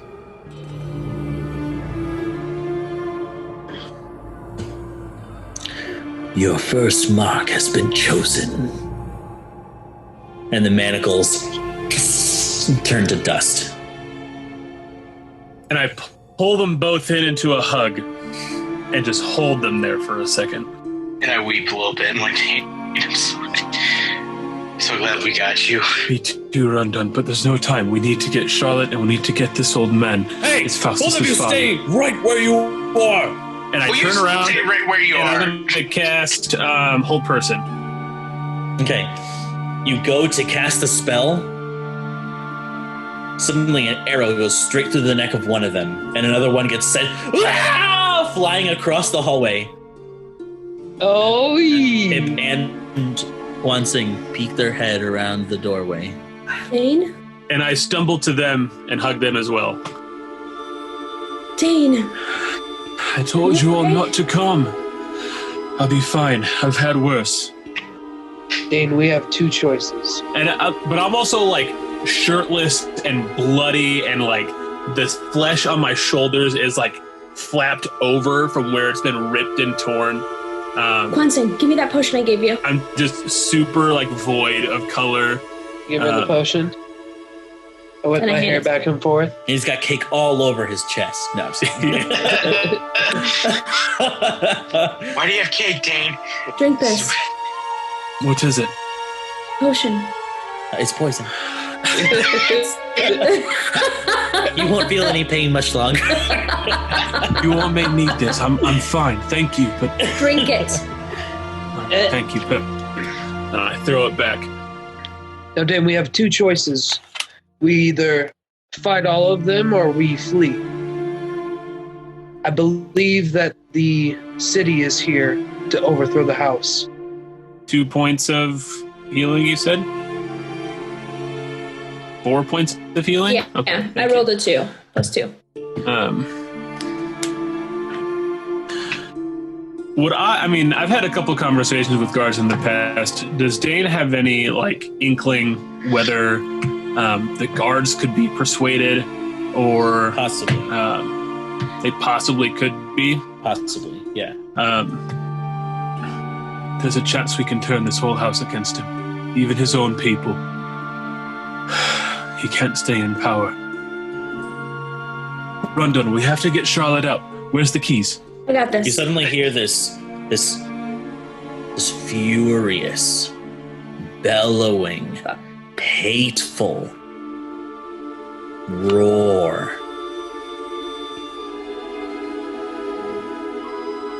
The first instance that you've ever heard, as you suddenly recognize this as Faustus's voice, screaming in just the most extreme ire of his life. From the entire mansion, and from the outside, from the upper parts, you can suddenly hear gung gung gung gung gung gung gung gung gung gung as this bell begins to ring. 16 to get Charlotte's manacles off her. 16 to pick the lock. The lock. Pick- Okay. We have keys. Yeah, they have keys. I know they do, but I thought it'd be faster to just pick it instead of going through all the keys. It doesn't. It's not faster. Oh, okay. Never mind. Never mind then. You tried, and we appreciate it. We admire you for your effort. Thank you for joining the 74th Hunger Games. We have to go. I'm not leaving without Charlotte. Where's the keys, Rondon? And I'm like, we're getting you out. I'm so sorry. Come on. Please don't. I'm dangerous. So are we. That doesn't matter. Pip starts fires. Well, okay then. No. Just for fun. Yeah, as you get her out of the cell, she too is wearing the same kind of spellbinder manacles. Do we have any more of that magic, Eric? She might have been serious. She might really be dangerous. I can do it one more time, and then I have nothing left. I can turn her invisible that will allow her to get out, or if we can get her to the courtyard, she could fly out. But if I... The invisibility is more of a sure thing. Let's do that. Is that okay with you, Charlotte? Wait. Take this, Eric. And I give him my token of inspiration, which allows him to roll a d20 on any of an additional d20 on his attack, saving throws, ability checks, or damage. Dang. Right? Get her out. We need all the help we can get. God, I hope this works. Okay, this is it for me. Guidance again. I'm so bummed that I'll be using it. So basically I'm rolling this with advantage because of that inspiration. Is that what the deal is? No, you add a You get- d20. Yeah. Oh. Whatever you roll on the d20 is a modifier. Holy crap. That's real nice. Okay. So if this fails, I suck. You're great. You're great. All right. So without so if I don't need the inspiration, can I just hand it back to Quan? Yes. Okay. Oh, thank God. That's nice. It's not a predetermined thing. Oh yeah, no, I'm going to use that inspiration. Thank you very much. Because otherwise, it's a Yeah. 11. So it's an 11 right now. Now add whatever. So that makes it a 27. Yeah. So Kwansing places his hand on your shoulder. There is this like faint kind of spiraling like smoky vortex that just goes around you. This calming wind. And as you just I say breathe focus, mugweed.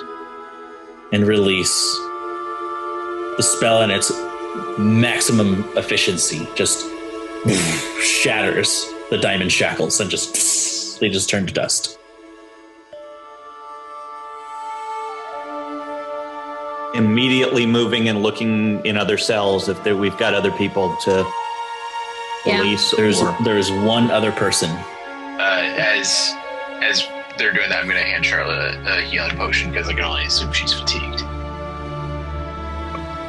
She takes it, her kind of thin, bony fingers holding the glass vial.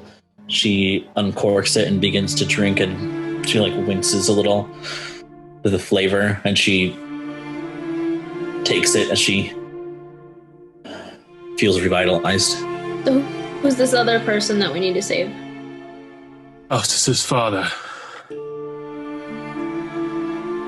Okay, so we try to get him out. Okay, you open the door to the cell with the keys, and you see this pitiful, like a darker skinned man with like long gray, like frazzled hair, this unkempt beard, and this stare,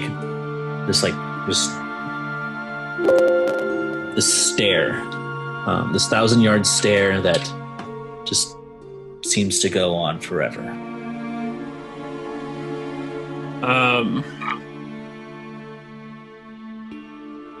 Sorry, I'm checking a spell quick.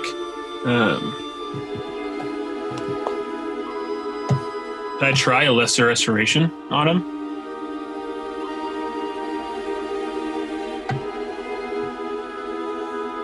You could certainly try, yeah. Okay, I'm gonna cast that. Okay, you cast lesser restoration, but it doesn't appear to do anything. Does he also have the manacles? No. He may be too far gone for us, but we can get him help. And I go to put his arm on my shoulder. I try to lift him, but yeah, no. Niffy, It's like, You are tender. Niffy. Yeah. let's let Niffy do this. You notice that Niffy was not actually behind you guys. Oh, I go and look for her. she's waiting to crack skulls. The loud Yes, crack no. that we heard. That could have been it. I guess it's good old Rondon. And then I go look for her. Okay. Also, So I'm as- sorry for whoever has to edit this. My stomach is growling so hard right now.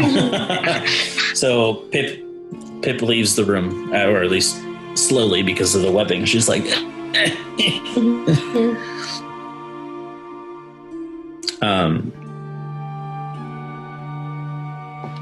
as you rush out of the room, you can hear what sounds like the clinking of iron, the shouts of battle. And as you go as you go to the door that leads to the courtyard, you can see Niffy standing with several other guards kind of surrounding her, and Lord Mayor Faustus on the opposite end, surrounded by these very intimidating looking guards. I just start shooting at them. Okay, you open the door, you draw your bow, and that's what we'll pick up next time. No! Oh my god! Gosh darn it. Wow. We have to wait bummer. 2 weeks! big bummer. Thank you so much for listening to this episode of The Dark Veil. If you like what you're hearing, there are 2 huge ways you can help support us. First, by spreading the word to your nerdy friends and family. And second, by leaving us a review wherever you listen to podcasts. If you'd like to keep up with us on social media, you can find us on Facebook at Realm Narrative Gaming, on Instagram, TikTok, and Twitter at RNG Presents, or go straight to our website at rngpresents.com. The Dark Veil is a production of RNG Presents and features Mac Anderson as Rondon, Tyler Brinker as Dane, Drew Doland as Kwanseng, Carla Elfritz as Pip, Mike Lewis as Eric, and the Dungeon Master? That's Brandon Rubio. Our amazing music provided by Aiden Chan, and this episode edited by Carla Elfritz. Thanks for listening. See you next time on The Dark Veil.